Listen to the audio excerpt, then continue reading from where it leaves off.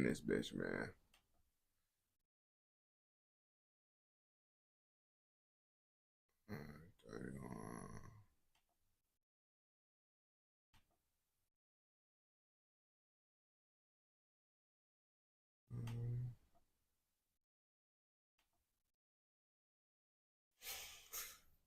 We back in this bitch, my niggas, man.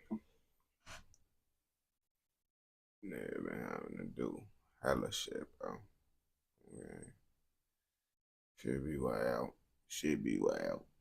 Motherfuckers be having to do all type of shit.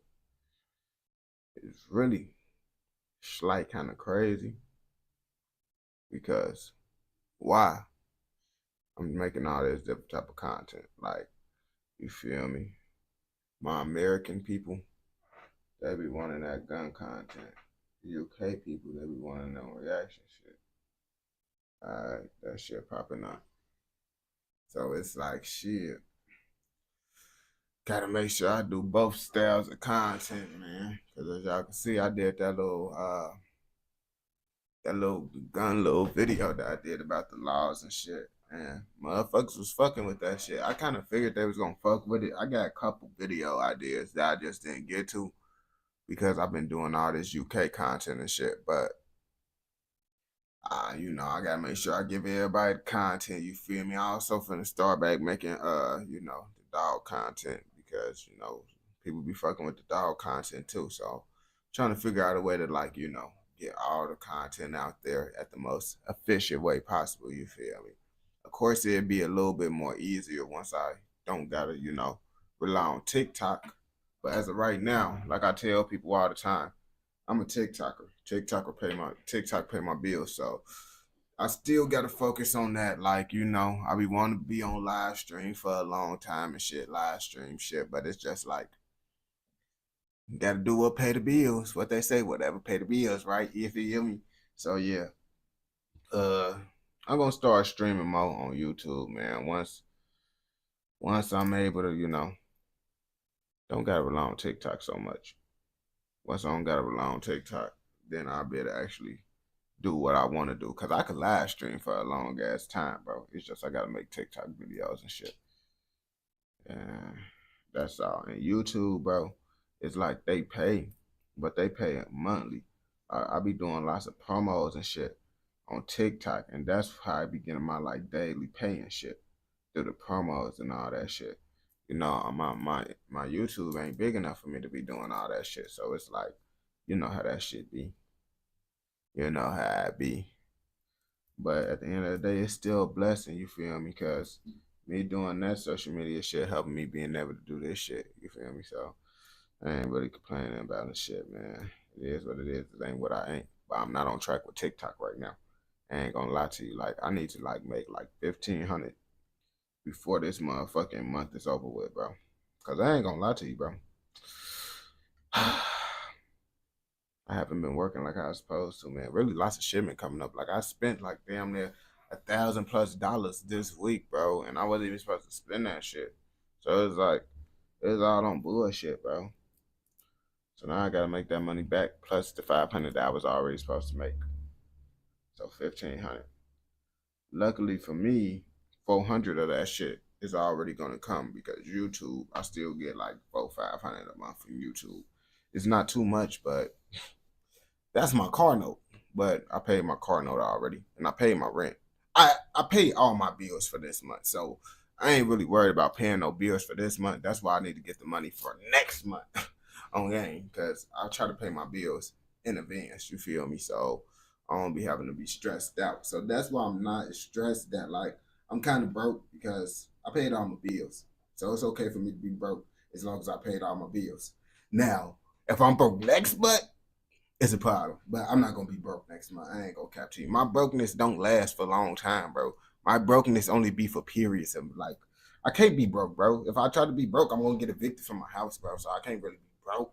You feel me? I mean, I'm not really broke right now. Like I just paid my insurance. My insurance was due. That was $400. What the fuck? You feel me? So every time on like bills, I always get enough money to pay bills. But when I say broke, I don't got the stuff to. I don't got the money to do what I want to do. That's what I mean by being broke. Lots of people when they hear me say I'm broke, They're like, damn, this nigga broke. He can't pay his bills. Nah, that's not my broke. My broke is I can't motherfucking do what the fuck I want to do because all these fucking bills. I'm broke as shit on game. One wrong thing. Oh, I'm broke as shit. Yo, yo, yo. And that's what motherfuckers don't know. Cause I be hearing motherfuckers say, oh yeah, streaming is motherfucking easier than working a job. And I'll be like, it is easier if you just looking at it to the common eye. You feel me? I'm just sitting here looking at a camera talking and shit. But I'm not getting paid for none of this talking shit. I've been streaming for like how long? Well, probably about like 5, 6 months consistently.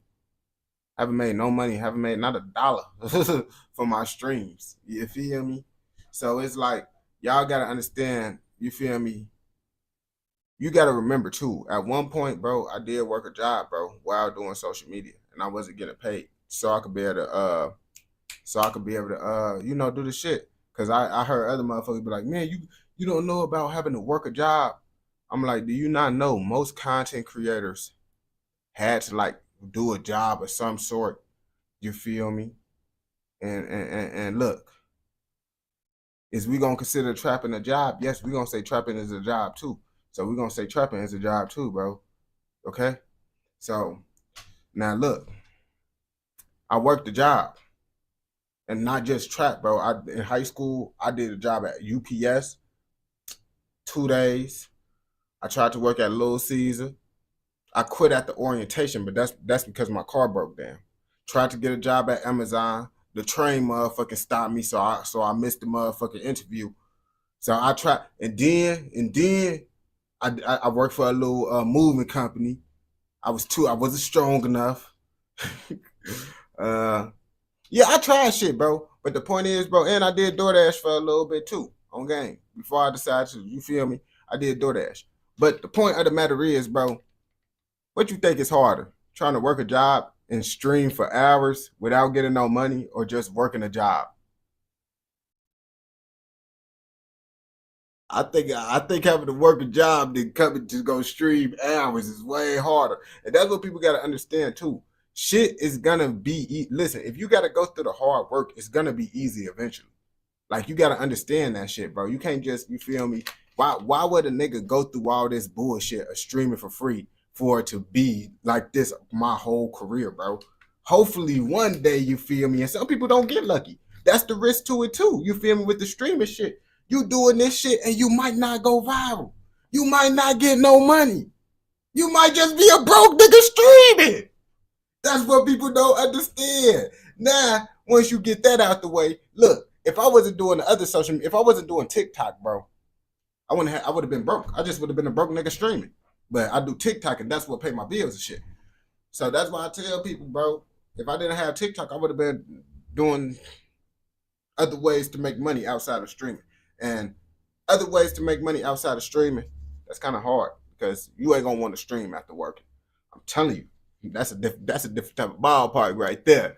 That's a different type of ballpark. After you've been outside all day, you feel me? You ain't gonna want to come in and stream, bro. And that's why I really be streaming. Like you see the streaming that I be doing, bro.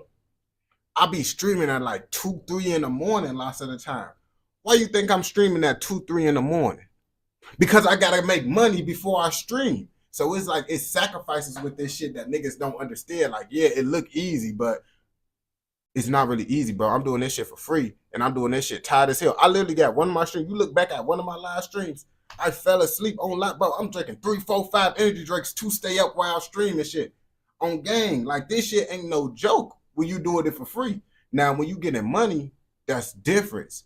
Yes, it's easy, but come on, that's like saying, oh yeah, motherfucking that's like talking shit about the owner of a business for having it easier than the workers. Yeah, he gonna have it easier eventually because he went through all the hard shit. You feel me? At one point, everything gonna get easy. You feel me? If you doing the right things, if you doing the right things in life, it's supposed to get easy. You feel me?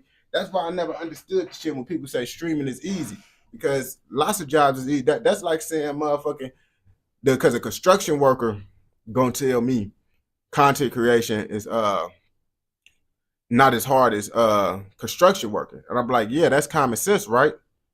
But now let's look at the construction workers that's doing content on top of being a construction worker. Because you got to understand, content creation is not a job until you start making consistent income from it. So at one point, you got to understand, you got to be a construction worker and a content creator. You got to do both. It's not just content creation, unless you some lucky individual that could live off of mama and dad that got money.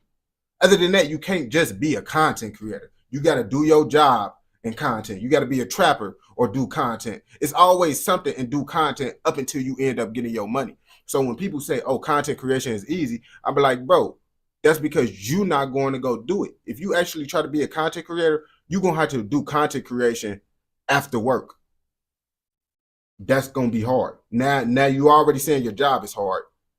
Now you got to do some more work after leaving a fucked up job. Damien and Bianca, for example, they actually lived in like Indiana. Indiana is like motherfucking 25 minutes away from me. They was working at Little Caesars, posting 15, 20 reactions after working at Little Caesars. That miserable ass job they didn't want to work. And that's what people just leave out when they say, oh, content creation is easy. You forget the people had to work their miserable job and post content, and hopefully that shit go off. Hopefully that shit work. That's the key thing they just miss out. They'll see, oh, nigga making money. It's easy. Yeah, a nigga, Jeff Bezos, easy. Yes, his life is easy now, but do you know how much it takes for him to start up a company to get that big? It's lots of work to be able to have an easy life. You got to work hard to have an easy life. And if it's easy to get into, you're going to work harder. If it's harder to get into, it's going to be easier in the end. That's what people don't understand. Because I tell people all the time, man, I could go get me a job right now. For the most part, I could get me a job right now and get money literally within 2 weeks. I could go stream. Like I said, I've been streaming for 5 months, still ain't getting no money. So it's like, it's way harder doing some shit knowing you ain't going to get no money. At least with the job that you don't like, you know you're going to get paid. This shit, boy, I ain't going to catch it. And it's not even complaining, because I ain't complaining. I love this shit. You feel me? I love the shit. But when people just say, oh, yeah, you a streamer, you got to forget, bro. I'm not a streamer. I'm a nigga that's trying to do other shit while trying to be a streamer type shit. You feel me? That's what people forget. Because niggas just look at Castanet and shit. Oh, yeah, I'm broke as shit. I'm broke as shit. And that's what people forget. They don't see the broke ass niggas that's streaming for hours and just broke as shit. They talking about the rich ass niggas. Not streaming easy. But y'all niggas see my broke ass? Y'all see my broke ass. So y'all can't say all this shit. Oh, you just get it. Boy, I'm streaming. This is a hobby. At this point for me, this is a hobby. This is an old game. So shit, I don't know how you could compare it. Like, I don't know, bro. This should be crazy, bro. Because I just be seeing the debates and shit. I'm like, man, if niggas could just get paid a whole bunch of money on off of streaming, off the rip, then yeah, it would be easy. But everybody ain't gonna get that lucky. I might not even get lucky and become a successful streamer. That's the sad reality of it, bro. It's just that risk, bro. It's just that fucking risk. Fucked up. But do it. Take that risk, bro. Because it's like the job always gonna be there on game. The streaming, shit, it's always gonna be here too. But your time might not always be here for streaming, bro. You gotta get it when you get it, bro. On game, hope for the best. Hope for the best. Tell everybody, bro, just do it, bro. Just do it, bro. Like me, I tell niggas, bro, you really want to start this shit, bro? Start right now and do it while you in school, while you don't got to worry about no bills.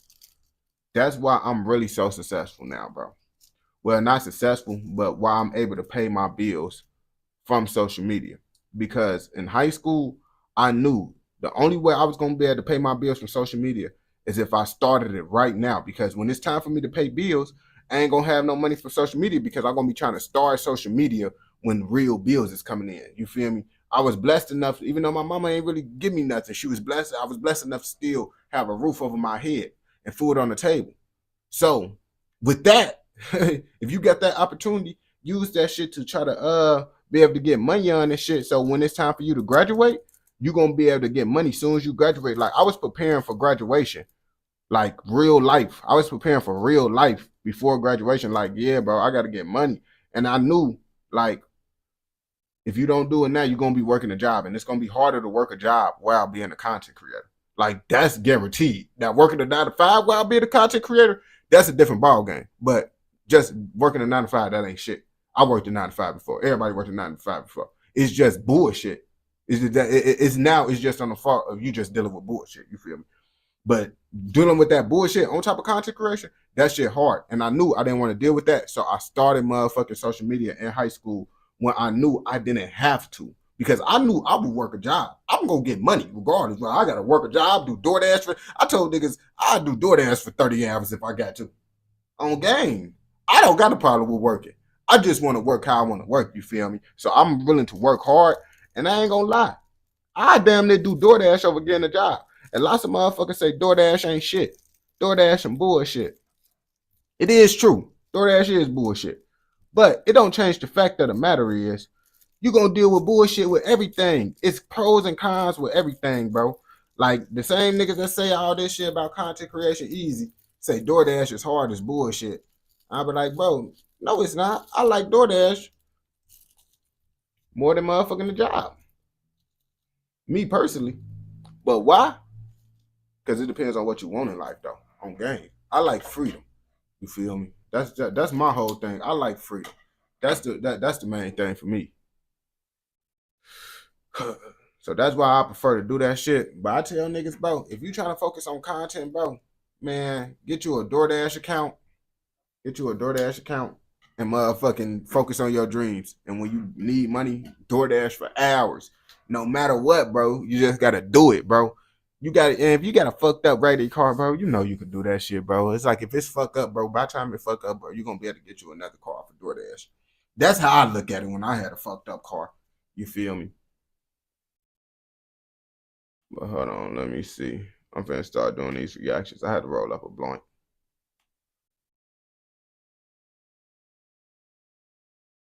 Appreciate it. Hold on, let me look at the YouTube thing because I can't really see the chat like that through the I see it, but it's like I gotta go to actually my phone. See it. On game. Oh damn, there's 9 people up in here. I didn't have nobody in my Twitch. You see, it'd be crazy. I ain't have nobody in my Twitch stream. I ain't gonna cap to you. I didn't even know. Shit. I feel that. I ain't gonna cap. The job shit, I tell people, bro, the only job I feel like I could work is if I like the job. Like, I feel like if all else fail, because niggas make that joke about that CDL shit, bro. They say that CDL shit. If shit don't work, I'm getting CDL, bro. On game. The only reason why I didn't get my CDL is because I know it's like I know people be smoking with their CDL, but I don't like to play with my money. You feel me? Now I'm playing with my money since I'm smoking while having a CDL. So I want to try to focus on this, you feel me? Because once you get your CDL, and you get caught with, but that's on you. You don't want to be tweaking while you get a CDL. You feel me? Right now, I'm a free man. I can drive like how I want. I don't got to worry about my CDL getting fucked up because I don't got a CDL. You feel me? But when the time comes, and if social media don't work, I'm getting a CDL and I'm being on the road. See you later, Jack, on game. But hopefully it don't get to that point. But I'm cool with that. I'm cool with that, though. That's why I say certain jobs I'm cool with, bro. You just got to get the right little you dig. But as of right now, I don't want to deal with that stress of, damn, they might drug test me. That's the stress I ain't trying to deal with right now. That's the main thing, bro. I ain't gonna lie to you. That stress, because it's like when and that's just come with shit. When you want to get more money, you got to deal with extra other shit, bro. That's why I'm just trying to do this content shit before. I just love to smoke. That's I ain't gonna cap to you, man. That's the truth, man. I want to get money, and I want to smoke, and the way I want to make money, they don't want me to smoke. That's the big fuel right there because I fuck with truck driving, but that not smoking shit, bro. I don't know if I could deal with it, bro. Like that's the whole thing right there. Like being them random drug tests and shit. Like I don't want to lose my money because I like to do what I want to do. Now that's the problem right there. That's the whole problem that really you got to try to get this content shit up, bro. Because then you're gonna be stressed out. Oh yeah, because I know people doing it, bro. These niggas keep fake piss on them 24/7. These niggas, hey, nigga, he's smoking. He's smoking. Someone recording, you know, just showing that we lit. Hey, delete that. He damn, why? Oh yeah, I forgot, folks. You be driving and shit. I don't want to deal with that right now, bro. That anxiety and stress them niggas be dealing with, not trying to get caught smoking. I don't think I'm mentally ready for that shit yet. One day I might be ready, bro. When I lose my dreads and I become bald, I might be ready to deal with that type of stress, bro. But right now, bro, if social media going good, we're gonna keep on fucking with that. When the time come, you feel me? If I got to, I stop. I feel like I'll stop smoking if I get my CDL just because I don't want to deal with the rest. I ain't gonna lie to you. I probably damn near would. And that's why I damn near don't want to get my CDL, because I know I damn near might have to stop smoking. And I don't want to stop smoking. So that's why we finna go crazy with this content and shit, bro. Because I don't want to stop smoking. Stop smoking. I mean, you could be a lawyer and shit, but it take a lot to be a lawyer. And lawyers, they find out you smoking, they damn near not gonna want to hire you on gang.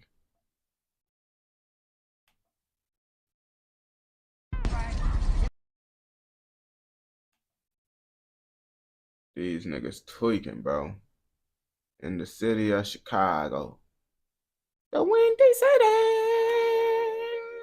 All right, we finna watch this shit, bro.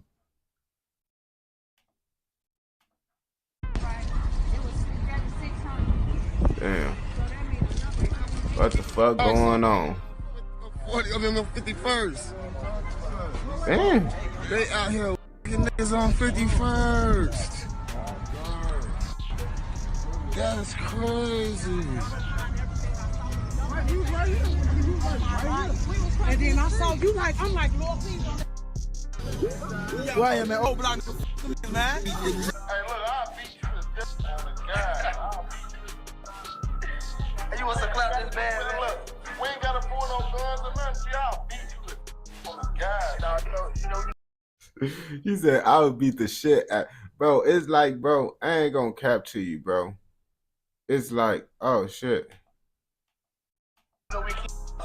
Oh shit, that's why. I'm tweaking. Huh? The scene wasn't even on. My fault, y'all.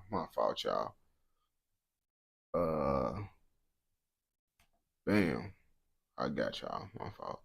All this other shit I be having to do. I'm still new at this YouTube shit, my niggas.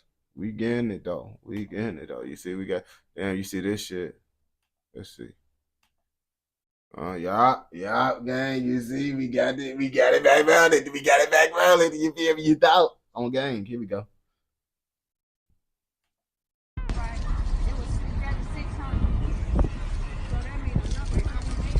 Yeah. 40 of them on 51st. Bro, motherfuckers get so excited to see a nigga get killed, bro. That shit be crazy. Like, when a nigga die, bro, everybody want to come out. Everybody, niggas getting ready to go outside when a nigga get killed.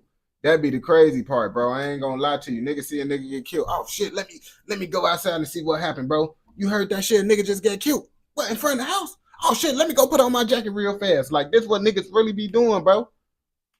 They out here niggas on 51st. That's crazy. And then I saw you like, I'm like, Lord, please don't. Why am I old block, man? Hey, look, I'll beat you to death on the guy.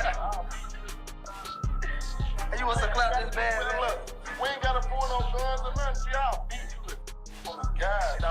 You know, we keep. We don't want to do that. What you say? We don't want to kick it like that.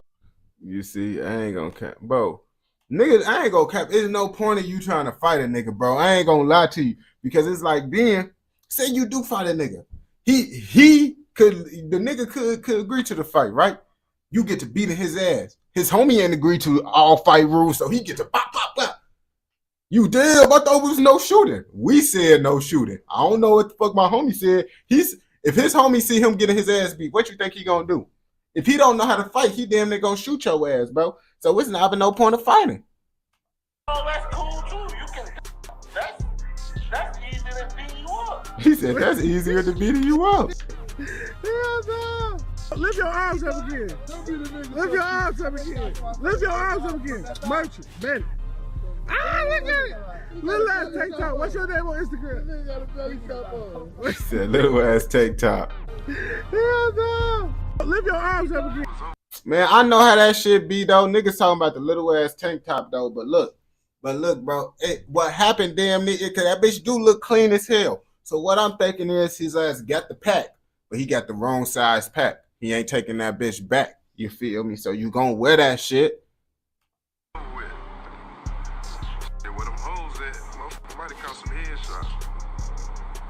Jaro City Motor and Jaro City Side were both fatally on 51st in Indiana and Chicago in 2019. They were shot by the quote-unquote cursed Go-Low gas station in Chicago, known for being the place where people get shot and fatally killed.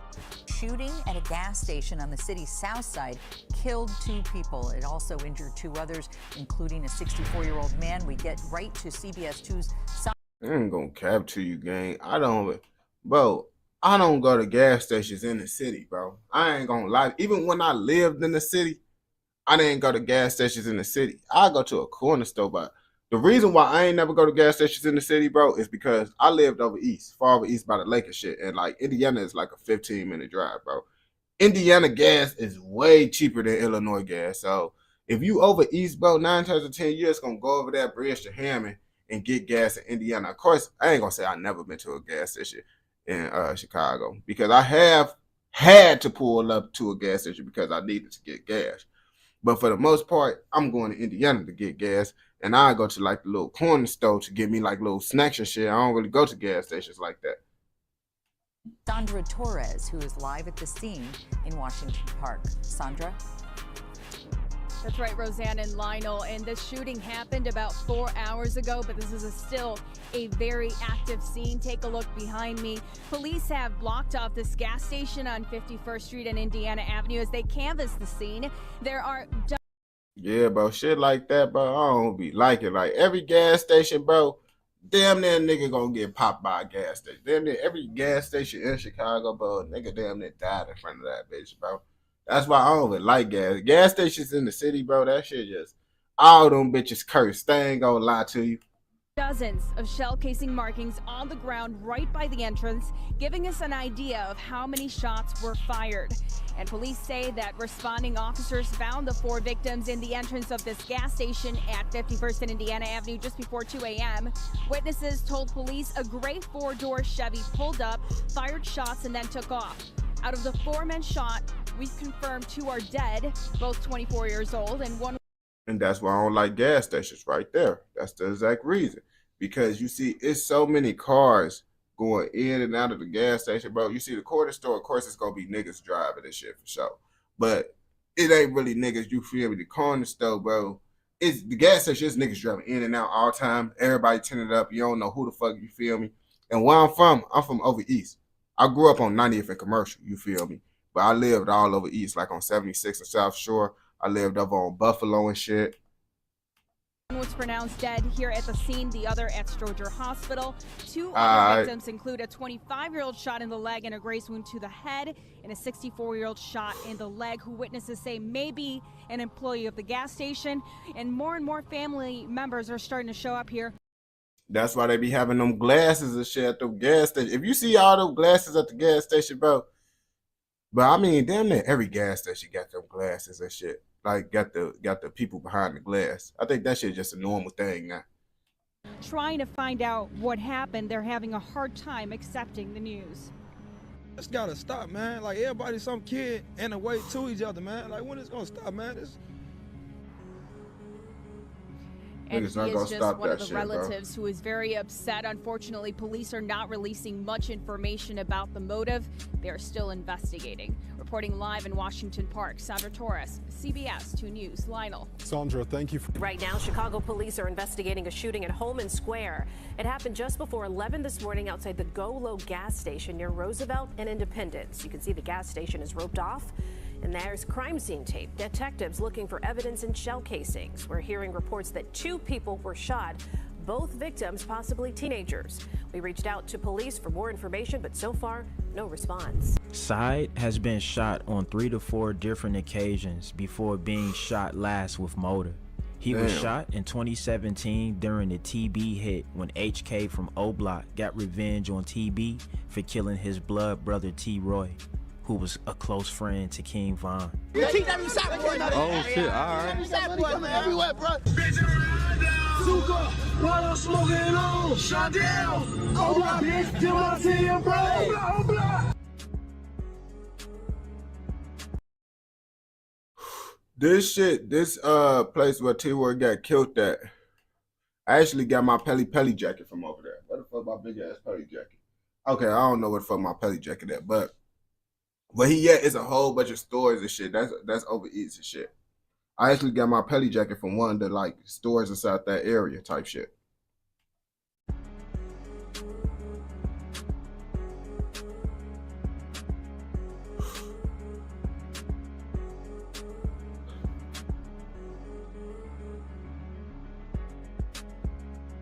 Rolling up this Terry Berry, phone them left from Bloody Mary. Rolling up this Terry Berry, man, that thing was very. When Terry Berry, or TB, was shot and killed, Jaro City Side was also shot, but in his head, but he fortunately survived. It was said that both Side and Motor were very well respected in the trenches, and both were said to be very respectful stand-up guys. Motor's family owned properties and made a very good living, so Motor came from money. Motor was into guns and was a BD from the Brain Dead area, which is very treacherous and known for a lot of violence. Motor, and what y'all, and this what niggas don't understand too, because niggas say, oh, he come from money, he got, boy, niggas got money in the hood gang in Chicago, bro. It's some nice houses in the hood, and it's not that cheap as motherfuckers think it is in Chicago, bro. Like, nigga, you will be in the hood and you still will be paying some money up in that bitch, bro, in Chicago. Chicago kind of expensive and shit. And it's like, you will be inside the hood and still have money, bro. I know motherfuckers who parents got money and they live in the hood on game. They got a nice house in the hood too, but that bitch in the hood. Was into it with people in the streets, and he was known for shooting his ops in the legs. It was said that Motor was on the hit that took the life of Lil Boo from 600. Well, talking, man, it feels great out there, bro. Pity, man, you know, I'm coming, man. I got niggas out on the block. I know bro is not getting his hair done. I know, I don't think he getting his hair done, because I was like, bro, it ain't no way he try to get his hair done, bro. He got those little way, he don't got enough hair to get his shit done. Told them blocks and the mops on them chops. Oh, no, she was taking that shit out of his head. Like some niggas. When I respond to TH, I was building around, what the fuck? Y'all ass tweaking, folk. What y'all on, man? Y'all ain't no shit. Who is this trying to get on my line? 2 men were shot to death Thursday afternoon in the Brownsville neighborhood on the south side, police said. Shortly before 1 p.m., someone fired multiple shots at a gray Dodge Avenger in the 5000 block of South Indiana, according to Chicago police. The driver was shot in the chest, which would have been Motor. Damn. And the front seat passenger was shot in the face. Damn. That would have been Side.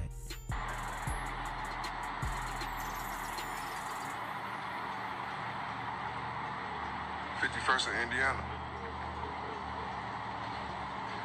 51st in Look, they're like, I'm just trying to get my snacks on game. The old heads are like, I just get my snacks. I'm tired of this bullshit. I think it's 2 of they that's in there at least. Tell niggas you don't want to get caught in the car. That's like the worst place. Put that motherfucker back up. Hell yeah, I'm gonna be safe. I'm going back in my job. I think they is this. They put the stretcher back in. They had the stretcher out by the door. Like they was trying to take him out. I mean, just because a nigga get put on the stretcher don't mean he dead, but in this situation, they said they died. You feel me? Shit, they put that motherfucker back in the ambulance. Like it was over with. Where them hoes at, motherfucker might have caught some headshots. 51st Mark, Indiana. It was a shoot. The niggas who did it looking on the news like, yeah, when my work finna pop up, these niggas be diabolical with it. Yeah, that's where they car stopped at. Shit, they must have hit him at the corner. They hit him at the corner and shit. They drifted down to right there. Marcus M. Clark, aka Side, and Wilbert Morris, aka Motor, both 25, were pronounced dead at the scene according to police and the Cook County Medical Examiner's office. Clark lived in Brownsville and Morris lived in the South Shore neighborhood, the medical examiner's office said. Oh, he lived over on South Shore. I used to live over on South Shore, 76 and South Shore, right by Rainbow Beach. Damn near Rainbow Beach was literally damn near the backyard of the apartment. I ain't gonna lie to you. A third person who was inside the car was not injured and was being questioned by detectives as a witness, police said. Yeah, I know the person that survived, they fucked up. They traumatized after seeing that shit. I ain't gonna lie to you. There were many rumors that started to spread. There were rumors of 600 and Blackgate having something to do with the shootings. There were even rumors of THF being behind the hit. This is a cold case now, meaning no one has been arrested for their shootings at this time, so the killer or killers are still free. After the death of both Motor and Side, 051 Melly would go online and speak about their death, stating that he told both of them to stop going around 51st, where they will ultimately be shot and killed. Marcus, aka Side, was shot 2 times in his face, and Motor was shot in his chest at the scene. It's rumored that Ambry was the 4th person in the car when Motor and Side got shot, basically saying that she set them up for the back door. She was a close friend to Side and Motor, and so was 051 Melly. Yeah, I ain't gonna cap. Females do be backdoor as hell. I ain't gonna capture you. That's why I don't even like to fuck with these city hoes. I don't even be fucking with these. Even when I was at school, I didn't even try to fuck with these city hoes. And I ain't gonna back to you, bro. I ain't gonna say I ain't never fuck a city hoe, but you feel me? I ain't fucked too many city hoes when I was in the city.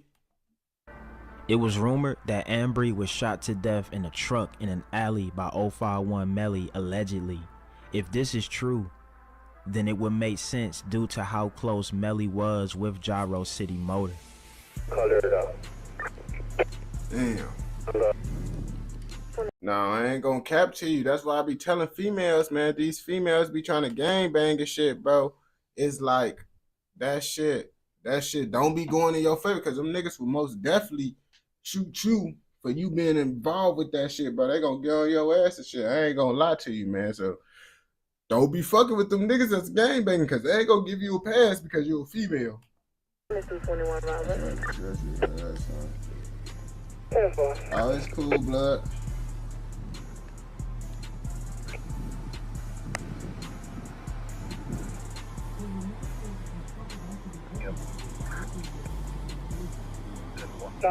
From you with Vanity Plate of William Adam George.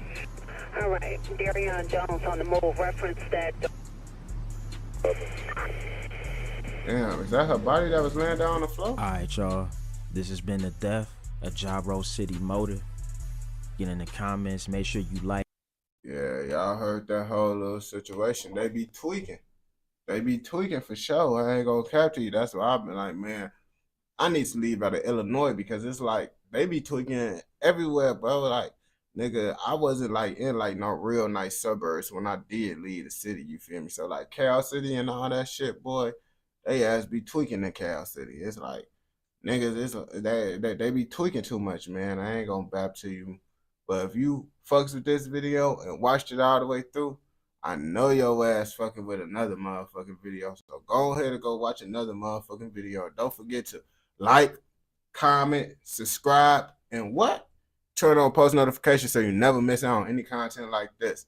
Go! Is it more UK? Oh, shit. You know, I got some UK shit I'm gonna do, but I gotta make sure I give my American people, you feel me, that be watching that shit, because they be liking to see the Chicago shit too. But let's see. But the UK shit, you see some UK shit just popped up. We're gonna do AMB 031. Y'all know about AMB and 031 in the UK? Y'all know about them niggas in South London? This shit popped up on my feed.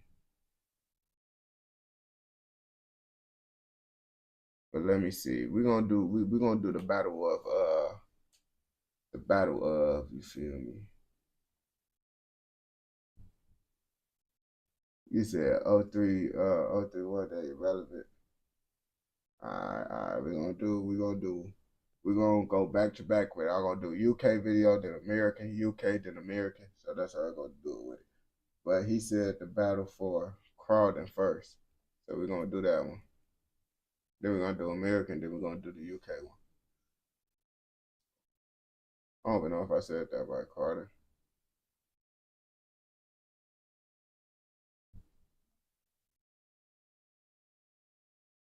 Better for Carter. LWP, alright. You seen it again. I ain't even see that shit, bro.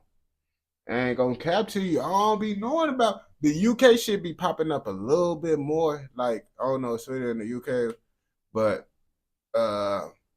it be popping up and shit. Now a little bit more. Like that one video popped up and shit. But that's because I be reacting to it now. But now I don't be seeing it like that, bro. All my shit really be like American shit. Crawdon. What? Crawdon.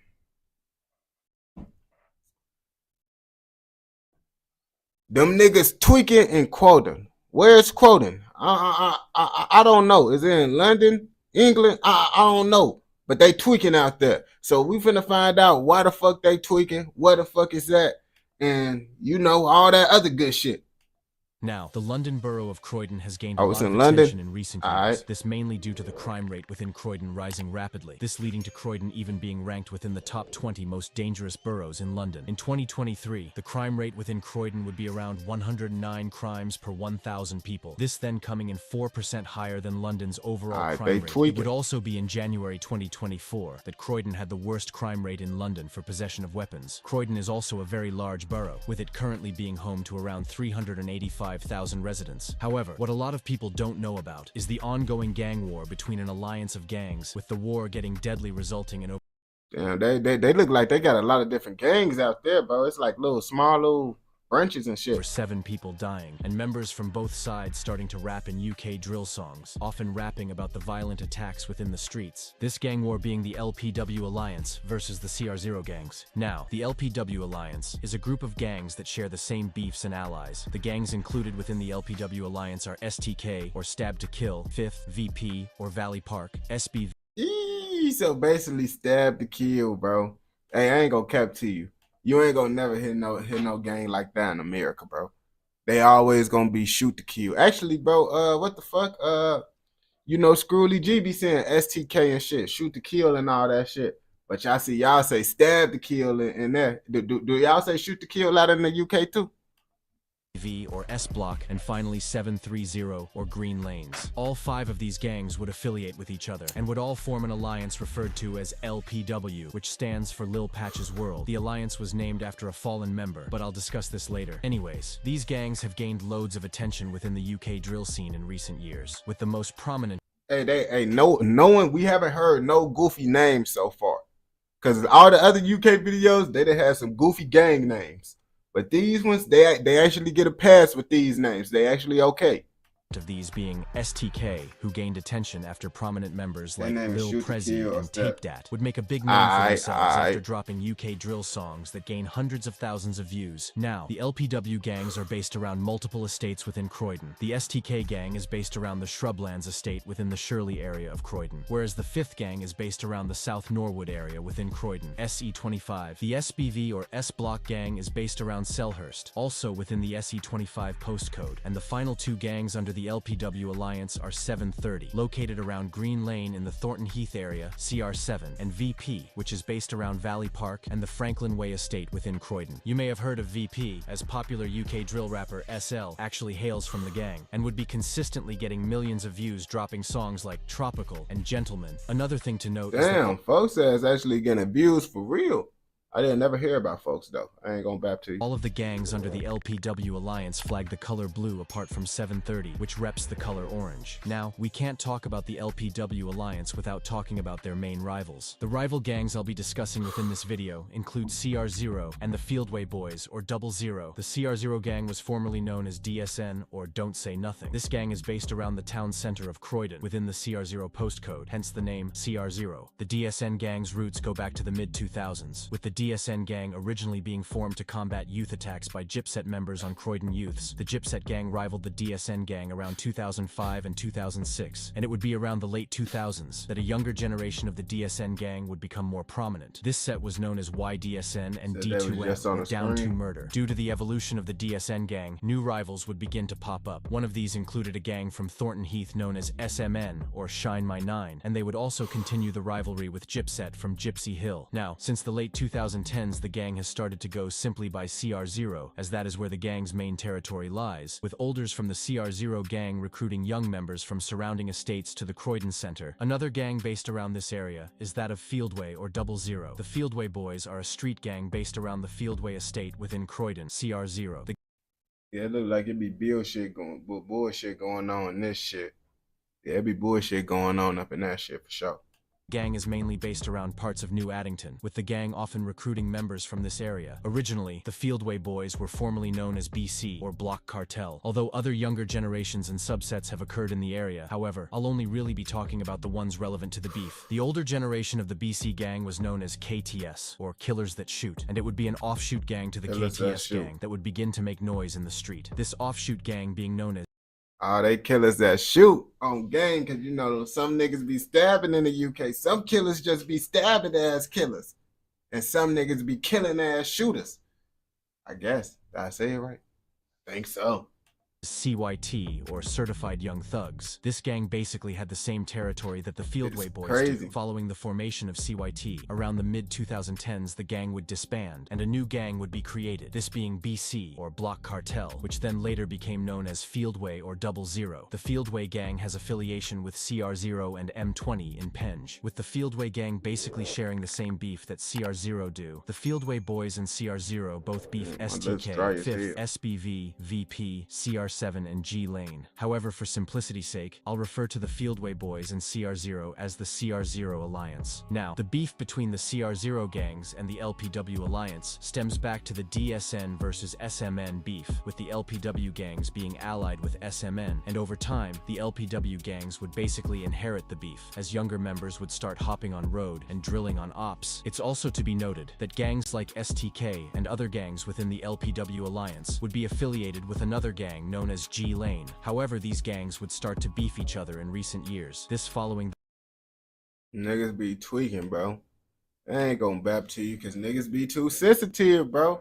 They let that little tiny shit turn into big ass situation. It'd be a small ass situation.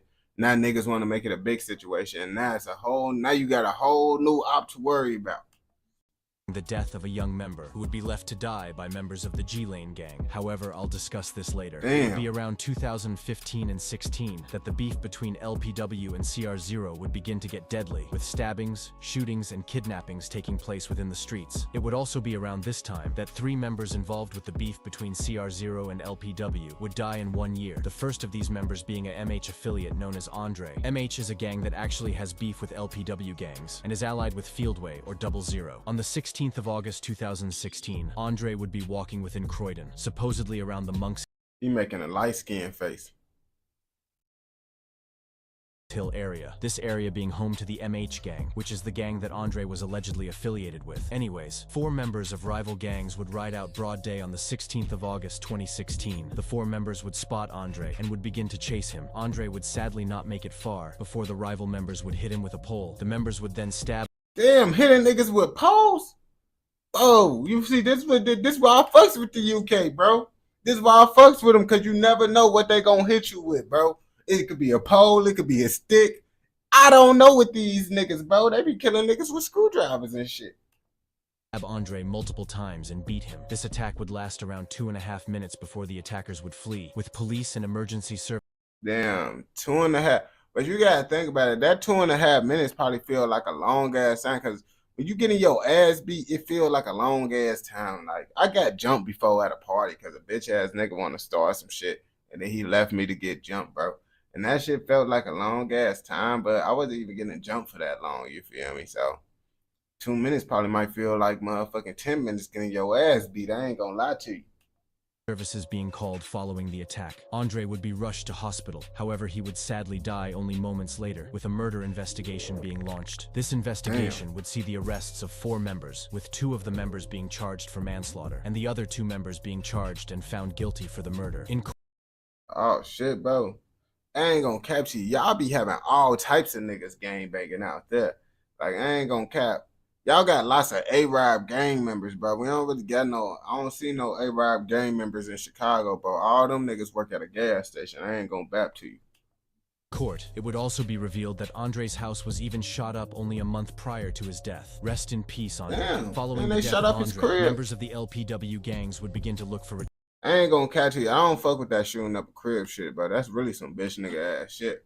Why, bro? Because it's like, bro, they could have little kids up in that motherfucker and all types of shit, bro. How would you feel if someone don't even hit you? They hit your little sister, little brother, or some shit, bro. That's like some goofy ass shit, bro. I ain't gonna lie to you.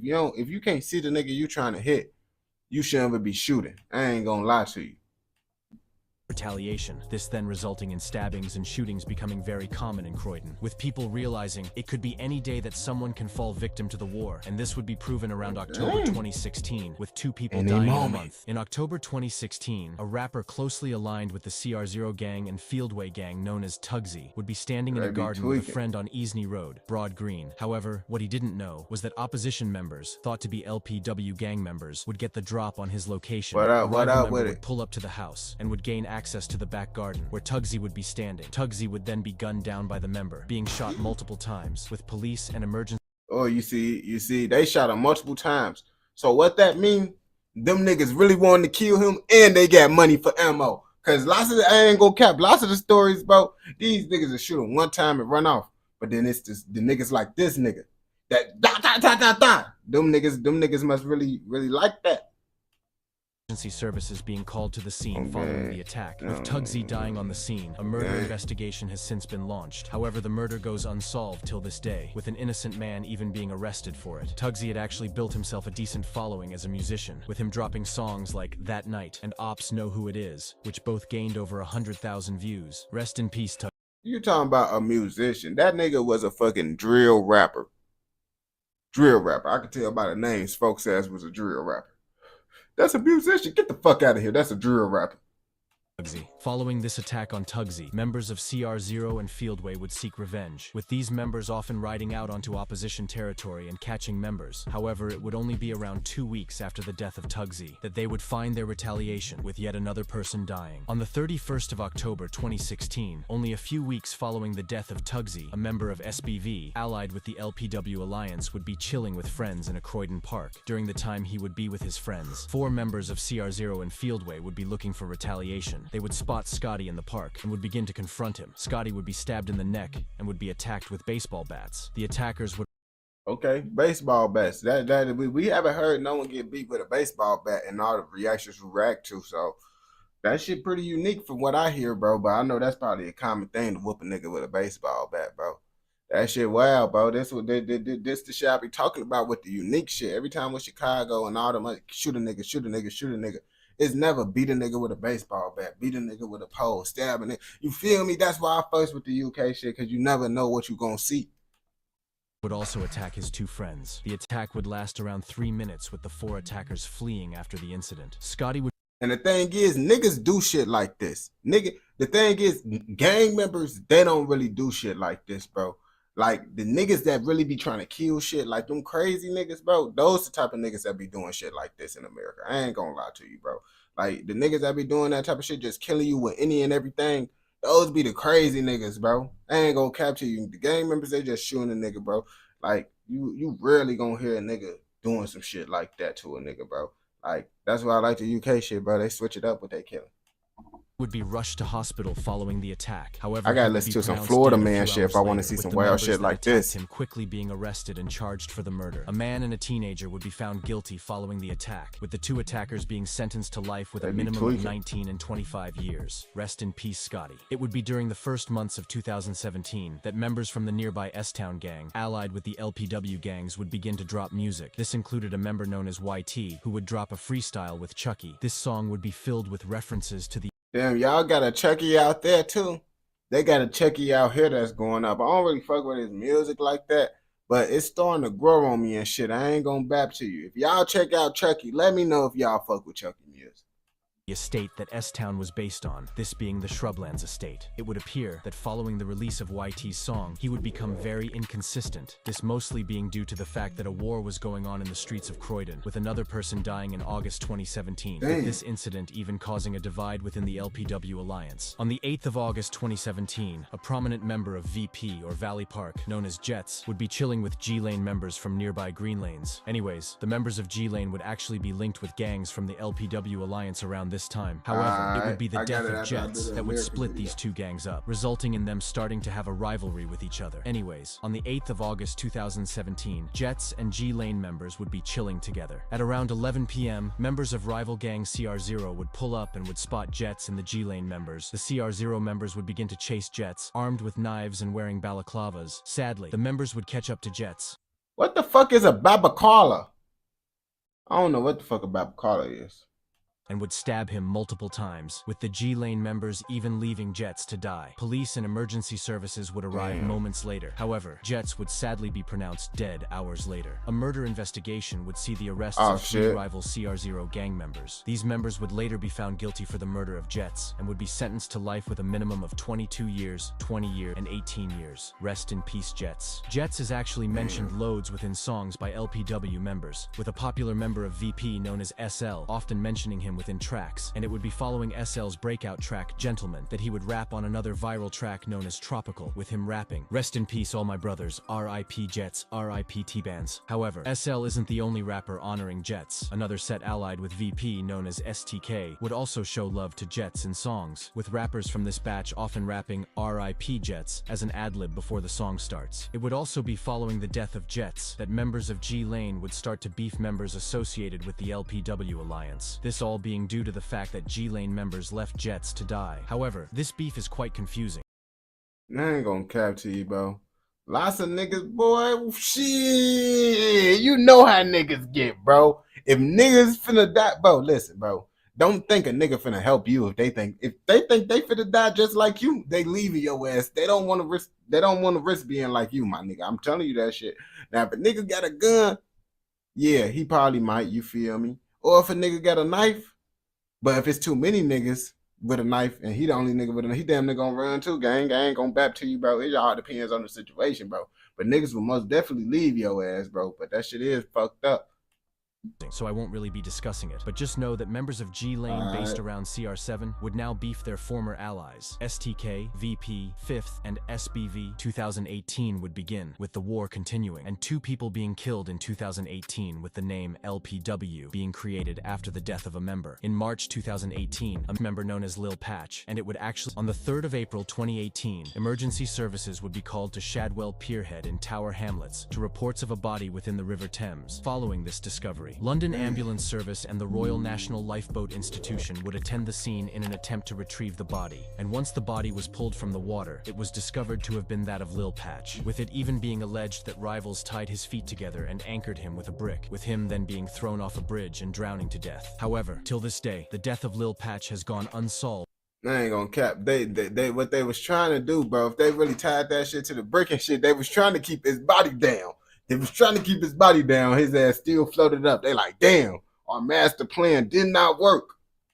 and unexplained. Rest in peace, Lil Patch. Following the death of Lil Patch, members associated with the LPW gangs would start to mourn his death, with the gangs STK, 5th VP, and SBV all linking up and creating an alliance, this being referred to as LPW, which stood for Lil Patch World, as a tribute to their fallen friend. It would also be following the death of Lil Patch that the war would continue, with stabbings, shootings, and kidnappings occurring within the streets. However, it would be around 2019 and 20 that a new rapper from the 5th gang would begin to rap, this being T-Way, who would drop a song titled Anglo-Saxon around the beginning of 2019, with this song gaining a lot of attention around this time, currently sitting on around 250,000 views. However, it would be T-Way's next drop that would seriously put him on the map within Croydon and surrounding boroughs, this being a song titled Honda Civ, which was dropped around the summer months of 2019. This is that he basically just talking about Honda Civic, right?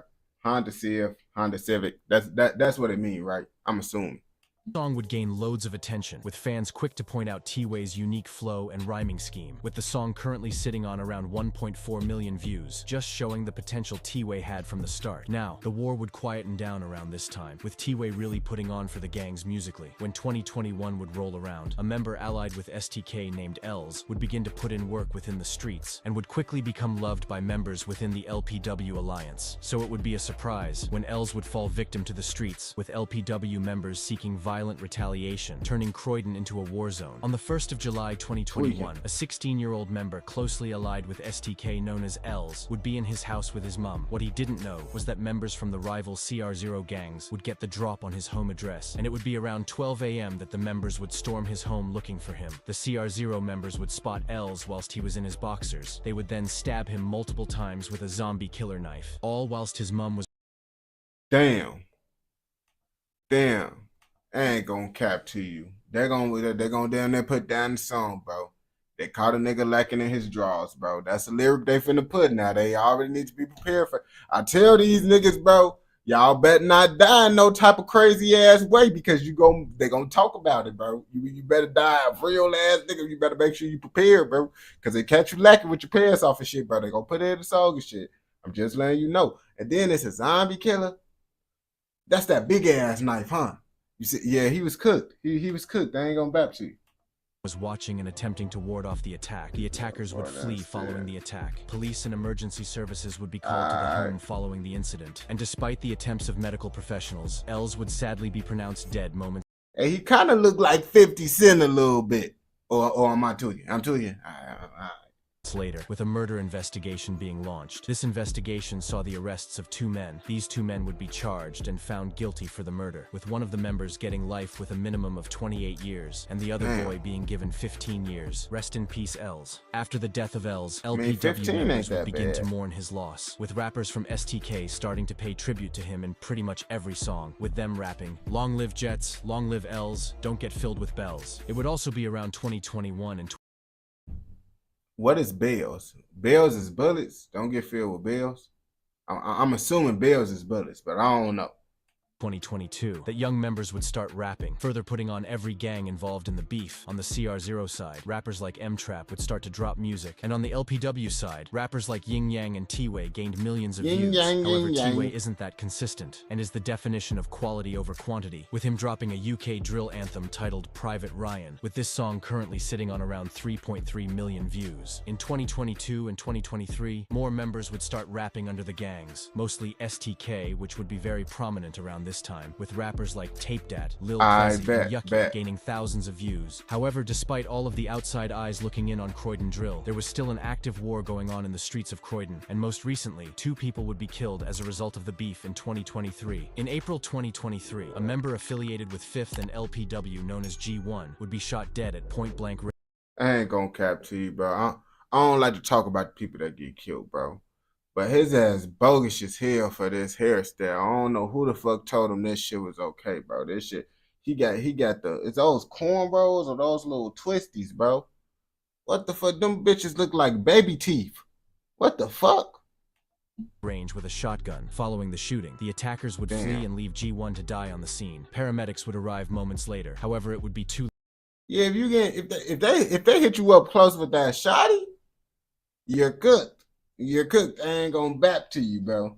It's the niggas that's trying to do the drive-bys with the shotguns and shit. That's the problem.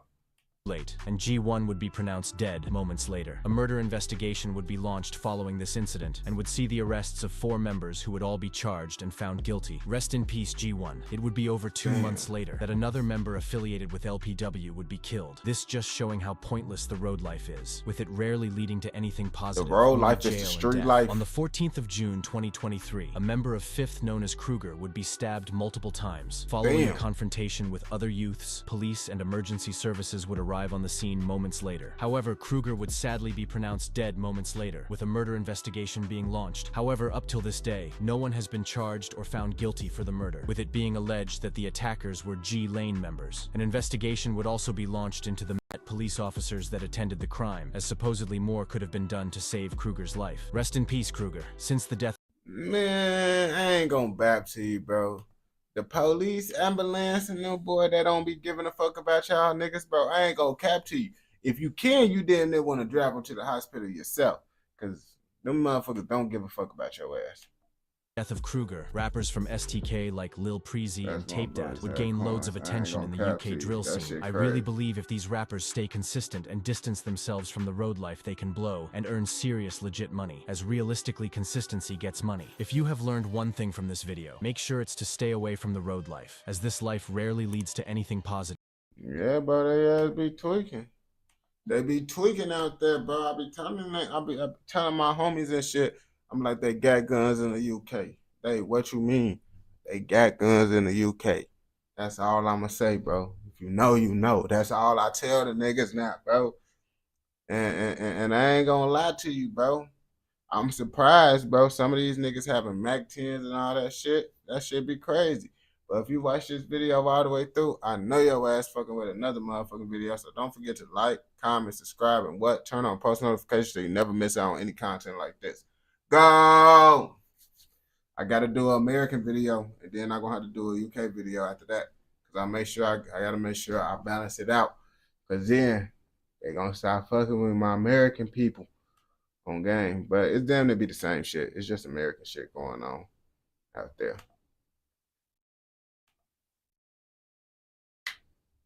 So we got caught with a switchy.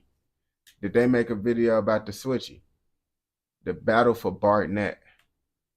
I'm gonna put that into my save list. You see, the UK should be popping up, bro. That's what I'm saying.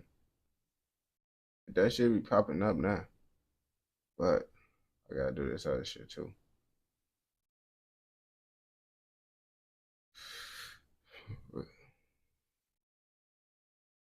I ain't gonna capture you. I did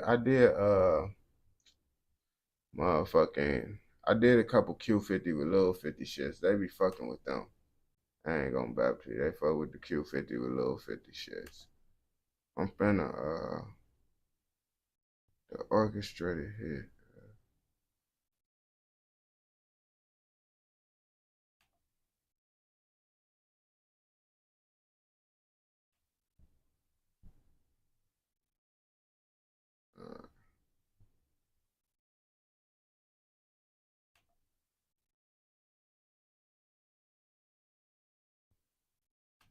Alright, we're gonna do this one.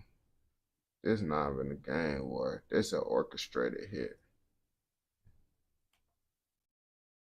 I already got the video. I told you I gotta do American ones. Then that. And I ain't gonna cap, I don't really be doing the songs and shit on this one. Cause they be tweaking. What the fuck happened to Master P brother? Lots of motherfuckers don't know. I didn't even know Master P had a brother. Let's start there. So we finna look into the orchestrated hit of what these motherfuckers did to kill Master P brother. Rest in peace to him. September 26, 1990, authorities found Kevin Williams' body right off the interstate I-10. Kevin would have been a No Limit, would have been a different No Limit. I don't think we would have made it if he wouldn't have passed away. Damn. This shit was before I was born. This ancient shit to me. I ain't gonna bap to you. The morning of September 14th, 1990 began like any other. That actually 1990. Now that's pretty ancient to me. I ain't gonna lie. I was born in 2002. for 22-year-old Kevin Miller. That day in New Orleans, he found himself in the company of two what's the friends. word The with it? three were traveling together in a vehicle, their exact destination unknown. But what started as a routine drive took a terminal turn. Inside the car, a heated argument erupted between Kevin and one of the passengers. What sparked the confrontation remains unclear. But the tension quickly escalated beyond control. In a shocking act of retaliation, one of the men in the back seat pulled a firearm and shot Kevin multiple times. Who the fuck was he hanging with? Like, this why you can't be, bro, I ain't gonna cap to you. Like, why would you, they couldn't have been his real homies, because ain't no real homie gonna shoot you over an altercation. Like, I got into arguments with my homies in the cars on road trips. Everybody just quiet in that bitch, just mad as hell. But ain't nobody, and niggas got pipes on the road trips. Ain't nobody gonna be like, nigga, like, they ain't your real homie, bro. They had hidden animosity and they damn near already wanted to kill your ass. They were just trying to find a reason. Cause ain't no real homie gonna do no shit like that. Striking him in the head and back. The scene turned grim as Kevin's lifeless body was left in the hands of his killers. I fucks with his music. And desperate to cover their tracks, they disposed of Kevin's body along the roadside near an Interstate 10 exit in St. John, the Baptist parish. With the body abandoned and in the shadows of a quiet highway, it would take days before the truth surfaced. Do you feel like he'd be proud of where you guys are at now? Yeah, that was our motivation for a while. It was like, Kev was my stuff is a little bit delayed. You feel me with the live stream? I don't know how to. He'll try I think best to. Twitch is more. I need this jacket. He'll go get it. Born in 1968 to Josie and Percy Miller Sr., Kevin's early years were marked by deprivation. Basic necessities were often out of reach. Yet the family found strength in each other. In the heart of the Calliope Projects, a place defined by poverty and harsh realities, the Miller family forged a narrative of resilience and heartbreak. For Kevin Miller, the second eldest of 5 siblings, life was a balancing act between the harsh realities of their environment and the enduring love of his family. Alongside Percy, Jermaine, Corey, and Vashon, Kevin grew up navigating the challenges of their neighborhood with a bond that was unyielding as their circumstances were unforgiving. Despite the challenges surrounding him, Kevin was known for his resilience and unwavering commitment to his family. Serious person. He had jokes. You know what I'm saying? He was pretty much, I would say, P's. They about a year apart. You know what I'm saying? So he was P's, other side. You see what I'm saying? You see, I ain't gonna cap to you. I always want to grow up with a brother that was like, a couple years younger than me, like only a year or so, like around my age. Cause being the only sibling around your age, bro, you really, bro, if you don't got no friends, you alone in this bitch. Or if you don't got no cousins.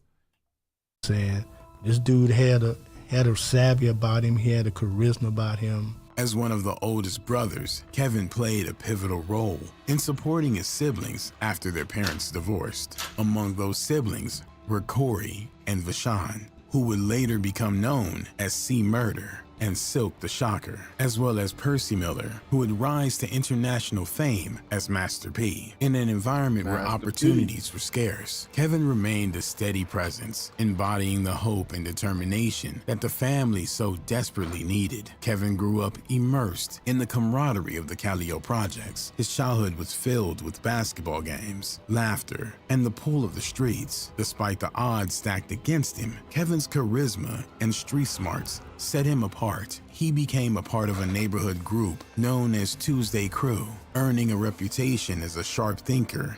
You see, this back in the day when they really had them rap groups and shit, bro. That shit, boy, niggas is not doing rap groups no more. I mean, niggas is doing rap groups, but nah, niggas ain't really doing rap groups like how they was doing rap groups back in the day. That shit ancient.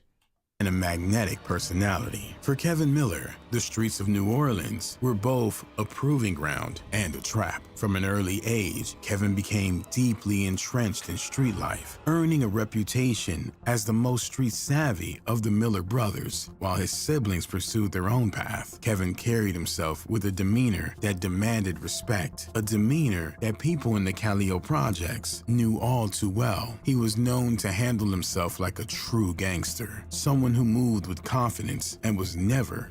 I mean, if you demand respect in this generation, bro, you better have a gun. You better have you a fucking gun and be ready to shoot a motherfucker, because these little young motherfuckers, bro, these niggas, you try to demand respect, they gonna try to shoot your ass, bro. So you better be ready to blow their ass back too.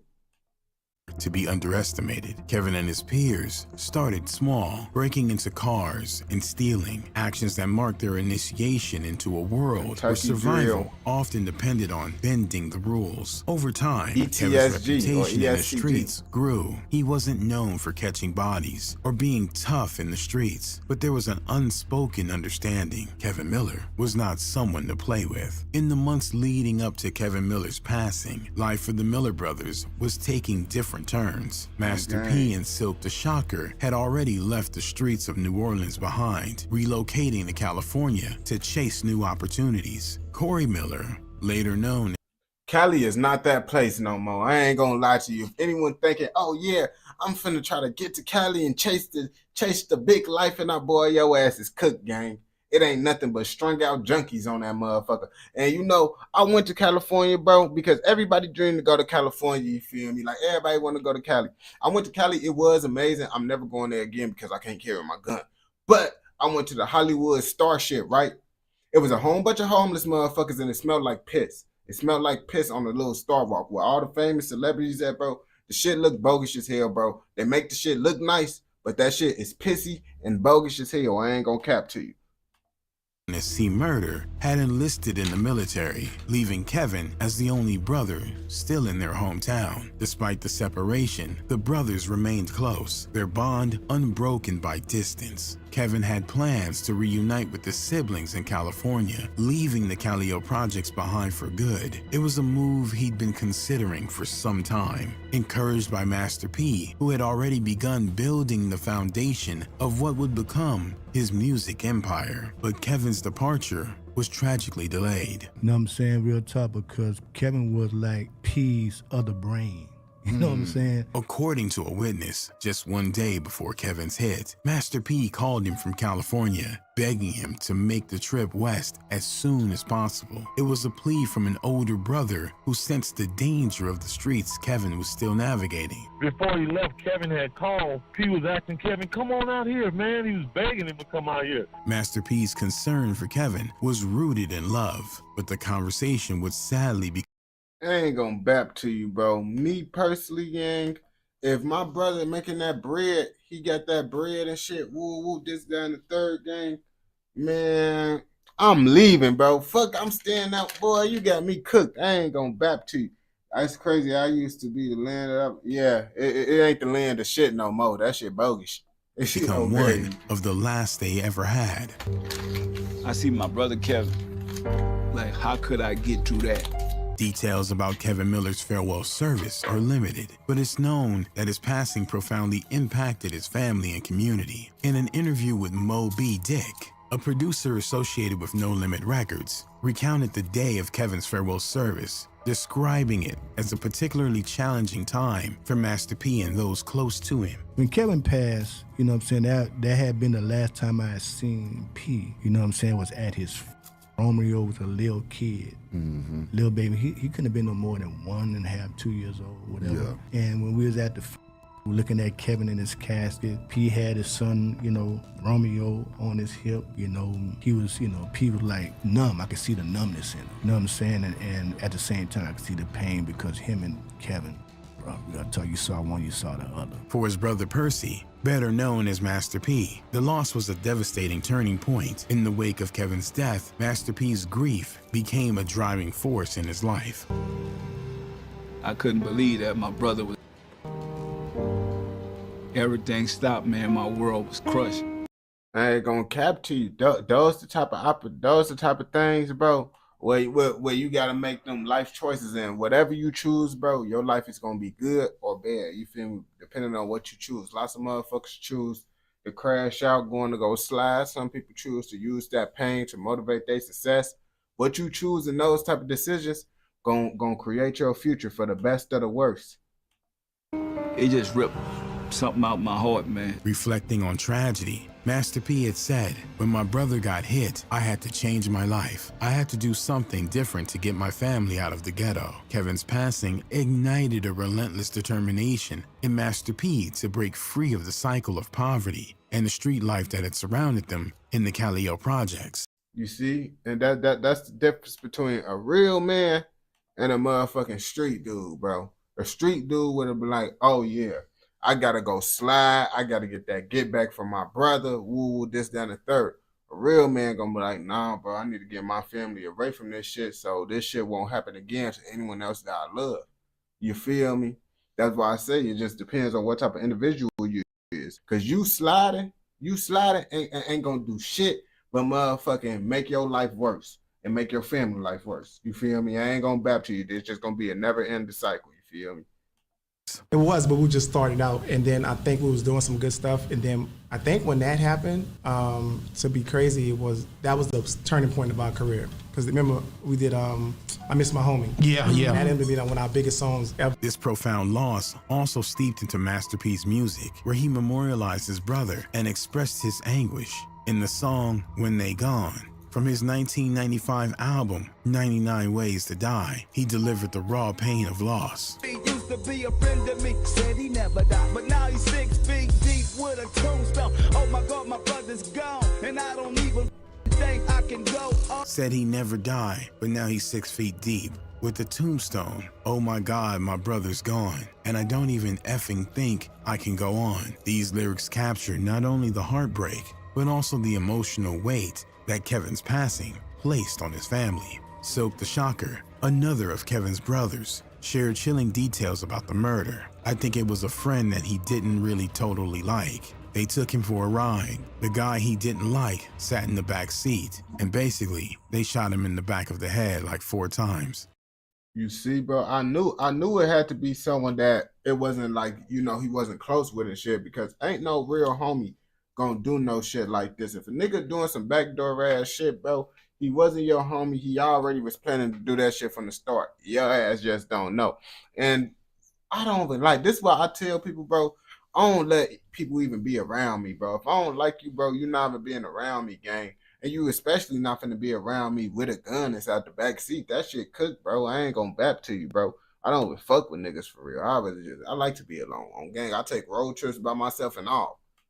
Kevin's passing not only shaped the personal lives of the Miller family, but also became a catalyst for their professional successes. Master P, fueled by grief and a desire to honor his brother's memory, transformed his pain into a platform for change by creating the group No Limit. The way he passed away, it made us say like, wow, okay, it's 4 of us, and now it's only 3 of us. And the hood, the streets did that, you know what I'm saying? And so it made us like, wow, this could really happen to us. So we didn't want to lose another brother. So we just kind of like, you know, we bared down and was like, let's get out of here once and for all. The tragedy prompted an immediate police investigation, which quickly honed in on 2 primary suspects, Kenneth Williams, who was a teen, and 21-year-old Melvin Radcliffe. Both men were acquaintances of Kevin and were with him on the day of the incident. The case took a dramatic turn when Melvin Radcliffe, overcome with fear and guilt, decided to come forward, fearing that Williams might implicate him, or worse. Radcliffe approached law enforcement and provided details about the crime. His cooperation led to the recovery of Kevin's body and the arrest of both suspects. The legal proceedings that followed resulted. Damn, so they didn't even find the body, bro? They had to find the body because a nigga told? Oh, shit, damn. In both men being charged for their roles in. And this another reason, bro.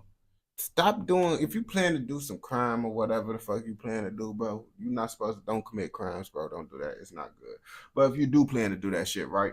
Don't motherfucking have people with you, bro. You would save your life, bro. You save your freedom, bro. You maybe, like, if you scared to do it alone, you should not be doing it. That's the motto. You feel me? Kevin's hit, Kenneth Williams, identified as the shooter, faced the harsher penalties, while Radcliffe received a lesser sentence for his role as an accessory. Both men were ultimately sent to prison. But you gotta understand this, bro. This video is inside the 90s. This was like 1990 when this shit happened. You feel me? Niggas wasn't even choosing foes and shit like that for real, bro. These niggas, you feel me? didn't really do much time. The other one got like maybe 8 years, but got out, early. So, it's sad to watch, but, everybody got to get their judgment. So, we'll play that, play it like that. Damn, For that Silk shit the crazy. Shocker, Kevin Miller's passing remained a deep personal tragedy that shaped his life and perspective. Over the years, Silk has shared details about the aftermath of the hit, offering insight into the fates of the two men responsible. According to Silk, both perpetrators served prison time for their roles in Kevin's passing. He revealed that one of them since passed away, while the other has turned his life around and is reportedly out doing good for himself. I think it was a friend that he didn't. That nigga lucky. I ain't gonna cap to you. He lucky these niggas did choose the other route. Them niggas could have choose the other route and went to go crash out, but they didn't do that shit. You feel me? And that's the results of taking that route. You feel me? Niggas had the option to be an outstanding street nigga, and he did what was smart, bro. So I ain't gonna cap to you. It don't mean he a bitch. It don't mean none of that shit. It just mean he's smart on gang, a mature man that understand what he gotta do. Really totally like, and I think just being young, don't know any better. I think he just looked at it like, oh, okay, well, he don't like me, but we all good. Ain't nobody he didn't think he gonna lose his life, but they took him for a ride. The guy he didn't like sat in the back seat, and basically they shot him in the back of the head like 4 times. When asked how he would react if he were to encounter the surviving perpetrator today, Silk's response reflected a sense of maturity and personal growth. It wouldn't be any animosity. Nah, bro, I'm beating the dog shit out of that boy. Like, I'm telling you, bro, I ain't gonna kill him, bro. I'm gonna beat the dogs because I ain't finna go to jail over. I'm damn near gonna go to jail for assault if I did do that shit, bro.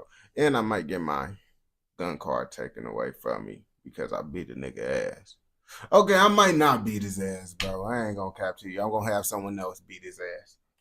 He explained, suggesting that time and age have softened some of the anger. I think one of them may have passed away. I guess karma, maybe. I don't know. The other one, I think it's really funny. I think he's out, but he's doing something good with his life. So I let God handle that. You know what I'm saying? Like, I let that up to God. I can't judge nobody why they did it or whatever. I don't really hold remorse, but one of them lost his life. The other one is a really outspoken person who's trying to change people's lives. So, I'll leave it alone. However, when asked about how his older brothers, Master P and C Murder, might handle such a situation, Silk admitted it likely wouldn't be as peaceful. You think that P and C Murder feel the same way? That's a good question. Probably not so much. I ain't gonna cap to you. With a nigga named C Murder, your name's, he gonna crash out, bro, with that name for sure.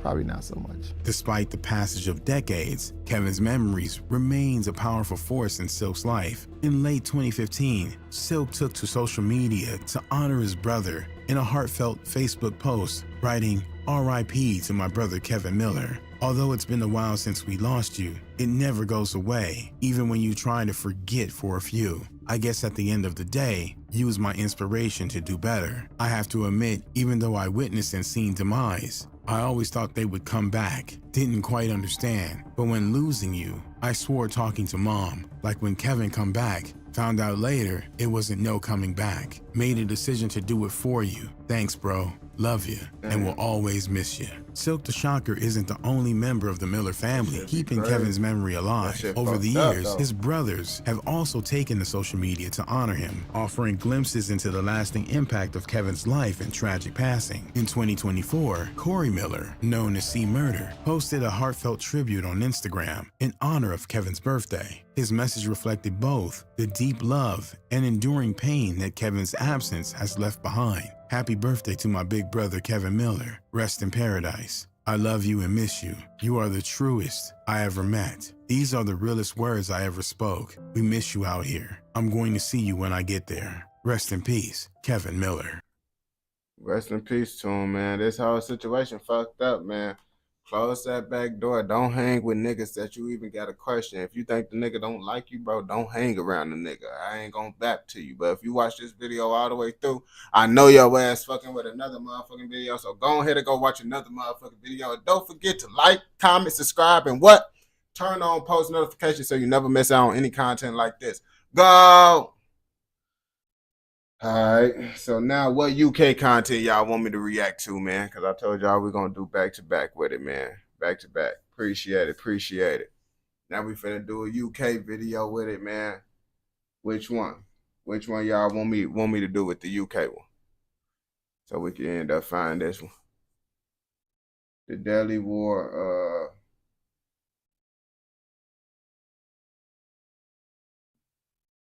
wait, hold on. Let me scroll up and see where. Hold on, let me roll up to the comments and see what did the first. Oh no, you did. Hold on, let's see who said it first. All right. Now he did say hacking, Hackington. Yeah, you did say that the Hackington one. He did say that. He did say the Hackington one. And I'm scrolling up at it. I'm looking at it. So we got to do the Delhi divide, and then we're gonna do the Scottish game. We're gonna do the Scottish one next, but we got to do it because he did say it. I'm looking at it right now. So we got to go to the Hackington. No, Hackney on gang. I'm saying Hackington, Hackney. I think that Hackney. I think that's how I say it. Yeah, I think. I don't know if I said that shit right. I think I did.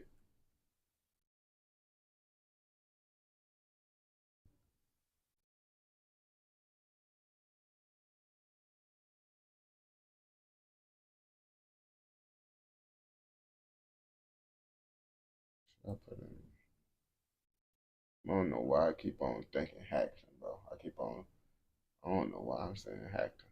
That shit crazy. I ain't gonna cap. Yo.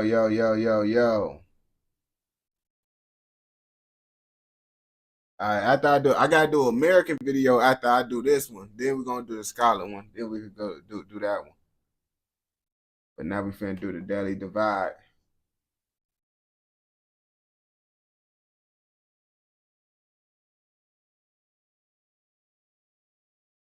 Alright. UK Drill Plug, man. Shout out to him.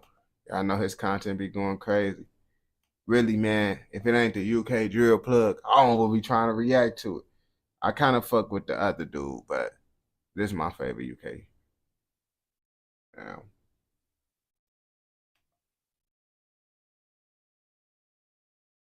they tweaking in Hackney. Where the fuck is Hackney? It's somewhere in the UK. We finna find out where exactly it is in the UK and what the fuck be going on out there, because it's not as sweet as everybody think it is, you feel me? The London Borough of Hackney is a borough located it's in East London. The borough is among the 5 deadliest and most dangerous London boroughs. In 2023, the crime rate within Hackney was 135 crimes per 1,000 people, which is surprisingly higher than surrounding boroughs. Hackney's crime rate actually comes in 29% higher. No, that shit is high because all the other ones was like 1-on-1, 110. This one is the highest so far, so y'all better be prepared. I think they might be tweaking over here. Than London's, being 105 crimes per 1,000 people. See, the that's population of Hackney is around 279,000 residents. And from an outside look in, on the surface, the borough doesn't seem bad. However, what a lot of people that live in and around Hackney don't know about is the disturbing gang war that has spanned decades and has resulted in kidnappings, shootings, and murders, all being linked to the ongoing war. This being the gang war between 98s based in Homerton and ZT based around the London Field. Damn. I ain't gonna cap to you. ZT's got a fucking problem, okay? They got ops on both sides of them, bro. I ain't gonna cap to you, bro. That shit kind of horrible, bro. I know they be getting on their ass. I ain't gonna cap to you. Area within Hackney. These two gangs have actually had a historic beef that has spanned over 3 decades, being one of London's oldest postcode rivalries. Now, the London Field Boys, or ZT, is a large street gang based within the London Fields area in Hackney E8. The ZT gang is mainly based around the Blackstone estate and the Moorland estate. However, they also operate in other surrounding estates. I'm gonna check it out. The older generation of ZT is known as the London Field Boys, or LFB for short, whilst the younger generation is known as ZT, or Zero Tolerance. The gang is also referred to as Mashtown and simply Fields. Anyways, the London Field Boys was originally created as an offshoot from the older Hackney Boys. As the London Field Boys made up most of the Hackney Boys in membership, it would be around this time, being the 1990s and 2000s, that the London Field Boys would be significant in the gang war between TMD or Tottenham Mandem and the Hackney Boys. It would be that Mandem. They said Mandem is like Phonum or the Bros. I know what it mean now. I thought it was something different. I never knew what it meant to that last video. Around the late 2000s, Well, that members of the not the London last. Field Boys would create a music group, this being referred to as Mashtown, with this group being affiliated with the London Field Boys. Following the gang war between the Hackney Boys and TMD, younger generations of both gangs became more prominent within the streets, one of these being the London Field Boys, which became prominent within the streets and had begun to beef the nearby Holly Street and Homerton gangs. In recent years, a younger offshoot gang to the London Field Boys would become a lot more significant in the streets, this gang being referred to as ZT, or Zero Tolerance, which is the gang that was portrayed in Netflix's successful show Top Boy. Oh damn, y'all got a whole Netflix movie on these gangs? Bro, y'all want to come up and I didn't even know. Y'all got a what the fuck? I never seen that shit though. But y'all on Netflix. Everybody got Netflix, I think. ZTs stand for Zero Tolerance. For any other gang, for anyone else shooting on the streets, and they all work for me. However, we can't talk about ZT without talking about their main rivals, 98s. On the opposing side of ZT is a large street gang known as 98s. The 98s gang is actually two small street gangs based on different postcodes within Hackney, these being the postcodes E9 and E8, hence the name 98s. The gang based on the E9 postcode is known as Niners. However, the gang is also referred to as Homerton, as that is the main territory that the gang takes up. The Niners gang goes all the way back to the 1990s, with the Hackney Boys originally drawing members from E9. The current Niners gang from E9 was originally an offshoot gang from older gangs based around the E9 postcode. An example of this was CBR, or Certified Balance Road, with this gang sharing an alliance with E5, this being referred to as 925. This alliance was formed around 2007 and was the affiliation between Balance Road based within E9 and Pembury within the E5 postcode, with these two gangs still being affiliated after nearly 20 years. The Niners gang is affiliated with Pembury, Hoxton, and most importantly Holly Street. Bro, I got a question for the UK drill plug, bro. How come you don't got a UK accent, bro? Like is you secretly American? Are you secretly American, UK plug? Because why you sound very American if you ask me. I ain't gonna bap to you, but you might not be American because you know about all the shit that's going on. But I can understand you very clearly. That's why I fucks with you the most too. And your content quality is good, but I can understand you very well. Now, Holly Street, or the Holly Street Boys, are a street gang based around the Holly Street estate within the E8 postcode. This gang is very closely allied with Niners, with these two gangs making up the larger 98s gang. The Holly Street gang has been operating since the 1980s. However, the gang has gone by different names throughout the years. One of the more significant names was that of Rowdy Bunch, which was a group of young members from surrounding areas. And it would be the younger generation to Rowdy Bunch, this being known as Junior Rowdy Bunch, that would then become referred to as Holly Street. The Holly Street gang over is east of actually known Chicago. to be one of the biggest and richest street gangs within the London borough of Hackney. In recent years, the Holly Street gang would form a close alliance with nearby Niners, creating the gang 98s, as both gangs have territory on the E9 and E8 postcode. Now, for years, the Holly Street gang has had a rivalry with nearby London Fields, or ZT, with this being known to be one of London's oldest ongoing postcode war. This war spanning from the early 1990s to present day. Prominent members of 98s include Unknown T, who is a part of the Niners set,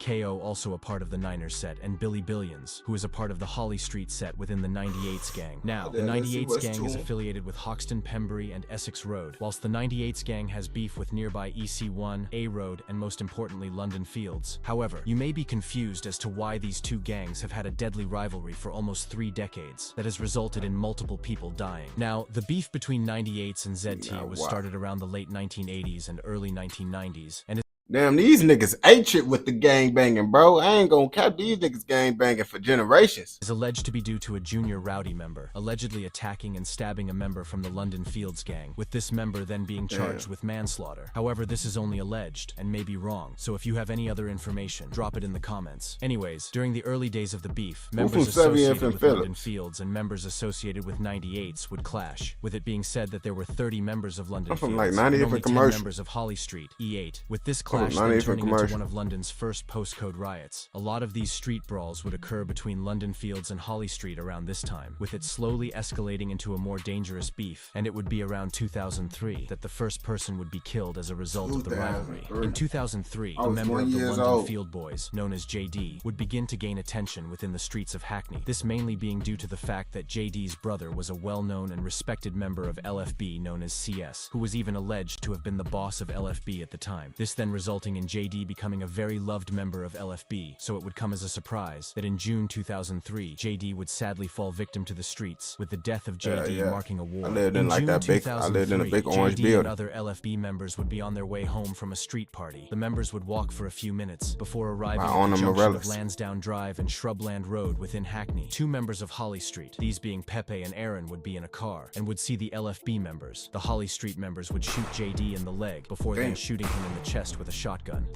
Damn, bro, what the fuck? So they shot him with two different guns. Oh, you see, so they're a little bit smarter with it. They shot him in the leg with the handgun. You feel me? So the nigga can't move. Then they hit him with the big shit. Boom, on gang. You see, they be doing different shit with it. I ain't gonna cap to you. The attackers would flee, and JD would attempt to escape the attackers. JD would actually be able to jump over a wall before collapsing to the ground and being pronounced dead only moments later. Police and emergency services would arrive on the scene and I ain't gonna cap to you. You hit me with a shotgun, I get hit in my leg, then a shotgun, bro. I'm over with. I'm fuck it. Even if I'm done. I'm done. Just give it. I'm over with. Would launch a murder investigation. Both members affiliated with Holly Street would be arrested following this attack, these being Pepe and Aaron. They would both be charged with the murder, and later in 2005 would be sentenced to life with a minimum of 15 years, with one of the members even snitching on the other in order to reduce the time he was sentenced to. Rest in peace. Snitch ass nigga, bro. I tell y'all niggas, bro. Niggas want to keep on doing gang shit with a group of niggas, bro. You go do shit with a group of niggas, you damn they gonna fall, bro. You gonna fall. I ain't gonna cap to you. Stop thinking these niggas tough just because these niggas out here gang banging with you, bro. All that shit, bro. You never gonna know if a nigga a real nigga till they get put into a situation to show you if they a real nigga or not. And I'm not trying to figure out what nigga is real, what nigga is not real. So you know what I'm gonna do? I'm just gonna stay away from niggas, bro. I ain't gonna bap to you. I ain't gonna lie. Then with that street shit you doing, illegal shit, bro, you really don't want to be around niggas having to find out if they really like that or not. That's why I say just do shit by yourself, bro. You're gonna have an easier life. Peace, JD. Following the death of JD, the beef between Holly Street and London Fields would escalate into a war, with both gangs now having a deadly beef with each other, with members often catching each other, this then resulting in stabbings, shootings, and brawls occurring between each side of the rivalry. It would be around this time that London Fields would also be in a deadly war with the TMD gangs from Tottenham, with this beef also getting dangerous, resulting in the deaths of Marga, WH, and Skip, who was killed only months after JD was killed. However, this isn't the rivalry I'll be discussing in this video. Now, not much is known about the beef following the death of JD, so I'll only really be discussing the main events and drills, and it would be around the early 2010s that a young member of LFB would start to get active within the streets, this member being known as D-Dot, who was only 15 when he would start to gain attention. However, in the following months, rival members would start to notice him, and on his 16th birthday, he would sadly fall victim to the streets, with this incident resulting in members creating ZT or Zero Tolerance in his honor. On the 24th of April 2013, a member of London Fields known as D-Dot would be out celebrating his 16th birthday. At around 3 p.m., D-Dot would be traveling on the 393 bus in North London when a member of Pembury. I hate taking the bus, bro. Don't take the bus, bro. Like, if you went to school in Chicago, bro, you gotta motherfucking take the CTA bus, or you gotta walk. Or if you got someone to give you a ride, give you a ride. But the CTA bus, if someone catch you lacking on the bus, bro, you getting that's gonna be one of the worst ass beatings you get, bro. Like, niggas know your stops. If niggas know you getting on that bus, bro, they can have niggas waiting for you at the next stop because they know what route you going in, bro.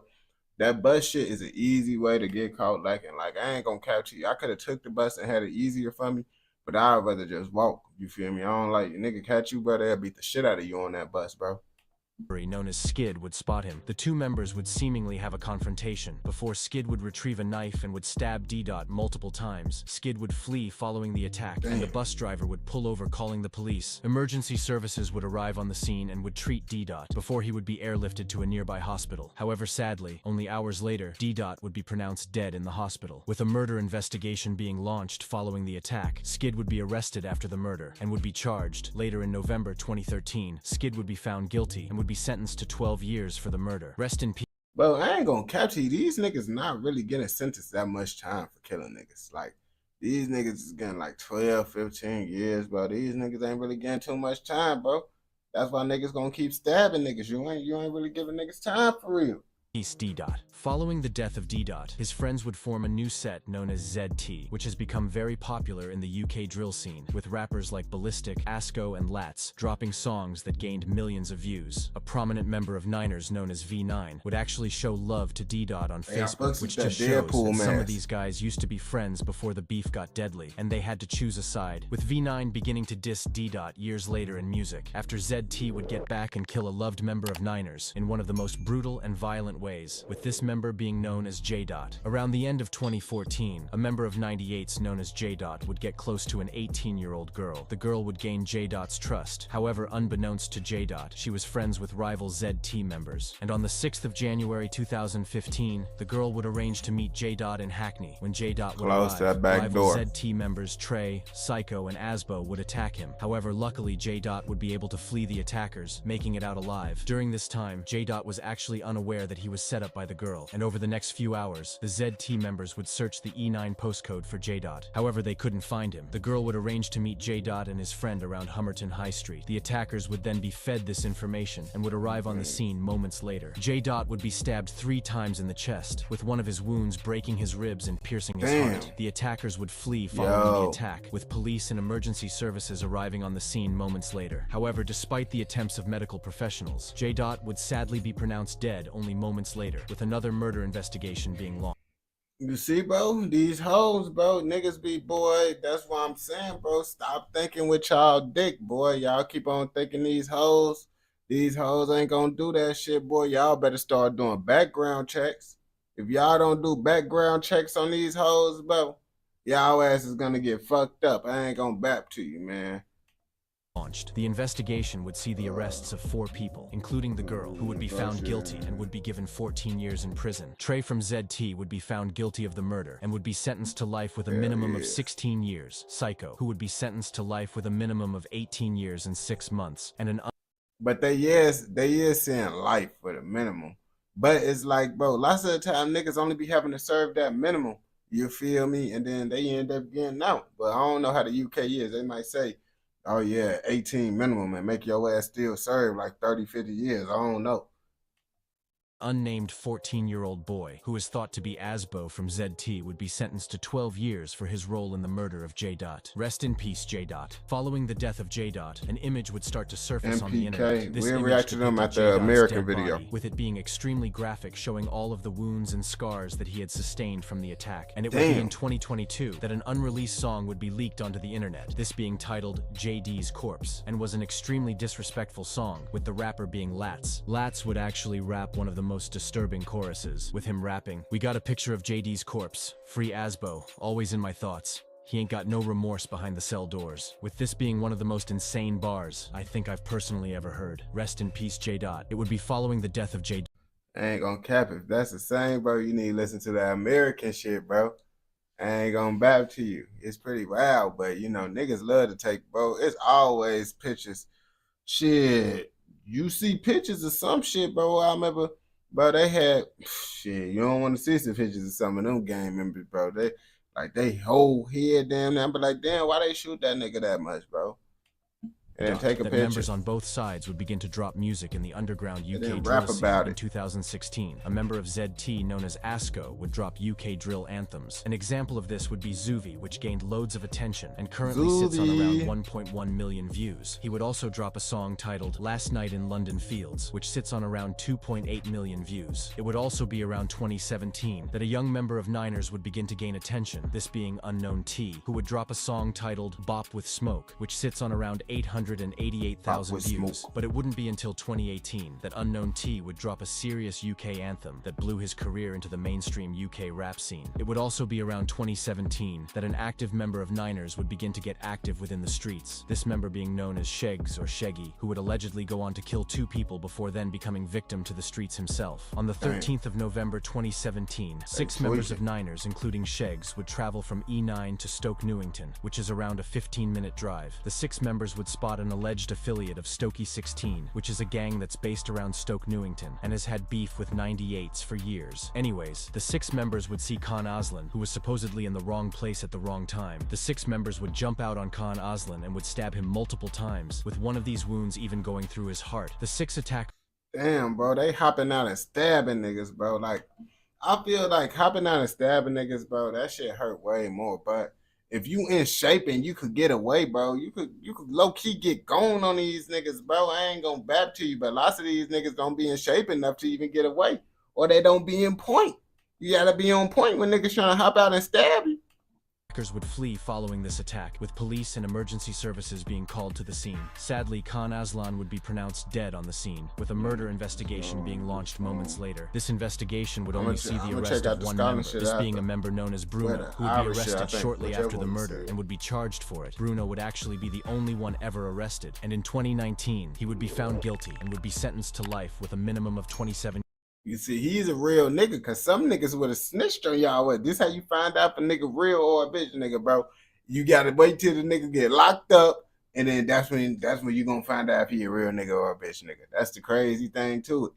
years. Rest in peace, Khan Aslan. Now, the beef would be very hot during this time, and only around 2 months after the death of Khan Aslan, another person would fall victim to the streets. However, this time, the person that would die would have no relation to any beef, with them being a civilian, and Unknown T even fighting the murder charge. On the 1st of January 2018, multiple members of the Niners gang would be attending a New Year's party. The members thought to have been present would be Unknown T and Shegs, as well as a few other unknown 98's members. A civilian known as Steve Narvaez Jara would also be present at the party. Steve would approach the 98's members and would have an argument with them about a girl. The 98's members would begin to get aggressive, with the incident turning into a massive brawl, with dozens of people hitting and kicking Steve. He would also be stabbed and would be rushed to hospital moments later. However, despite the attempts of You see, nigga, I ain't gonna bap to you.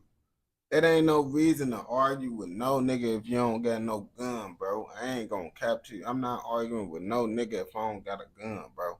Cause it's like, bro, niggas will kill your ass, bro, over an argument, bro. Nigga, I tell niggas all the time, bro, if you don't got a gun, you don't got no right to argue with a nigga, bro. Unless you don't care about your life. And even then, if you got a gun, you would still die, but you got a better chance of living then, you feel me? of medical professionals. Steve would sadly be pronounced dead in hospital hours later, with a murder investigation being launched. The investigation would actually be silent for months, with them searching for the killers. However, by the time they could charge anyone, Shegs would have become a victim to the streets. Police would then charge Unknown T and 2 others for the murder. However, they would all beat the case. Rest in peace, Steve Narvaez Jara. Due to the fact that Shegs was becoming well known in the streets, his rivals would be looking for any chance to catch him, and sadly this road lifestyle would catch up to him in April 2018. Only 4 months after the death of Steve Narvaez Jara. It would be around 2018 that young members of both gangs would begin to drop serious UK drill bangers. In February 2018, Lats from ZT would drop a song titled Smackdown, which gained loads of attention, currently sitting on around 1.1 million views. Both gangs would gain millions of views in 2018, with rappers like Unknown T from 98's and Ballistic from ZT gaining tens of millions of views. However, despite all of the new eyes looking in on the music scene, there was still a war going on within the streets, and it would be Shegs that would sadly be the next person to die as a result of the beef. On the 4th of April 2018, Shegs would be pedal biking through his block in order to meet some friends. However, what he didn't know was that... What the fuck is pedal biking? Riding a bike? That's what that basically means, riding a bike. 2 of his ops would be on the lurk. Moments later, Shegs would spot his 2 ops, these 2 being known as B2 and TB. Once the 2 parties would see each other, a knife fight would ensue. Shegs would actually stab B2 multiple times. However, whilst he was attacking B2, TB would stab Shegs multiple times, with one of the stab wounds piercing his heart. Sadly, Shegs would be pronounced dead on the scene. With police and emergency services arriving shortly after the attack, a murder investigation would be launched. This saw the arrest of B2, whose blood would be found on the scene. B2 would be charged and found found guilty for the murder. He would then be sentenced to life with a minimum of 17 years. TB would actually flee the country following the attack, with it being alleged he's still on the run. Rest in peace, Sheggs. Sheggs is actually remembered in loads of 98 songs. In Unknown T's Fire in the Booth, he would rap "Rest up Sheggy, he got B2 no leggies," with this being a reference to how B2 was stabbed on the same occasion Sheggs died on. Following the death of Sheggs, a member of Niners known as Unknown T would drop a UK drill anthem titled Homerton B, which blew up and currently sits on around 29 million views. With this level of success blowing Unknown T up, with him even starting to be booked for shows across UK, which is crazy for someone who has such close ties to the streets. However, Niners weren't the only gang blowing in the UK drill scene. ZT would also be gaining attention, with a member known as Ballistic dropping a UK drill banger titled Who's Next. This song gained loads of attention and currently sits on around 14 million views, which is crazy numbers for a UK drill rapper. Now, the beef between 98s and ZT would continue following the death of Sheggs. However, a lot of the incidents that occurred between the gangs aren't actually known, so I won't be discussing the alleged incidents between the gangs. It would be around 2019 and 20 that new members from 98s would gain attention. These members included V9, KO, and DA, who all gained millions of views. Bro, who is this nigga in the motherfucking school uniform gang? Is that a gang sign on a suit? What the fuck this nigga got going on, bro? And then this nigga got on a Deadpool mask. Yeah, I don't know what the fuck. He looked like a normal nigga. I don't know what these two got going on. He a gangbanging nigga in a suit with the gangbangers. I don't know.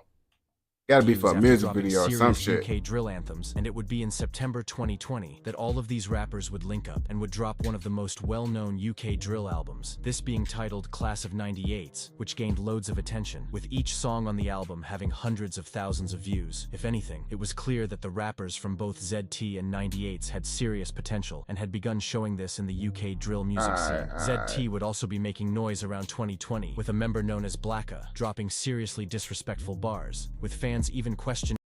Bro, this nigga mask is crooked or some shit, bro. This nigga look kind of retarded in a ski mask. I ain't gonna lie to you. If he was as active as he made out to be. However, it would be in October 2020 that Blacka would prove how dangerous he was, with Blacka currently serving 35 years for this incident. On the 11th of October 2020, Blacka and another man would arm themselves with a machine pistol and would travel around Hackney in search of any rival gang. They riding with two the members would come to a stop near a children's playground within the E9 postcode. Blacka would then rise his gun and would start shooting randomly into the park. He would shoot around 13 bullets and would hit 3 people. This included a 60-year-old, 32-year-old, and 24-year-old who would be rushed to hospital. Why the fuck would you do this shit, my nigga? Like, listen. Just because you can't find who the fuck you want to kill, bro, that don't mean you should just go shoot up any and everything, bro. Like, what the fuck? Like, that's the dumb shit. Niggas just be so thirsty to be like, oh yeah, I shot something. Like, if you don't get your lame ass on, bro, if you can't see the person you want to hit, bro, don't just go shooting up something inside their area. That's some goofy shit. I ain't gonna bap to you, bro. Cause you hitting innocent motherfuckers for what? Because you can't find a nigga you want to hit? That shit don't even make sense. Following the shooting and were not involved in the beef. Luckily, all 3 would make a recovery, with the 2 attackers fleeing in a stolen car. An investigation. Hold up, bro. Luckily, all 3 would make a recovery. Hold the fuck up. This the other nigga that's sliding? Who the fuck is this nigga? Like, who the fuck? It looked like he be doing bullshit. But who the fuck is this nigga? Yeah, y'all got some wild ass motherfucking niggas that be gangbanging. I ain't gonna cap to you. Hackers fleeing in a stolen car. An investigation would be he was the Uber driver. Officers watching hundreds of hours of CCTV, with them eventually arresting Blacka and the second man. Both men would be found guilty and would be sentenced. Blacka would be sentenced to 35 years, whilst the other man was sentenced to 27 years. Following the violent triple shooting, members from both gangs would be seriously popping in the music scene. An example of this was KO, who by this time had amassed around 100,000 monthly listeners on Spotify, dropping serious bangers like Niner Ting and Avengers, which both have over 10 million streams on Spotify. However, KO would find himself fighting a murder case that he got himself wrapped up in around the height of his. Damn. Everybody get, bro. Wow. Do these niggas ever think like, bro, what about I just stick to like rapping and let other niggas go kill? Nah, niggas don't think about that. career, with 2 people being killed in 2022. On the 3rd of June 2022, an OG member of LFB... Bro, what the fuck? The nigga can't even eat the cereal, so why do he get the cereal? I don't understand, bro. I can't comprehend this shit now, bro. The nigga acting like he eating cereal, but he got a... Alright, bro. It look cool, though. It's a cool little concept, though, but come on, buddy. LFB known as Hypo would be at a party within East London. He would get into an altercation with a bouncer present at the party. This bouncer was actually known as Bigga and was from Enfield. Hypo would threaten Bigga with a Rambo-style knife. Bigga would then leave this altercation, returning with a kitchen knife, which Bigga then used to stab Hypo multiple times in the chest. Police and emergency... Damn, that shit crazy. I know that's gonna be a diss, bro, because it's like, nigga, you got this raw-ass knife, and then this nigga come with a kitchen knife. I thought kitchen knives is like that's the first knife that the UK niggas started off with, bro. All the UK niggas be starting off with the kitchen knives, then they work their way up, bro. You got the good shit, you get killed with a nigga by a kitchen knife, bro.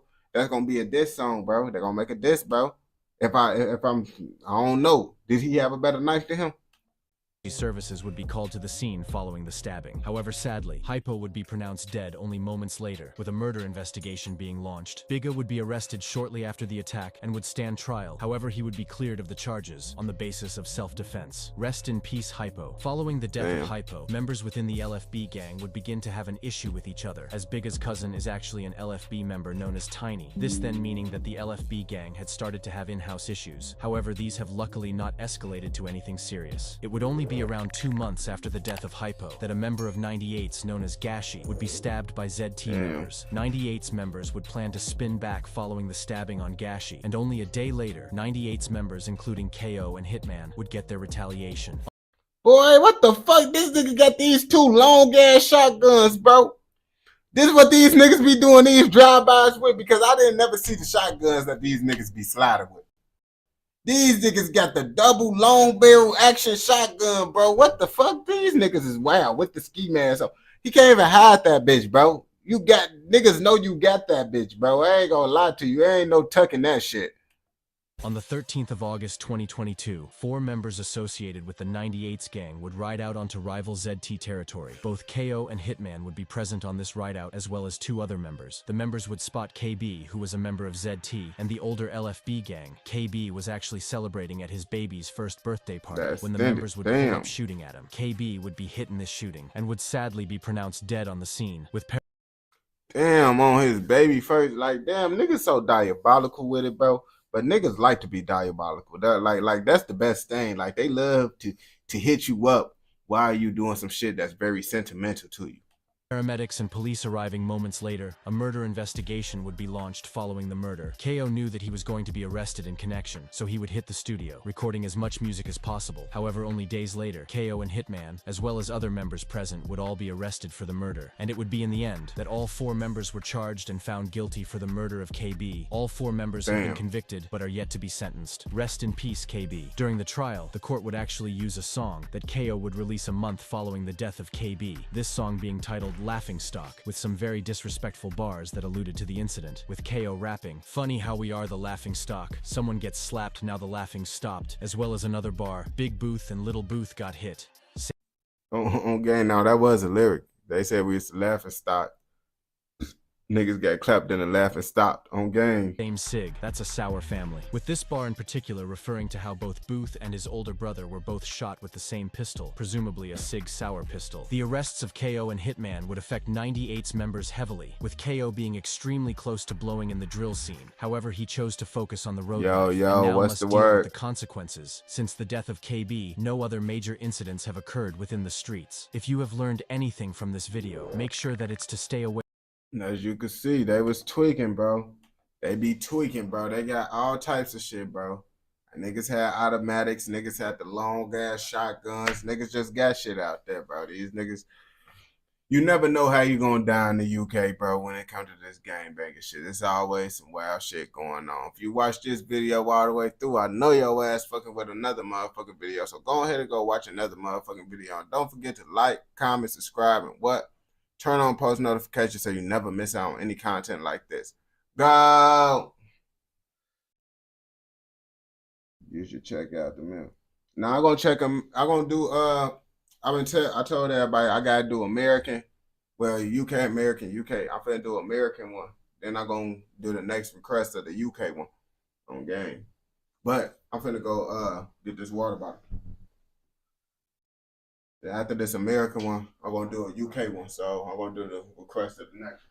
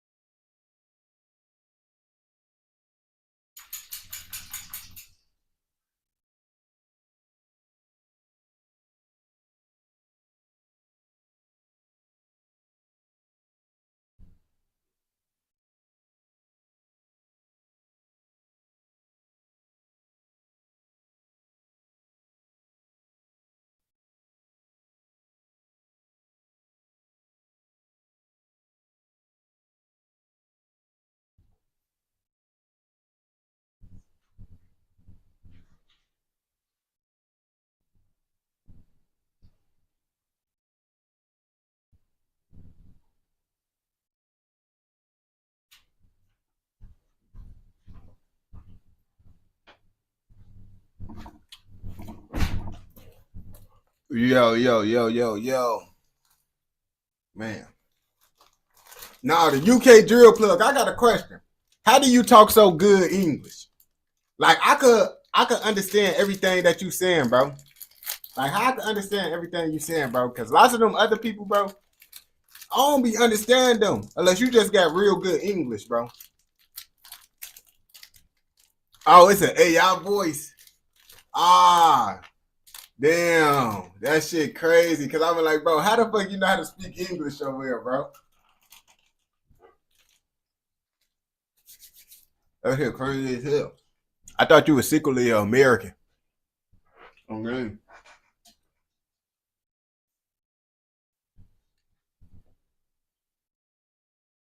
Nah, that shit crazy as hell though. I really thought your ass was speaking English like that. I'm like, damn, bro. This nigga know how to speak English. Even though y'all speaking English. How you know his real voice is squeaky? You don't know his real voice? I don't know. I don't think you know his real voice.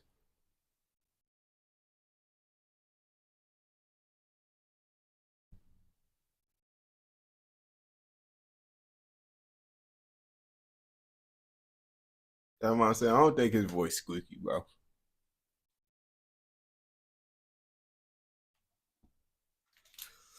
Let's see. Is it any?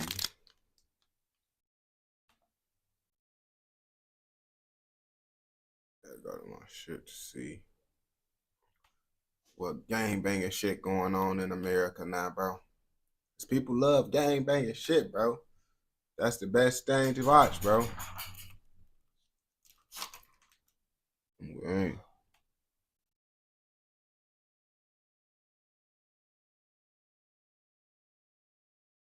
Hey, I ain't gonna cap to you, gang. If you start doing American shit, bro, you're gonna go up. I promise you, gang. Like, do American shit, though, and do your UK shit still. Don't forget about your UK people. But make American content, bro. I'm telling you, bro, because then now your shit gonna be coming to us. Cause I ain't gonna lie to you, bro. None of that UK shit came up until I actually went on my way to watch the UK stuff. And now all your videos is popping up due to me watching UK stuff. But lots of Americans ain't gonna see your stuff if they don't look into no UK shit, you feel me? Like, I ain't gonna cap to you. All my shit damn they used to, any UK shit that used to pop up on my shit was Central C. And that's because I fucks with Central C and I'm subscribed to folks. But outside of that, you feel me, UK shit didn't pop up until me reacting. And your style of content, how you do it, bro, if you just implement that shit into American ideas too, your shit gonna spread. I ain't gonna cap to you, bro. Your shit is gonna spread, brody.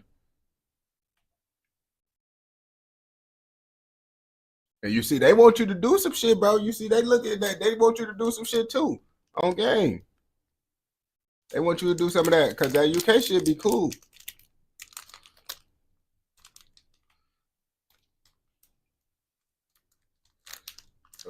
Damn, I subscribed to a couple motherfuckers. My fault, y'all, bro. I'm sure. Oh yeah, we're gonna do Swamp Stories on game. Swamp Stories, I actually fucks with him, bro. Just like, you feel me? He like the American version of the motherfucking UK Trap Plug. I mean, I mixed up his name with another motherfucking name. With the UK Drill Plug on game.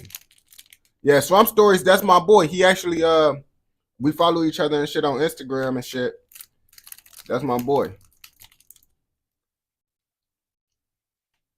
He ended up seeing the reactions and shit. But really, Swamp Stories, he fuck with my TikTok videos. That's how he found out about me. Because I really do TikTok. And then he seen that I was doing reactions to his content and shit. I ain't gonna cap to you. UK Drill Plug, bro. Folks says, that's what I'm saying. Folks says he my favorite type. I just can't keep on reacting to it back to back because I gotta make sure my American people get what the fuck they want too. And you know, they be wanting to see that American shit too. So I've been having the diversity. That's why I made that little gun content video. Because I really stopped making gun content and shit. And they love that gun content.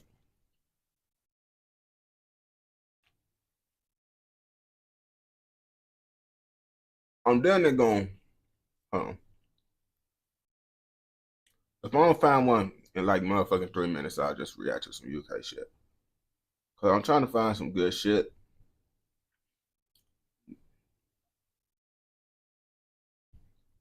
Chicago Scene 88. I think I tried to react to his shit, but how he do his AI shit, I don't think I can listen. I don't know. I think I tried to though. Cause certain AI ways how people do it, I don't know. But who the fuck do I be watching? Oh, hold on. Let me go to my like videos because I think I like some videos that I want to react to.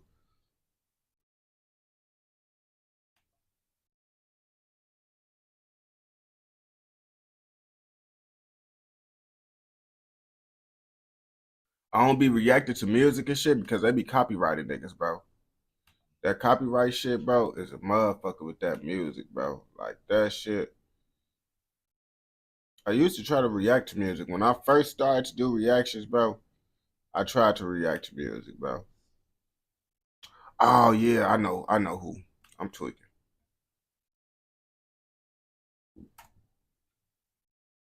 They always copy because literally I got my live took down the London borough reacting to the located within East London. That Shiro story. They had me react to the Shiro story.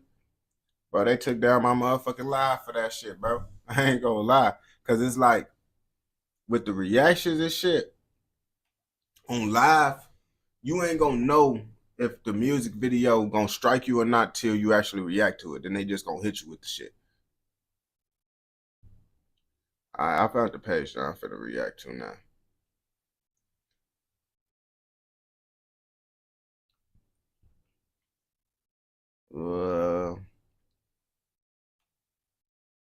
Let's see.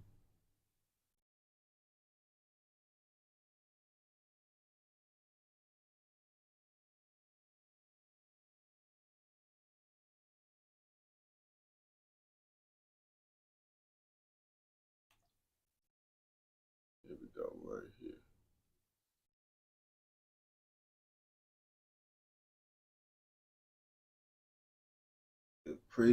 Appreciate it, my boy. I'm gonna do some more UK stuff literally after this video right here. It's only an 8-minute video. Oh, let me see. All right, Susan.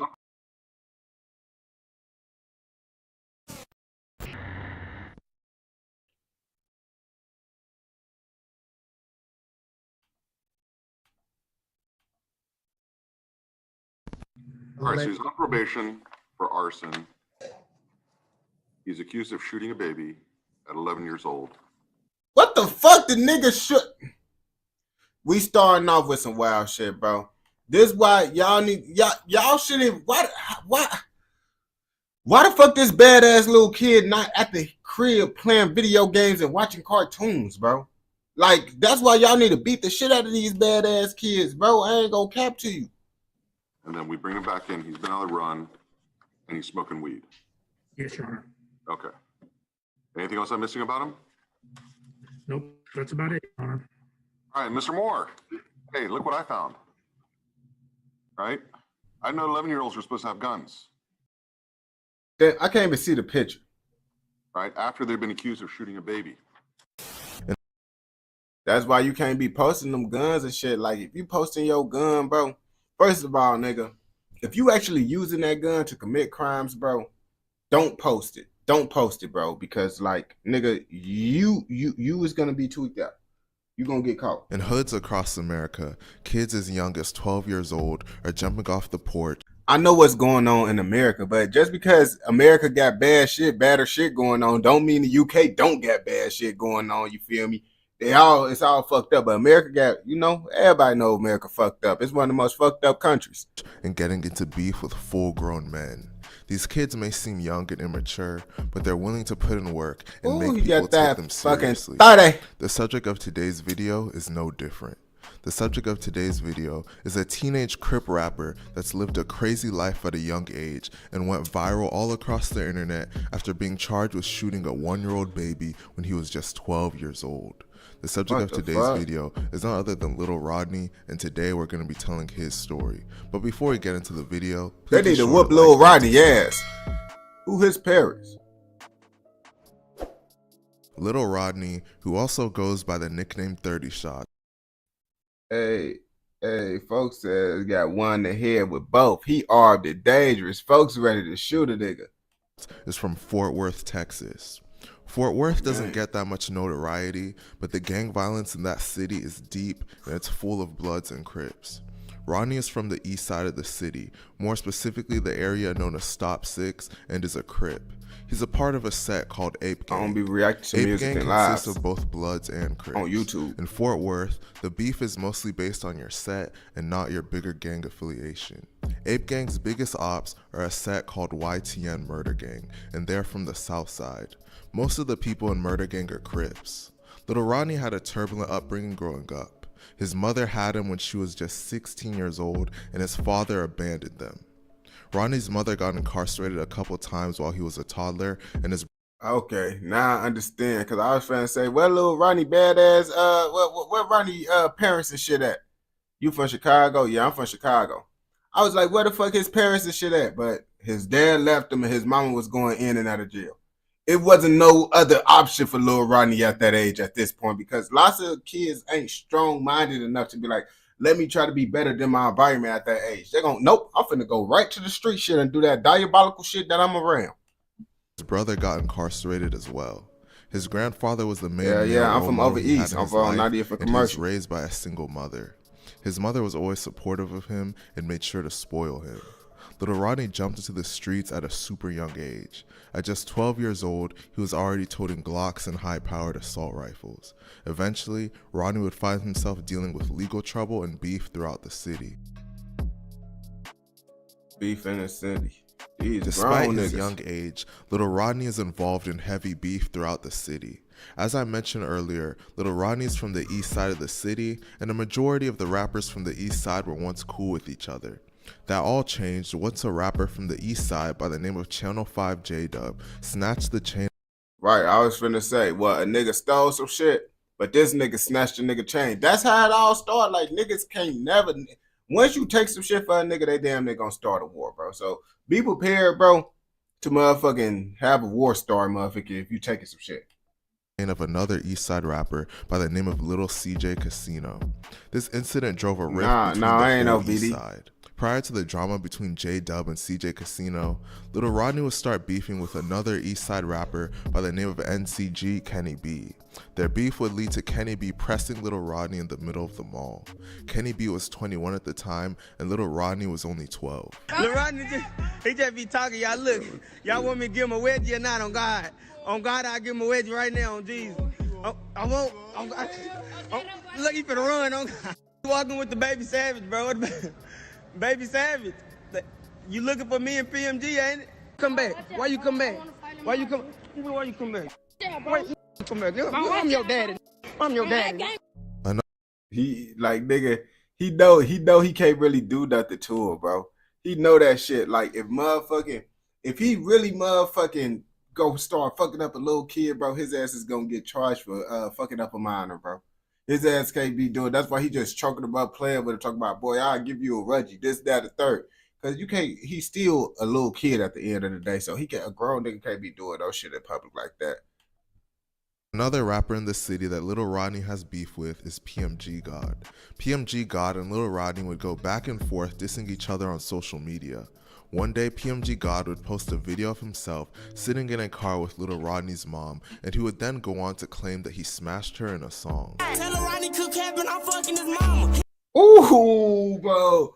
What can you say with a nigga fucking your mama, bro? Can you even say something? Can you say something with a motherfucker fucking your mama, bro? With I'm fucking your mama, bro. The only thing you could do, bro, is fuck his mama back or get that. Nah, ma, I'm just fucking around. Don't get that. I mean, it depends on what you want to do with your life. In a later interview, that shit is wild. PMG God was lying, and the only reason he was around his mom is because he was friends with Little Rodney's mom's baboyfriend at the time. Oh damn! So folks ass bapping all that. In 2019, Little Rodney was arrested and charged with shooting a 1-year-old baby. This crazy charge would cause him to go viral and be demonized online. However, notable Fort Worth online personality Charleston White and other people close to Little Rodney claimed that he wasn't actually the one that shot the baby. They believe that people affiliated with Little Rodney were sliding on ops and accidentally shot the baby. It's rumored that Little Rodney just took the charge for them and refused to snitch. You see, and this is why I ain't gonna bap to you, bro. This is why them older niggas be wanting them young niggas around so they can throw the charge on the nigga, bro. Because if you a young nigga, you ain't gonna get a harsh sentence as the grown niggas and shit. So they really be using them little niggas, throwing the shit off on them and be like, yeah, don't tell, you feel me, woo woo, because you know if we get caught, we gonna get fucked up. Now onto the topic of the baby.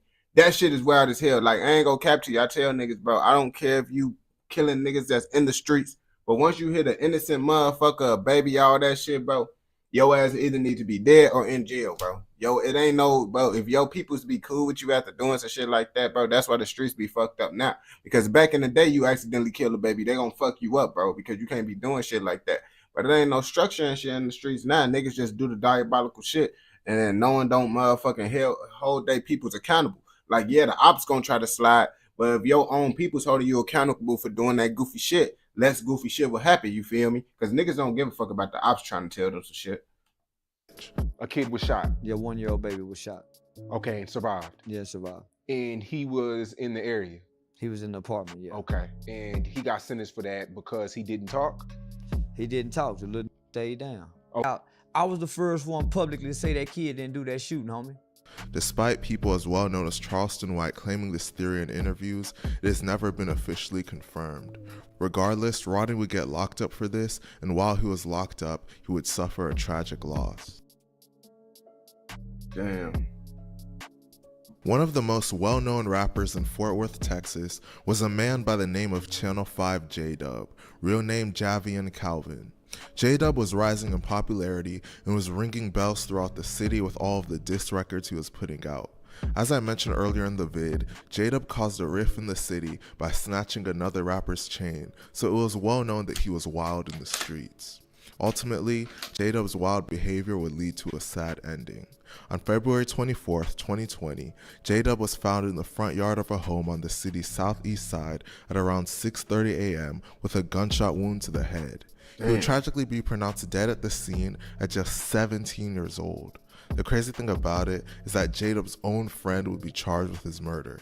It is believed that J-Dub and other members of his crew were shooting up a house when one of his accomplices by the name of David Garcia accidentally shot him in the head. While in jail, bro, you see, this what the fuck? Bro, niggas don't be knowing how to shoot, bro. Niggas be doing shit so sloppy and shit, bro. But this shit just gave me a video idea. That's why I be doing reactions too, bro. So I could have video ideas. I'm finna do videos of, you know, people that accidentally shot their homie sliding on the ops. Little Rodney would learn about J-Dub's death, and this would devastate him. In an interview, Rodney stated that he didn't leave his cell for 2 whole days after he heard the news. Damn. Eventually, little Rodney would be let out on house arrest while he waited for his trial. He was placed on an ankle monitor and was unable to leave the house without special permission. Eventually, the day of J-Dub's funeral would come up. J-Dub and Rodney had a close relationship, so Rodney was desperate to go. Officers would deny Rodney permission to attend the funeral, so Rodney would cut his ankle monitor off and go on the run so he could attend. While on the run, Rodney would post videos of himself toting guns online, and he would diss the judge. Eventually, Rodney would get locked back up and have a hearing with the judge. During the hearing, the judge went off on him and the clip went viral. I'm tired of, like, every time you come in here, you cry. You know that, right? Like, every single time you come in here, you cried. Every single time you beg me for one more chance. You see, he's trying to hit that little kid, bro. That little, I'm just a little kid. Nigga, you sliding on niggas with guns, this, down, the third, bro. You not just a little kid, bro. You a badass little kid, bro. I ain't trying to see all that bullshit, bro. Like, it probably gonna work a couple times, bro. But, nigga, you see, you just cut off your house arrest monitor and shit, bro. Yes, cut off the band. And you think they gonna give a fuck that you crying, bro? You swear to God, on my mama's name, I'm not going to cut off the monitor. I'm not going to run off, like, every single time. He said, you swear to God, on your mama name, you wasn't going to cut it off. He said, he quoted the exact words, okay? He said, I'm not fucking around with you no more, little nigga. You lying. Ultimately, Rodney would be sentenced to 7 years in juvenile prison for the shooting that injured the 1-year-old baby. Rodney was 12 years old at the time of his sentencing, so he wouldn't have been released until he was 19 years old. After protests, Rodney's sentence was reduced to just 2 years. After serving the 2 years in prison, Rodney would be released, but would then be arrested once again for violating the terms of his release by going on Instagram Live. One of the terms of his release was that he was not allowed on social media.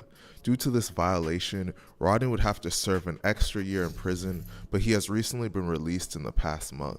Little Rodney is currently free and is trying to Yeah, you see, this is why they be having the little niggas take the charges. Because you see, folks ass only got 6 years for supposedly killing a baby, you feel me? And then the people protest and shit. So guess what? He got less time. And the reason why that protest and shit working all that shit is because motherfucker was a kid, bro. On gang. If it was one of them grown niggas, they would have been cooked. I'm not finna baptize. Take his rap career seriously and become the next rapper to blow up from his city. It's crazy to see someone so young have such a crazy upbringing and already have lived such a wild life at such a young age. Let me know what you guys think about this situation in the comment section.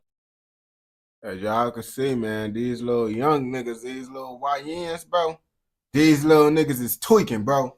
They is tweaking out there doing all types of diabolical shit. That's why I say, bro, you better not play with these young niggas. They gonna fuck you up. They will fuck you up now, man. If you watch this video all the way through, I know your ass gonna fuck with another motherfucking video. So go ahead and go watch another motherfucking video. And don't forget to like, comment, subscribe, and what?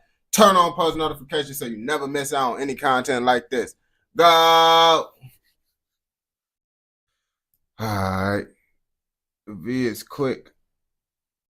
I gotta look at the other video, the UK video that they, oh no, I think it was the Scottish. Let me see. I don't know.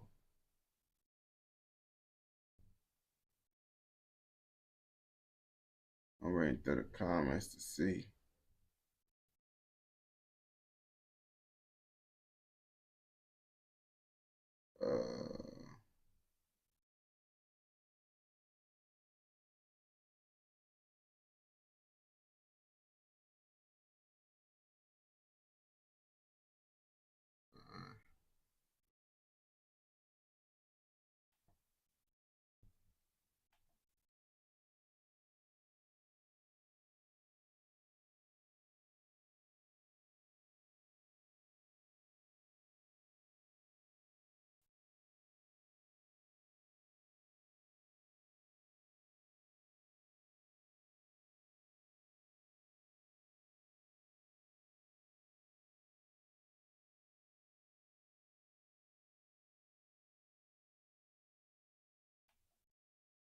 Alright.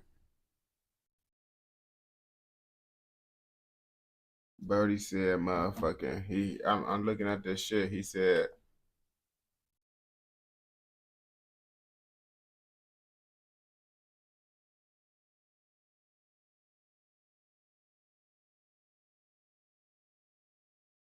since the spotlight was on the Kinahan. alright.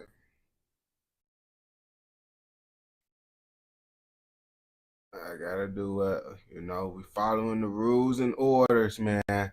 Rules and orders, man. So basically, someone said inside the Scottish gang. That's what I actually got pulled up. That's what I got pulled up, my niggas. The Scottish gang shit on gang because, like I said, I follow the rules, bro. I got you, bro. I got you, bro. So we looking into the Scottish gangs. Yo, this why your stream is dead as fuck. Ah, shit. Now we ain't doing your video. Fucking thonky, man. But nah, we doing inside the Scottish gangs, you feel me? Because, no, Scotland. Scotland, you feel me? Because that's what the next one was up, you feel me? So,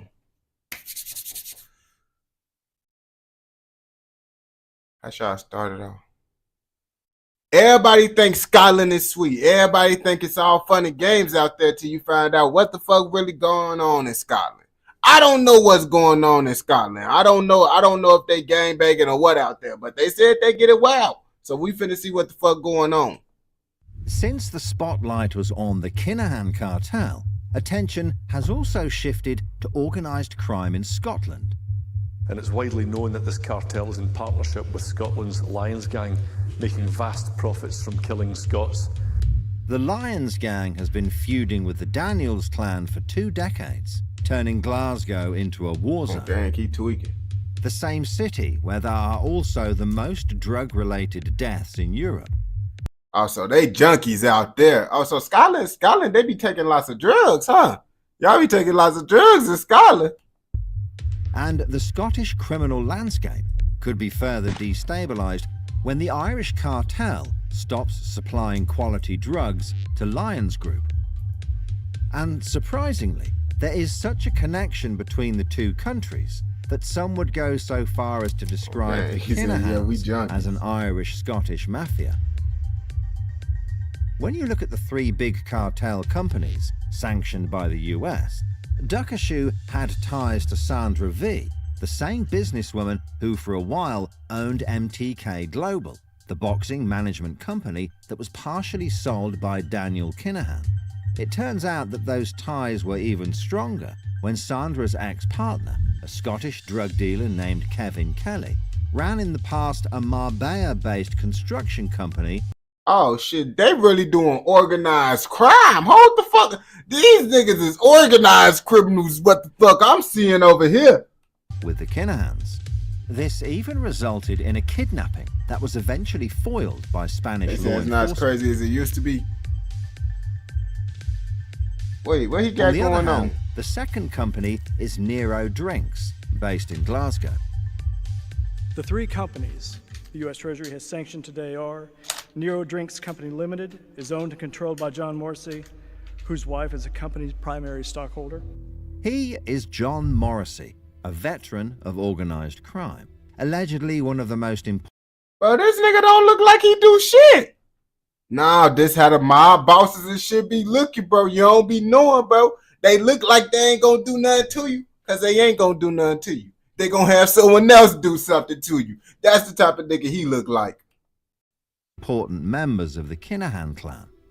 He appeared on social networks, enjoying a party life, showing his outgoing character, which would be contrasted with his major role as a murderer linked to the 38 murders. Before the United States named him as a pillar of the gang, he lived openly in Marbella. John Francis Morrissey is based Just in followed Spain. you back, my boy. He's involved in money laundering and has served as the organization's enforcer and facilitator of illicit drug shipments from South America. Now his luxurious villa. Damn, that bitch look like it's a motherfucking kingpin drug castle, bro. That shit look run down now. Has remained quite empty, as a visit by the Sunday World media team attests. As for his Nero vodka, based in Scotland, Morrissey was the product ambassador, while he directly or indirectly controlled the company through the majority shareholder, his wife Nicole, used as a front person for his own interests. However, there is no evidence to suggest that his wife is under investigation. One Kinahan gang member to be sanctioned is John Morrissey, along with Glasgow-based vodka company Nero Drinks. But the Kinahans are not interested in flogging vodka. Their real business is cocaine and heroin. In addition... Oh, plot twist. Plot twist. I ain't gonna cap to you, man. This is the first video we actually watched where niggas is actually doing organized real life crime. Like I thought this video was finna be, oh, kill this nigga died, but it's not even like that. Daniel Kinahan would have received a significant portion of this business to compensate for the seized drug shipments. Morrissey gave a significant portion of this business to Daniel Kinahan to compensate for illicit drug shipments.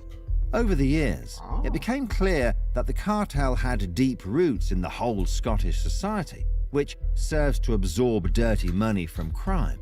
This crime is mainly dominated by two clans, responsible for at least 70 territory war crimes in recent years. Oh, so they is committing crimes out there too. Oh shit, these niggas tweaking. Both teams are composed of at least 300 members they doing and wars are at the over center of that a cartel feud shit. in Glasgow for control of the country's drug trade. It began in the summer of 2001, when a large stash of cocaine belonging to the Daniels was stolen from a house in Milton, which was then sold to the Lions. They didn't like the fact that the Daniels were starting to move into their own stronghold in Milton, so the situation was bound to get out of hand. From that moment on, it was literally a fight to the death, with several episodes marking the history. For example, in December 2006, a scene worthy of a gangster movie takes place.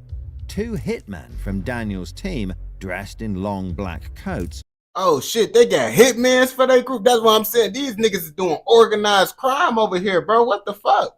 Arrived with handguns in front of a garage owned by the brother of the head of the Lions clan at the time.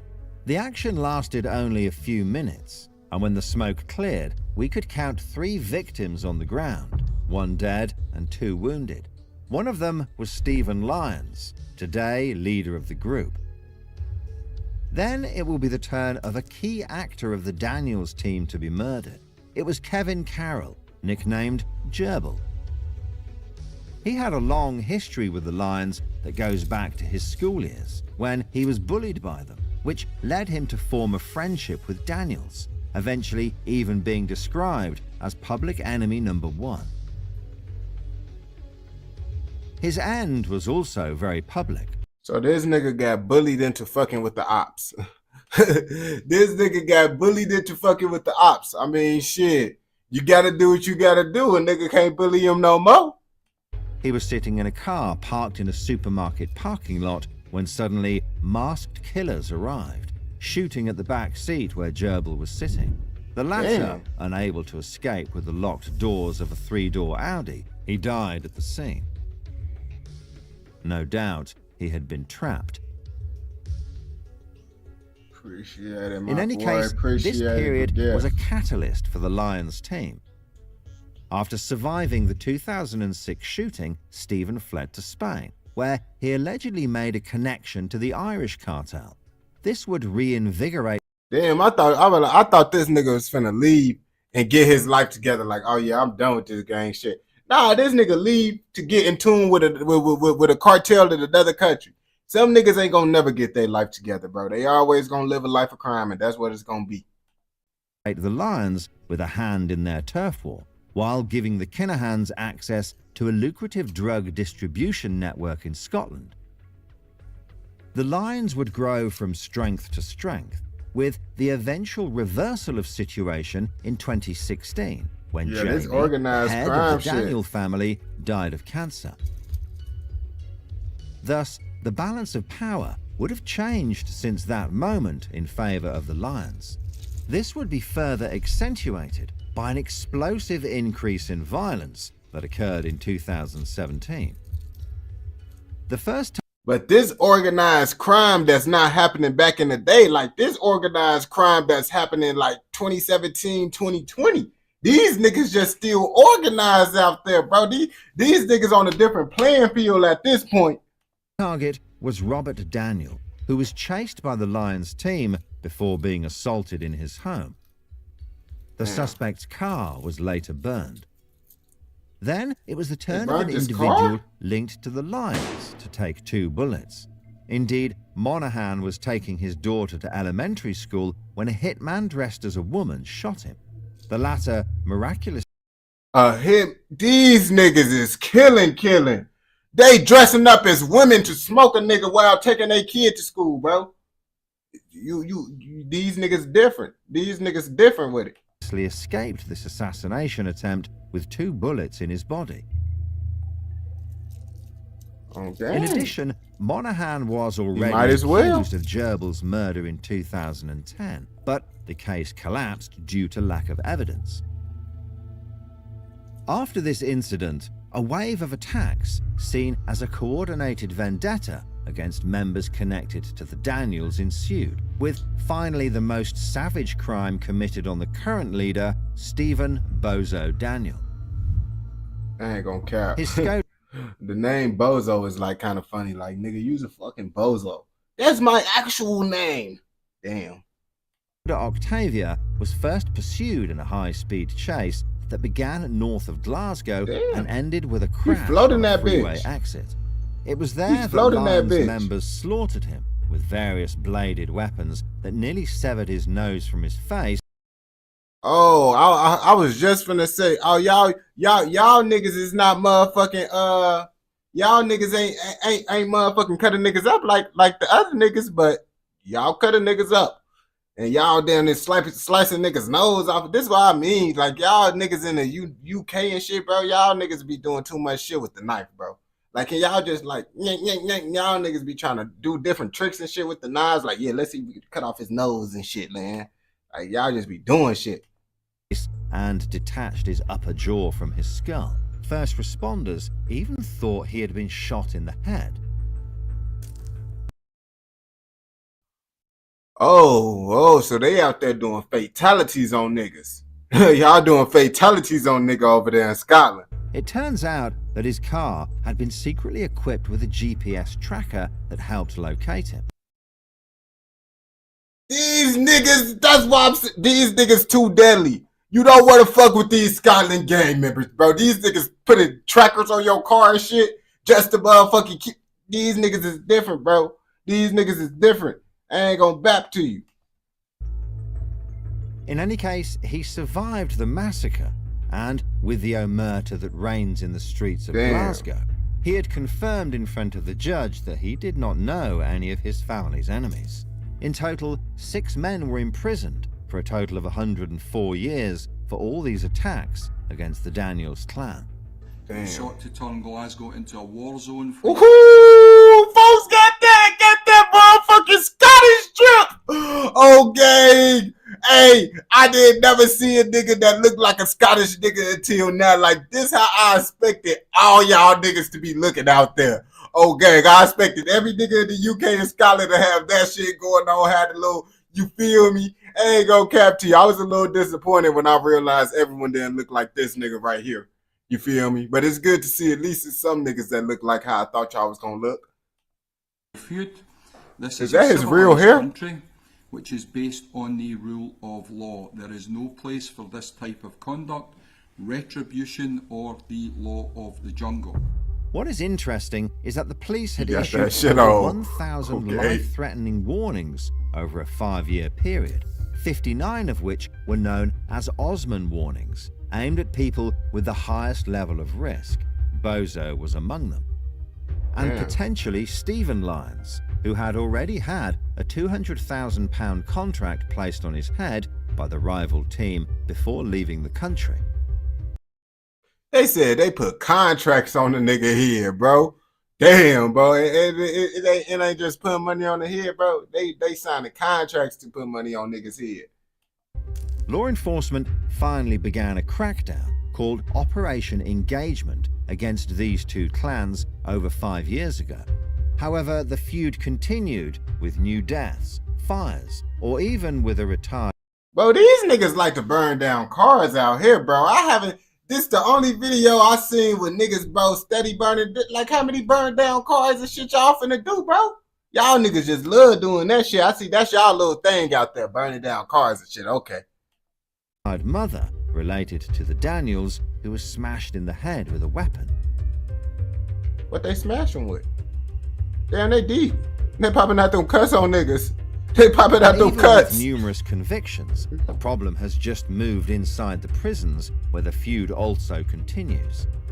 More than 700. I mean, let's be real now, bro. What else do a nigga got to do up in jail but to be on bullshit? Come on now, like, nigga. Now it's like you gotta think about it, bro. It will be less gangbanging on the outside world, damn near, because niggas got more shit to do.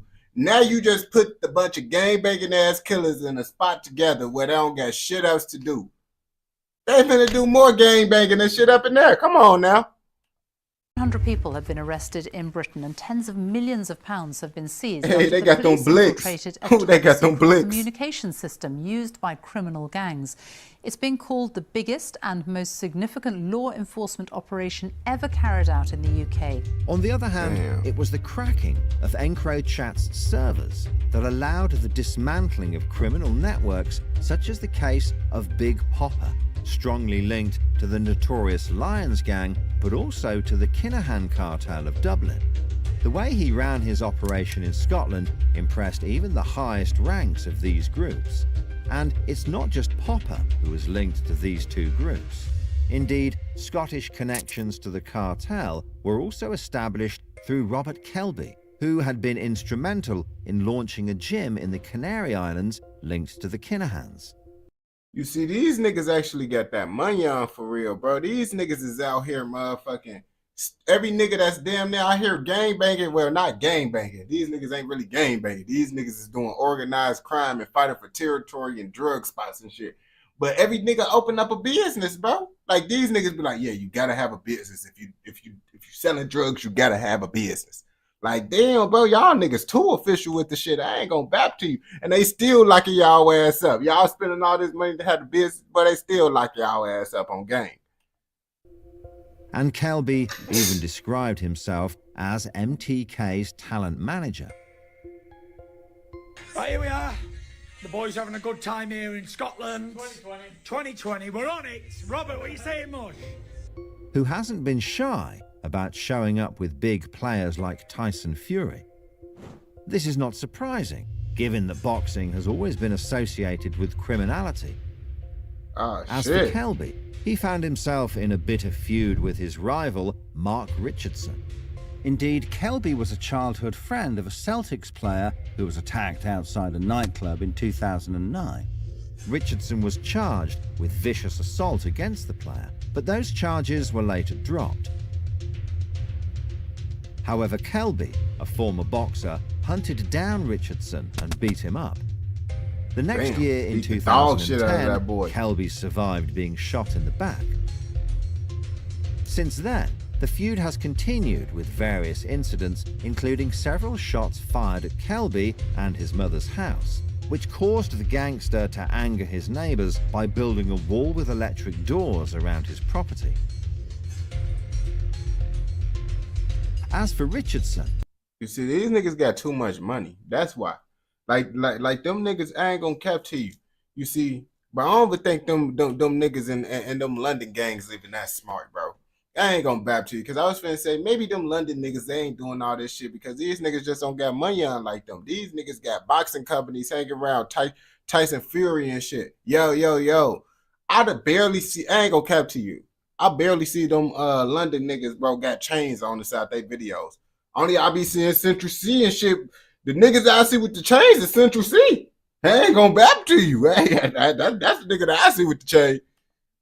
his brother Dale was targeted in 2021 in front of the Tesco store. Yeah, the cartel, that's what I'm saying. Cartel making money, but cartel, them niggas doing the same shit as the gang shit, bro. It's just these niggas organized with it, bro. These niggas still killing niggas. These niggas, honestly, bro, these niggas really just doing the shit in a more professional way, bro. On gang, this the professional league of committing crimes. On gang, this is what these niggas doing. They on the professional, because it's like, bro, it's like it's El Chapo ass niggas, then it's gang banging ass niggas that's doing this shit. You feel me? These like El Chapo ass niggas. I ain't gonna bap to you. It would have been done without a doubt to get at his brother Mark, but it could have been just another episode in the war between Lyons and Daniels, given that Mark is a long-time associate of Stephen Bozo. Indeed, Mark is part of a criminal organisation considered as the most sophisticated in the eyes of Scottish detectives. You see? These niggas is being nominated as the most sophisticated by the police. Once you get nominated the most sophisticated nigga, you know these niggas too smart, gang. These niggas is on a whole different ball game, bro. It's levels to this shit, bro. It's levels to this shit. That's like motherfucking Rick Ross. Compare Rick Ross to motherfucking El Chapo, nigga. These niggas to El Chapo. The London niggas is Rick Ross. And Rick Ross was moving lots of work now. Do your research on the real Rick Ross. You feel me? That like that's what it's comparing it to. It all begins in January 2017 when special officers conduct an undercover operation monitoring various properties and cars. You see the niggas in Scotland getting on your ass now. They telling you, bro, they got the gang shit going on too. It ain't no videos. I don't know what's going on. I'm just hyping shit up. Linked to the gang. While observing a Toyota Yaris, they suddenly notice Richardson. Boy, that bitch ugly as hell. That car ugly as the fuck. Until he is tackled to the ground. It was a chance encounter that changed everything. Hey, this nigga kind of look like Rob Gronkowski. Y'all know who Rob Gronkowski is? He gotta look like Rob Gronkowski. Everything, as he was in possession of the keys to the Toyota. It turned out that the fob did not appear to activate any alarm on the car, but was needed to release a compartment in the trunk that concealed a weapon. Ooh! Folks says most definitely he's smooth when he like, bro, hey, when I press this button, there ain't no alarm, nigga. It's that Glock, nigga. These niggas tweaking. This discovery set off a chain of similar events based on the same principle. Right. In total, 9 men were convicted in 2018, including Richardson, who, still more than a year before the verdict, was running from police when he was on a temporary license from jail before he was finally caught. Hey, he getting out that bitch though. But this gang was part of a larger group that imported huge amounts of drugs estimated to be worth millions of pounds. In addition, they were responsible for the kidnapping of a drug dealer, Robert Allen, who was tortured for part of the unpaid debt.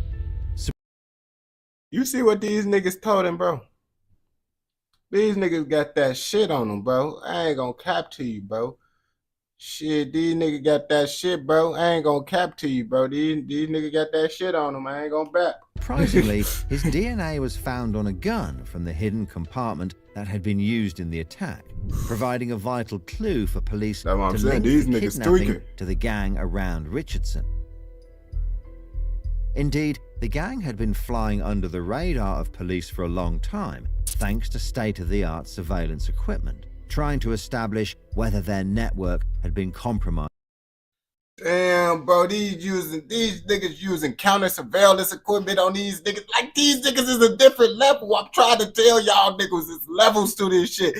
I'm telling y'all, I just see the level. I see the levels in this shit, bro. These niggas on a higher level, bro. Some shit, bro, we just ain't ready for, bro. These niggas doing different shit, bro. When I say organized, bro, some niggas will never reach this level of organized crime, you feel me? By the authorities. Not surprisingly, the gang's main ballistics expert was a former military man, Martin Fitzsimmons, who had been trained in the use of this high technology while serving with the Special Forces soldiers. And his last name is not unknown in the underworld because it was indeed his innocent brother Ryan, who was one of the victims assaulted in 2017 by the Lions team. Damn. But back to the gang around Richardson. It turns out that he is only the tip of the iceberg. That shit crazy. In fact, the key players who supply the drugs are responsible for more than £100 million annually by exporting cocaine directly. 100 million pounds, nigga. I don't know what that's converted to, but I know that's a lot of fucking money, bro. Annually, bro, they making this shit yearly, bro. Come on, bro, yearly. Boy, these niggas making that money, bro. From Brazil. From Brazil? At the head are the Gillespie twins, nicknamed the Brothers. They are wanted as part of a worldwide arms smuggling and... Yeah, I know they got lots of blood on their hands and they didn't even do it, bro. They called the shots, bro. Look at this nigga, bro.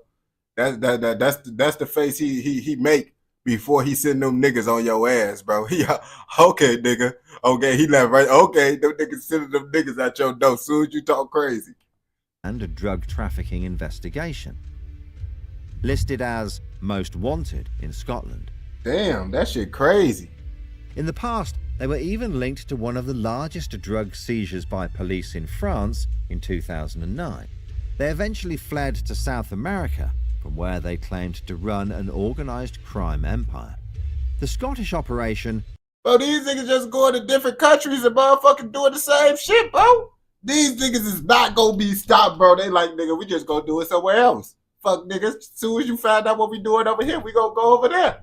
Nigga, fuck, we got too much money to be playing with y'all niggas. Went international, so there were more than 200 specialized police officers working on it to find these fugitives. Not to mention regular meetings of Scottish detectives with the FBI and DEA at the US Embassy in London. Yeah, that's what they should have just did, bro. The brothers were not alone. Their core group consisted of other henchmen who would regularly do the dirty work. One of them, Christopher, was allegedly involved in the death of blogger Martin Koch in 2016. Yeah, Christopher, he don't give a fuck, bro. Look at that face. I'm that nigga. I'll smoke it, nigga. What are you talking about, bro? I'll smoke you. What are you talking about? In the Netherlands. Indeed, the twins would have been linked to the MPC company, specialized in encrypted phones. And so, Christopher made an appointment with Martin to discuss a potential partnership to advertise encrypted phones on Martin's blog, in exchange for a considerable amount of money. But it turns out that this lucrative deal was mainly aimed at using Christopher, aka Scotty, as a decoy. Indeed, on this video, we can see Martin Koch accompanied by Christopher when a gunman runs towards the two men, pointing his weapon at the crime blogger. Folks got that bitch straight out his noggin. They ain't gonna cap to you, bro. These niggas making sure you cooked. This what I mean. This what I mean by you gotta do shit like this. What the real killers do, bro. Cause I be seeing lots of these gang members be bitches. I be seeing the American niggas, UK niggas, bro. These niggas motherfucking shooting 30 distance. Of course, some niggas is walking niggas down. You feel me? But I'm talking about the niggas that like to shoot from a distance, hitting innocent motherfuckers. Like when you inside this type of crowd, when there's innocent people walking around, bro, that's what you got to do when you want to hit the nigga you want to get. Walk up and hit them right there on game. So innocent people won't get hurt done with your street shit. You feel me? And everyone happy. We happy, you happy. But according to one of the hypotheses, the weapons seemed to refuse to work. Neither of them reacted to this initial assassination attempt. The nigga didn't even know that he was finna get killed. Bro, these niggas smooth as hell with it, bro. These niggas would have killed this nigga, but the gun jumped up, bro. And how the fuck this nigga ain't know, bro? These niggas literally had the gun pointed at his head, bro, and the nigga just like, bro, this is why you need to be aware of your surroundings, bro, because a nigga can have a gun pointed up to your head and you don't even know, bro. You lucky, he lucky the gun just jammed. Look, he walking like shit normal. The same day to a sex club. Hey, gang, In Lawrence, and come on, it bro. is here that Martin will be shot in a parking lot. Oh, they got what they was looking for, though. Ridwan Taghi was prosecuted for organizing this assassination, and Christopher himself was jailed for life for that. Damn. All wanted by a European warrant, Christopher was captured in Italy with a false Latvian passport, James half naked in a hotel in Brazil. But Catching the case these of the niggas. twins becomes more complicated. The detectives fear that they have been kidnapped and executed in Brazil. Damn. It would be a fallout with the local gang in the city of Fortaleza. Moreover, even the closest people had... I ain't gonna cap to you. That's what I'm saying, bro, nigga. Them South American niggas, bro. Them South American niggas, them niggas different. Them Brazil, Mexican niggas, but them niggas, them Hispanic niggas and shit that be speaking Spanish and shit, boy, them niggas be chopping niggas up out there. Dude, boy, I be seeing them videos and shit, bro. Them niggas be watching the video because the videos will be on Facebook or whatever, bro. And it be live action, them cutting people up, shoot, like all types of shit, bro. Like I literally seen them motherfucking, bro. They had the dog, bro. And the dog was eating folks' private area, bro. And there was nothing left right there, bro. And the dude was alive, and they just had choppers just pointed at him like, nigga, move away from the dog. Move away from the dog, watch we pop you. At that point, bro, I would have just wanted them to shoot me, bro. I'm not finna let a dog just eat my stuff. But they be doing shit, boy. You see, if y'all see them videos, bro, yeah, that video, boy, they be tweaking, gang. They be tweaking. Not heard anything from them for a long time, and everyone thinks they are dead. But let's go back to the Scottish landscape, where the number of drug-related deaths continues to rise. Every day in Scotland, 3 people die from a drug overdose, and those are shocking statistics. Each death is a tragedy, obviously, for that individual, but... Man, do they be having that fin out there on gang? Do they be having that finny? For their loved ones, their families, for the wider community, and for all of Scotland. And the drug war may yet explode with the international that video went crackdown viral. That on shit was kidnappers. crazy. Indeed, this will have an impact on Scottish associates such as the Lions, who can no longer rely on a steady supply of quality product via the Dublin gang's connections. Indeed, the product that arrives in Scotland is already cut with other substances, which weakens its quality. This is noticed by consumers who turn to other suppliers at the expense of the Lions. In addition, customers no longer want to pay their debts for such a bad quality. It is only a matter of time before the lid blows off. Okay. Y'all niggas tweaking out there. Y'all niggas tweaking out there. I see how y'all coming in motherfucking Scotland. Y'all tweaking. Okay, you feel me? That's not a good thing because people be like, bro, why you gassing that shit up? Man, do you want to be funny or born? Nigga, if I'm not gassing that shit up, bro, that shit busting, bro. Nigga, yeah, it's fucked up if I say, yeah, that shit busting and niggas dying and shit. But it was busting. Like he said, that video was fire. It was busting. Niggas say, yo, why you gassing that shit up? Why you such a lame?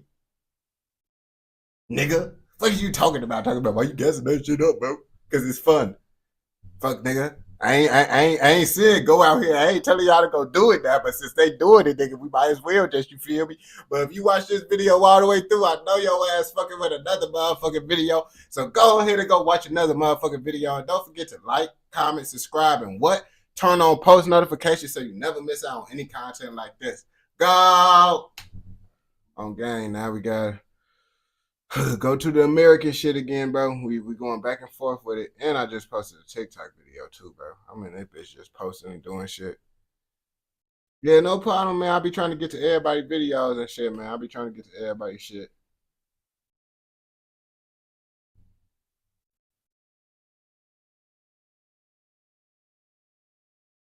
Maybe if I take away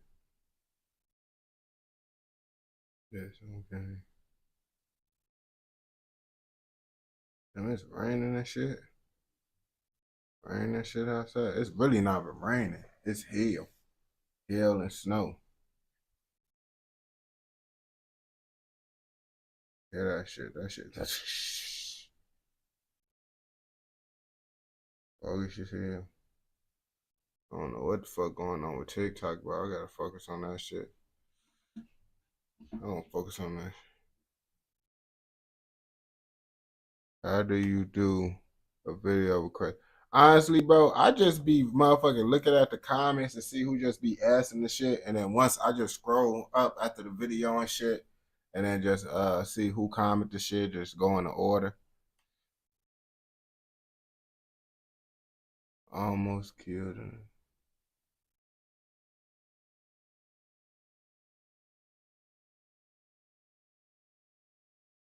I guess we finna react to this. Like, let's see what American video. The Daily Truth about Chicago. Chicago Daily Truth. Let's see what the fuck they talking. I haven't never made a Discord. I'll make a Discord though.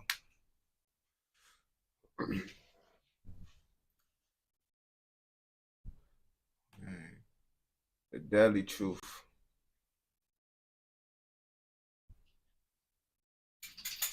About Chicago gangs.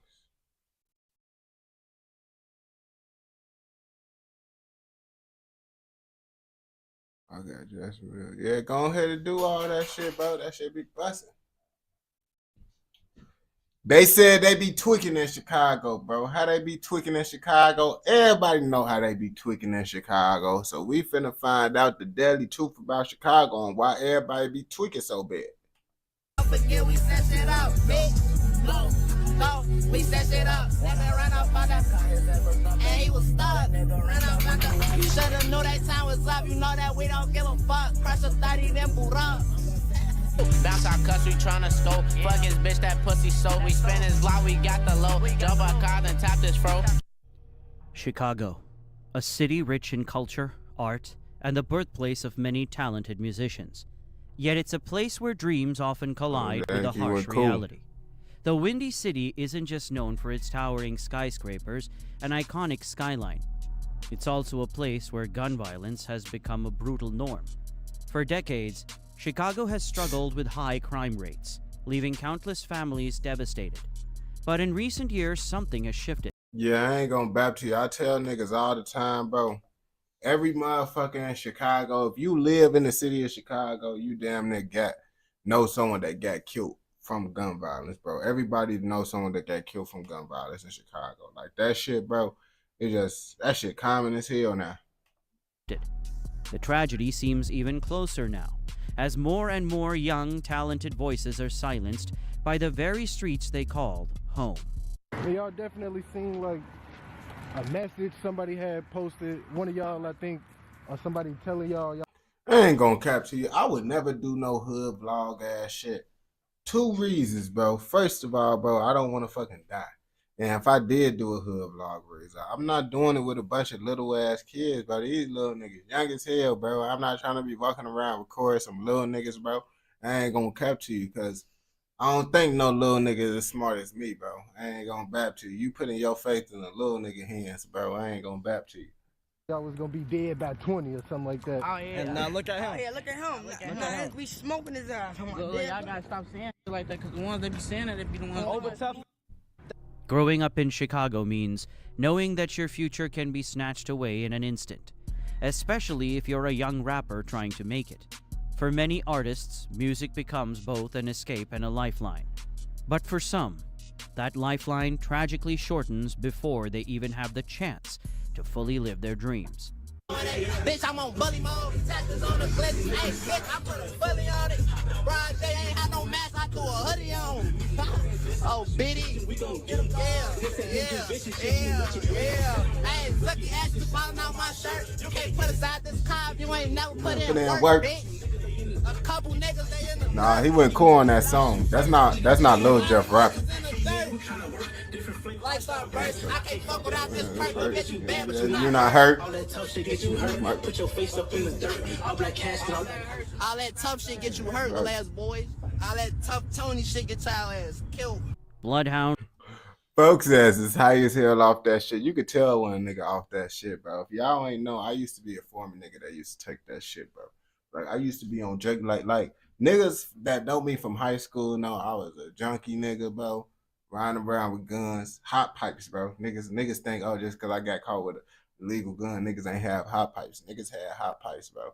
Why you think my mama signed off on my gun card? The only reason she signed off on my gun card because she knew her son had hot pipes. And I'm like, mama, either way I'm going to have a gun. It's either it's going to be legal or illegal. It's up to you. The choice is yours on gang. Little Jeff was a promising talent who many believed could redefine Chicago's hip-hop scene. Jeff wasn't just rapping for fame. He was sharing his reality, giving listeners a glimpse into the everyday struggles of his neighborhood. With his powerful... And you see, when niggas walking around like that, you think a nigga ain't gonna have a gun? Niggas out here doing this type of shit, you think, boy, hell no. And these niggas be off of all type of drugs, bro. And then I'm already outmatched, bro, because I'm not riding around with a switch. These niggas got switches, so I'm already still at a disadvantage. That's why I'm like, man, you gotta have a gun now. Lyrics, he quickly garnered a following of fans who connected deeply with his message and his story. Despite facing challenges, Jeff's music began to gain traction, and many thought he was on the brink of breaking into the mainstream. Shit, I used to love X. I'm up 10 playing ball like a pro right now. Shake shot getting burgers to go. Can't trust that X pills, them Jiggables, I love them. Q50 with Lil 50's style was unique. He combined clever lyrics with haunting beats. It's trapping illegal in Chicago. Yes, that shit is illegal. Your ass will go to jail if you get caught. You feel me? Honestly, bro, if you got more than an ounce, your ass could go to jail. I ain't gonna lie to you. Like, it's legal and shit, and like, really, niggas just don't be getting caught because 12 don't really be tripping about weed. So they ain't gonna really be on bullshit if they smell weed. So they ain't gonna be looking for all that shit. But if they catch you with that shit, bro, they catch you serving, bro, they will most definitely bump your ass. I ain't gonna cap. You getting bumped. You gonna get bumped, bro, riding around with that shit, bro, and they know you serving, bro. Yeah, you going down.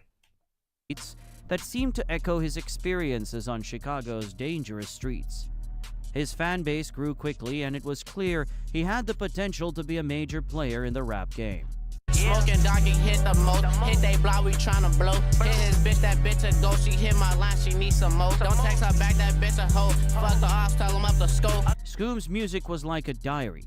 Each song a raw and unfiltered look into his life. He shared his fears, his dreams, and his struggles.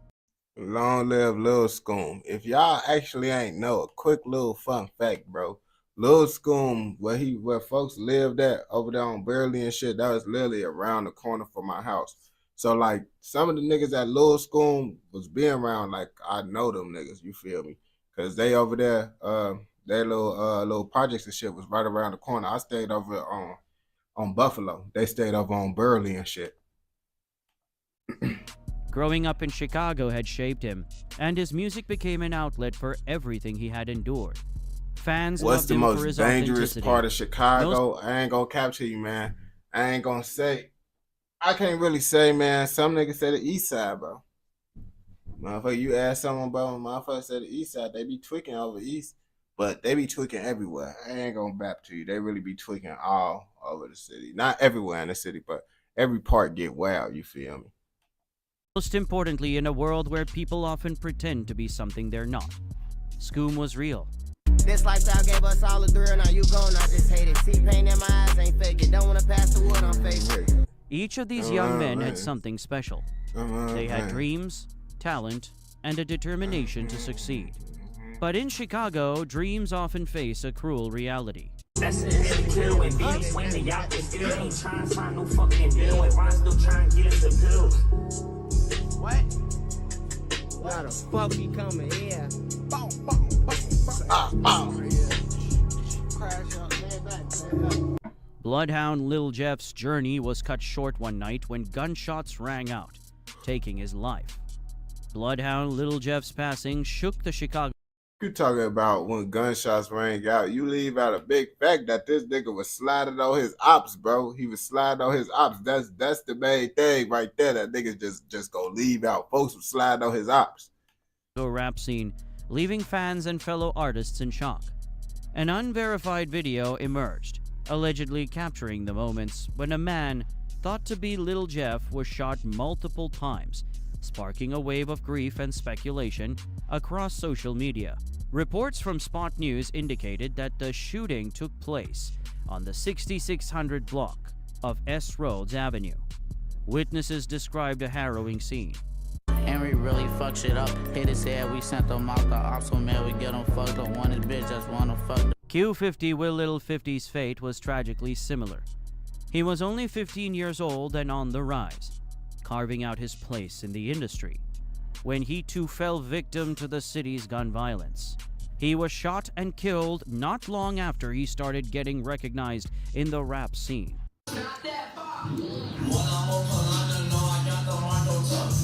Boy, them niggas finna give me a seizure flashing that flashlight and shit, boy. Fuck is they problem, bro? You see, niggas be tweaking, bro. You see, you try to tell a young nigga some shit, they up that Glock with the flashlight on you. That's the last thing you gonna see playing around with them young niggas, bro.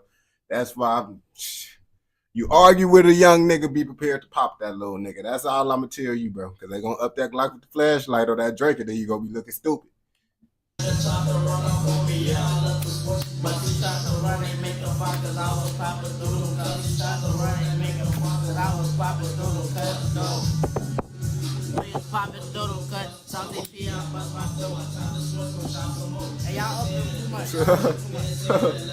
it's on the line. They told their ass, boy, this shit not it.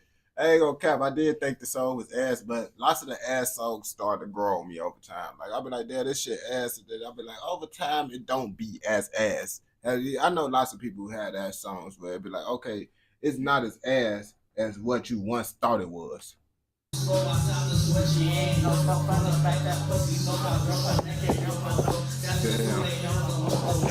They said, folks, PA, they getting on their ass if you read the comments. They said, y'all goofies, P80, gang, they using the P80. Hey, I ain't gonna cap to you, gang. Boy, if you using a P80 with a switch, bro, boy, you was playing with your life. You was playing with your life. I ain't gonna bap to you, bro. And niggas, bro, niggas try to be like, oh yeah, it depends on woo, this, that, who the motherfucker that put it. Nah, bro, I ain't trying to hear none of that shit, bro. If it ain't official Glock, I'm not slapping no button on that shit, bro. I'm not finna bap to you, bro. Y'all boys be wild as hell slapping a button on a P80, bro. Boy, you playing with your life. I ain't gonna bap to you. You playing with your life if you carry the P80, bro. Because I know y'all niggas don't know what y'all doing. Y'all don't know what y'all doing, and lots of the time the niggas that you get it from don't know what they doing, bro. I'm not playing with that shit. I ain't gonna bap to you, bro. Because I ain't gonna cap to you, bro. Don't want me to try to take the story over, but we gonna talk about me, bro. So basically, bro, my first pipe was a little revolver, gang. I had a little revolver and shit, you feel me? And motherfuckers was like, yeah, I got a little ghost and shit. Woo, wop the bam. All right, I'm looking at the shit, bro. Boy, that bitch ain't gonna shoot right. You feel me? Folks says, I can merchant that bitch gonna shoot right. He do it. All right, send me a video. He shoot that bitch. All right, boy, but that bitch ended up jamming up on the last one. Oh boy, that's because this is the last bullet. Woo, this and the third. No, boy, I'm gonna stick with my little revolver on game. And then, motherfucking, I end up getting a little 42. A little 42 is a little 380. Because, you know, when you getting it off the streets, gang, you can't choose and shit like what you want, bro. It's just like, you get what you get, don't have a fit. And if you going to any and everybody, boy, your ass is gonna get robbed. You is gonna get robbed. I got hella pipes off the street. And I never got robbed for getting a pipe. Because I don't go to any and everybody, boy. I get a little 380 or a revolver before I just try to go to any and everybody, boy. That's how you get poked on game. But I got a little 380 and shit too. I could have got me a little P80 instead of 380. You feel me? And that bitch would have been a 9 and shit. But boy, I'm not playing with my life, boy. I'd rather have a little 6-shot Glock 42 than have a motherfucking P80. I ain't gonna bap to you. It's just how I feel and what I think. And finally, Little Scoom 89 was also killed in an intense gun violence. His death was part of the 19 deaths accounted for in Chicago over the long holiday period in June. The news of his passing left fans, friends, and family in shock. Chicago had claimed another young star, and the city was left wondering how many more would have to fall before things would change. Do a 50 then take a shame, cause he tried to be gang to a rush to kill us. Man 50 hopping out masked up, you know that. But I had to go take it. Now I'm flying out of space, hell I ain't get a pack, cause I only want face, cause a nigga too icy, gonna take that chain.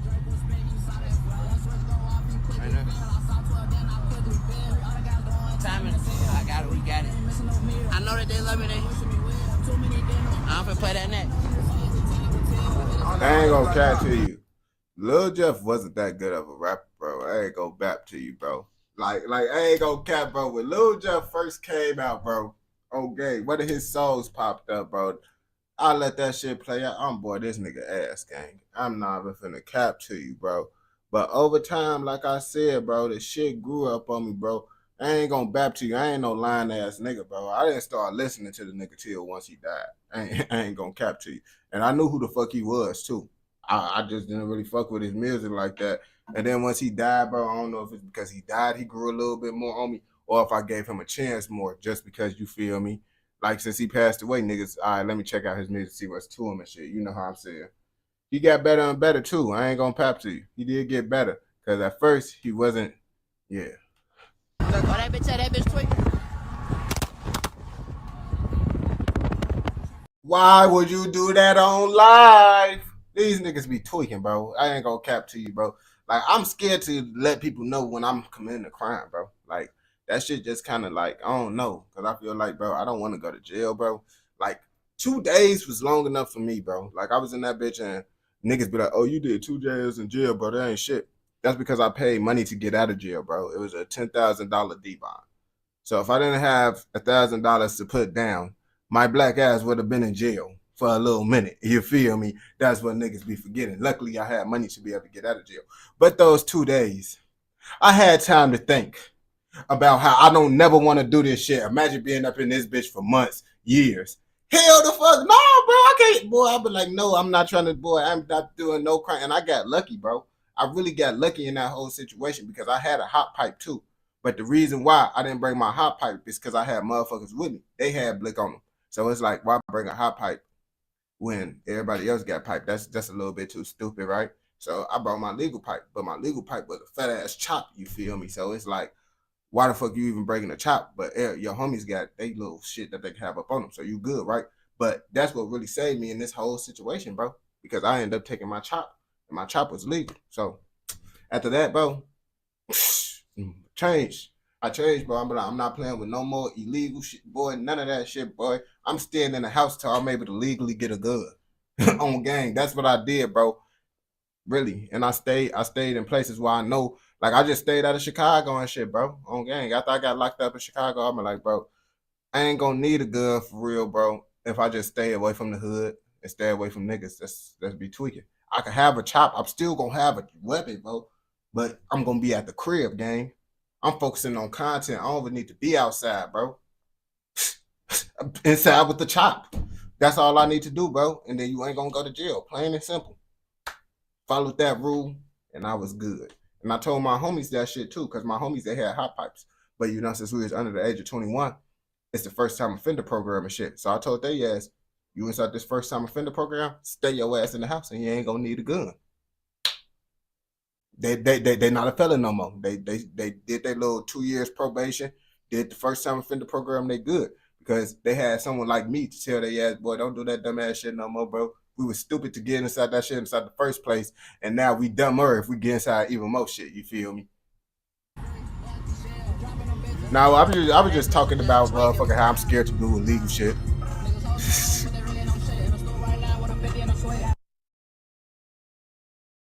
Hey, he the reason I had to fight niggas in the mob because he didn't want to give me the gun. Tell him, go ahead. Say, come on, please tell him. We're keeping our artists out of jail this year. We want to help. We want to help people be rich. Tell him I won't never do that shit again. No, you are because I don't want to go to jail. You won't never do it again, though. I won't never do it again because I'll never put Jeff in that situation. Exactly. Again. You know me, I post to get back, boy, before I face all 4 of y'all ass.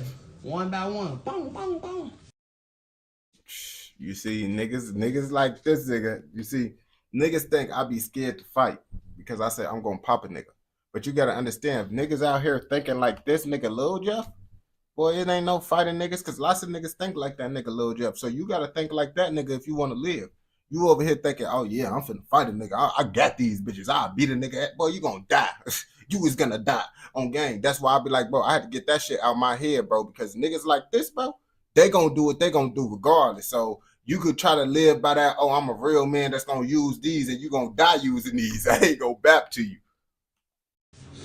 But you want me to go scuff like I'm motherfucking Johnson? Don't worry about how I got the Glock covered. These stories aren't. You see, and it's crazy, bro. Someone was inside my live one time and said, bro, you listening to Young Boy, you from Chicago. Niggas in Chicago don't give a fuck about that Lil Durk Young Boy beef, boy. We gonna listen to Young Boy, and that's that. Isolated incidents. They're part of a heartbreaking pattern that has become all too common in Chicago. Talented young artists rise up, showing the world a glimpse of their potential, only to be taken down by the same streets that raised them. It's a cycle that feels almost impossible to break, as if the city itself is at war with its future. I just woke up on my dead grandma. I do react to some Trap Lil Ross. I ain't do shit but sniff a perk, now I feel good. Hold on. He said, all I need to do is sniff a perk and I feel good, bro. That's why I stay away from niggas, bro. I stay away from niggas, bro, because look, bro, this perk shit, bro, this all that shit, boy, that shit fuck up your mind. I tell my homies, bro, you think you when you off them perks, but you not really you. You feel me? And it's hard to understand when you off that shit, but when you sober, you will understand. Some niggas gonna stay off that shit forever, so they ain't gonna never understand. But you think you think that's you off that shit, but that's not really you. You feel me? Like when you take that shit, bro, the little sense in the back of your head that tell you, nah, bro, I'm tweaking. I shouldn't do that shit. That shit is out the window when you be taking that shit. And now it's like, it's a great idea, bro. This nigga looking at you the wrong way. You should shoot this nigga. I'm telling you, bro, I used to take this shit a lot, bro. That's the whole reason I got locked up, bro. Running around with niggas off that shit. High as hell. Thinking we'll pop any and every nigga, bro. We riding deep as hell. Goods and shit. All of us high as hell off that shit, bro. I've been there, done all that shit, bro. So I already know. I can admit, bro, like I'm still a nigga that would shoot the fuck. I will fuck you up, gang. That like niggas think, oh yeah, the pills just make you do more reckless activities, bro.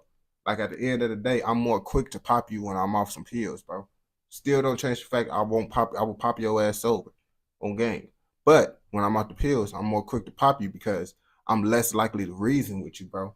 You feel me? That's the whole thing. Your reasoning sense when you off that shit kind of go out the window. The more and more you take it, bro, you gonna lose your reasoning. You gonna lose that shit. A nigga, you feel me? Then it's gonna get to the point that you gonna start tweaking. You gonna start tweaking. Cause it's like, now I got to the point to where I was riding around with 2 guns. Why was I riding around with 2 guns? I asked myself that shit every time, bro. And I didn't really have no valid answer to that shit except that I was high as hell off that shit, bro. And I thought it was like fuck it, bro. Like nigga, I'm thinking about shit like, well, if I don't got enough bullets, or I gotta do the do. You feel me? I'm over here thinking like, man, these niggas got switches, bro. I'm gonna hit it with the like dumbass shit, bro. Why the fuck am I even worried about riding around with 2 guns, bro? Like nigga, bro, you stay your ass in the house, bro. You don't gotta worry about riding around with 2 guns. And even then, you don't need to ride around with 2 guns, my nigga. 1 gun is enough, bro. But when you off that shit, bro, you gonna do dumbass shit like that. You feel me? Niggas ain't gonna say that shit dumbass shit, but that shit dumbass shit. If you shoot a nigga that's looking at you the wrong way, that's some dumbass shit, bro. On game. Cause lots of niggas do that shit. They say I'm too slimy, so 43X with a button. Is you stupid bitch? This is the Chrome 27 G. Hey, little boy, stop. Get the fuck out of my lap, little kid. I'm not even funny. You just fine, you know. That's a waste of my little shit like that would get me out of character. Hell no, that shit dead. That's some. Alright, go home. We ain't doing that though. Talking about a 40 bitch, this 101 Glock. This bitch so exclusive. You lost. You never seen no shit like this. Oh, granny. My switch chrome, dumbass little boy. Talking about a fucking 43. You said he was the next King Von, for real, for real. And now listen, bro, Lil Jeff, he was tweaking and shit, but look, lots of niggas tweak like that. I ain't go back to you. It's like, you gotta understand, lots of niggas don't go viral like Lil Jeff. That's the main thing. You only gonna see what's gonna go viral, bro.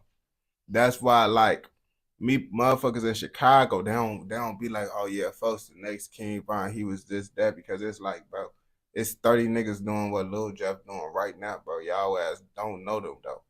On gang, I promise you, bro, it's niggas out here doing that same shit. Niggas been with sniffing perks. But nigga Lil Jeff made that shit look like it was go viral and shit, you feel me? Like that's what niggas think. Oh, Lil Jeff started, got niggas sniff. I literally seen someone make a post talking about Lil Durk had niggas sniffing perks and shit. I mean, Lil Jeff got niggas sniffing perks. I'm nigga, what? The Chicago motherfucking style of living got Lil Jeff sniffing perks. That's what they don't be forgetting. They be forgetting that Lil Jeff is just a product of Chicago. Lil Jeff is not the nigga that started any of that shit, bro. He's a product of his environment, bro. All this shit that Lil Jeff doing is just a product of him being from Chicago. And there's lots of niggas that's products of Chicago, bro. You feel me? Lots of that's why niggas got gangs and niggas doing all the same shit, bro. On gang, that's the same mindset. That's just a product of his environment type shit. When you come from that, bro, it's either you gonna shit, 9 times out of 10, you gonna do that shit. Most niggas I know don't really do anything else with their life but gangbang. Ain't go back to you. Yes, I would throw that at your head and then shoot you with a Draco, bitch. After I kill you, I'm gonna throw the 43 at your head just for talking shit. We do not shot guns, you fucking goofies. Everybody right got their own style.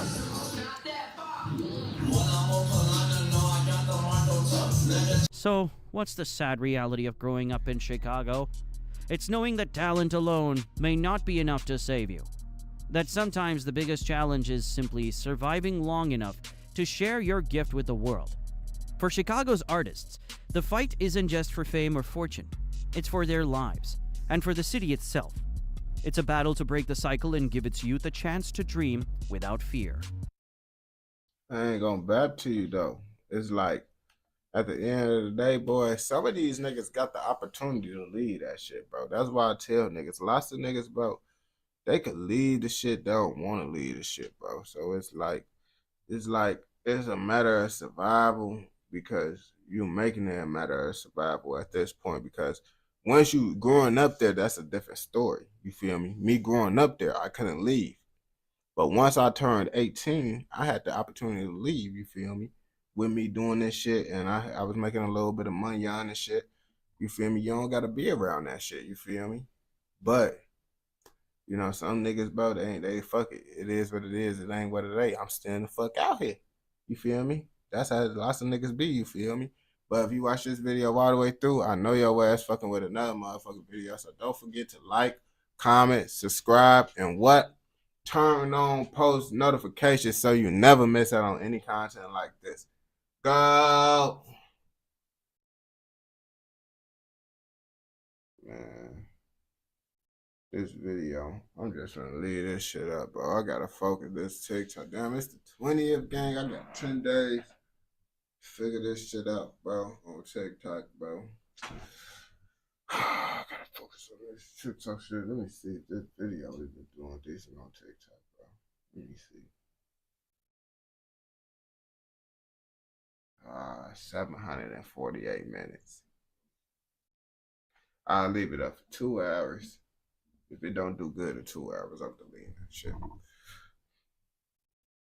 You see YouTube, bro, I just leave my videos up because it's like I'm trying to get to my YouTube, I'm trying to get to the level of my TikTok. My TikTok, I gotta actually have that content and shit, you feel me?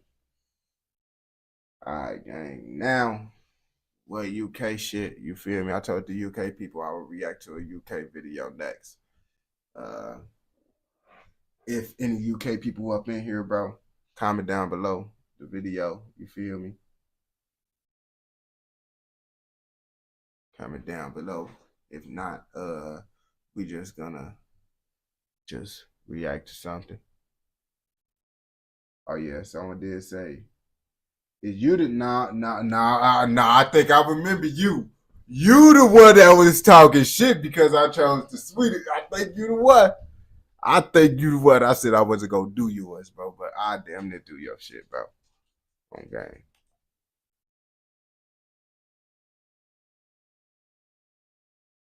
MPK verse. Nah, bro. I think it was you. FB. Alright. Let's see. I was just a place called it always.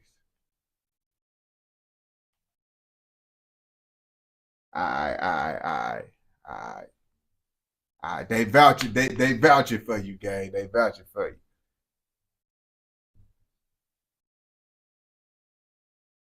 You watch them New York niggas? Yeah, I be watching them New York niggas, bro. Them screaming ass niggas, bro. Them niggas be screaming. Now, if you are a UK drill fan, you would know that North London has been... I think I damn near reacted to the OGs versus 5Gs, but I might see if I can find a different video. It depends, bro. I ain't gonna cap to you. New York damn near like UK, bro. That's like the UK in America damn near. From what I'm hearing, bro, the UK niggas, they got guns too, bro. And New York niggas, they got guns too. You feel me? I ain't gonna have to, but shit. In North London. Wait, is that say that?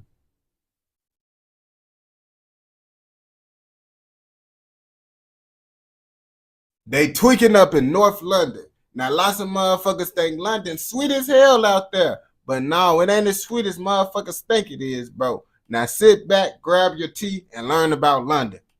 Now, if you are a UK drill fan, you would know that North London has been the birthplace of some of the most well-known UK drill rappers. Examples being Suspect, Broad Day, and Chinks from Camden, 81, Band OK, and SJ from Tottenham. All three of these rappers, in fact, hailing from the Broadwater farm-based collective OFB, based within the London borough of Haringey. This OFB collective for the last few years has been in a deadly rivalry with their old friends from the Northumberland Park-based crew, NPK. However, what a lot of listeners are unaware of is the fact that OFB has actually been in a deadly rivalry. Now, I know about the naughty stuff. That is allied with NPK, this being TPL from Turnpike Lane, who made their own wave in the UK drill scene, often disrespecting OFB members in their tracks, and even referencing real murders, shootings, and stabbings within.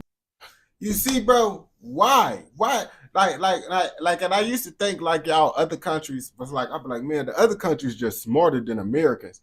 But after watching this shit, bro, y'all gang members is just as dumb as us, bro. I ain't gonna lie to you, bro. Y'all niggas will do a crime and rap about it.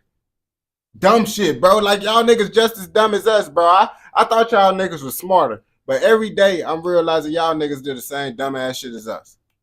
In song lyrics, resulting in the crime statistics rising around the areas that both gangs claimed. Now, you may be confused as to how groups of teenagers based on estates only minutes away from one another have come to have a deadly rivalry with each other, resulting in shootings and stabbings becoming a common occurrence at one point. Before I discuss this, however, it's important to know what gangs are involved within this deadly feud. Before this video begins, I have created a Patreon for all uncensored content. The video you are currently watching has been edited to fit with YouTube's guidelines. This includes the censorship of CCTV and other content. If you would like to see uncut sections of my videos, however, feel free to head over to my Patreon, where you can see the raw versions of my videos for just £1.50 a month, equating to $1. The first gang I'll be discussing is that of OFB. OFB, or Original Farm Boys, is a gang that is based around the Broadwater Farm Estate in Tottenham, N17. I was finna say, why is they called Farm Boys? But that's the name of the area, so they get a pass with that one. Other gangs were prominent on the estate, examples being TMD or Tottenham Mandem, as well as Star Gang, which was repped by popular OFB rapper Heady One before he became OFB. This OFB collective often affiliates themselves with the color red and has a deadly rivalry with nearby Wood Green, as well as NPK from Northumberland Park, whilst the OFB crew is only really allied with a few gangs, the most prominent of these being N15 from South Tottenham. This N15 gang is based around multiple estates within the N15 postcode. It was actually this N15 N15 gang that originally had a rivalry with TPL from Turnpike Lane, but due to the fact that OFB were closely allied with N15, TPL saw OFB as rivals and turned their attention toward Broadwater Farm. TPL, or Take People's Lives, Take People's Lines and Touch Paper Lane is a street gang based around both the N8 and N15 postcode. Nah, these niggas tweaking. Their name is Take People's Lives, bro. And then these niggas, bro, these niggas really be covering their face, bro. But then it's like, bro, some niggas don't be covering their face, bro. So do that covering your face shit even really mean anything? Because why some niggas don't cover their face and some people do? You feel me? The gang drew membership from the N8, N22, and N15 postcodes, and originally the TPL gang was created after two street gangs merged into one. One of these gangs was predominantly Somali and was referred to as NLS, which stood for North London Somalis, whilst the second street gang was predominantly Albanian and was referred to as AYG, or Albanian Young Gunners. These two gangs later started to beef with one another, resulting in the two sides splitting, resulting in NLS becoming TPL/DC8 and AYG becoming OTP, although I will most likely make a separate video on the beef between TPL and OTP. Originally, the TPL gang had beef with N15. This escalated, however, following the murder of an NLS member, resulting in NLS gang members wanting to get street justice for their fallen friend, beginning to rival OFB. He said get street justice. Nigga, say that get back. Say niggas was trying to get that get back on gang. Say that get back. On the 9th of March 2013, an alleged affiliate of the NLS gang, known locally as IBS, would be at a party with other NLS gang members being in attendance. It's rumored that rivals from the N15 gang arrived at the party during the night and noticed IBS. A confrontation then ensued, but sadly ended in 20-year-old IBS being stabbed multiple times. Ibrahim was rushed to hospital. However, sadly, only hours later, IBS, or Ibrahim Ali, was pronounced dead with a murder investigation being launched. An N15 I ain't gonna cap to you. This is why I don't go to parties, gang. Like, this is why I don't go to parties, bro. Cause parties, one rapper, man, rest in peace, Lil Ryan, bro. I fucks with this music heavy, man. He said he don't go to parties cause that's where shells go into your body. On gang, like, it's so much. Me personally, I try to stay away from anywhere where people be on drugs and get drunk. So that include bars, clubs, all that shit. I don't go to bars and clubs and all that shit. The first time I ever went to a club was actually this year in Houston, Texas, with my cousins and shit, because they be like, damn, it's crazy you haven't never been to a club before.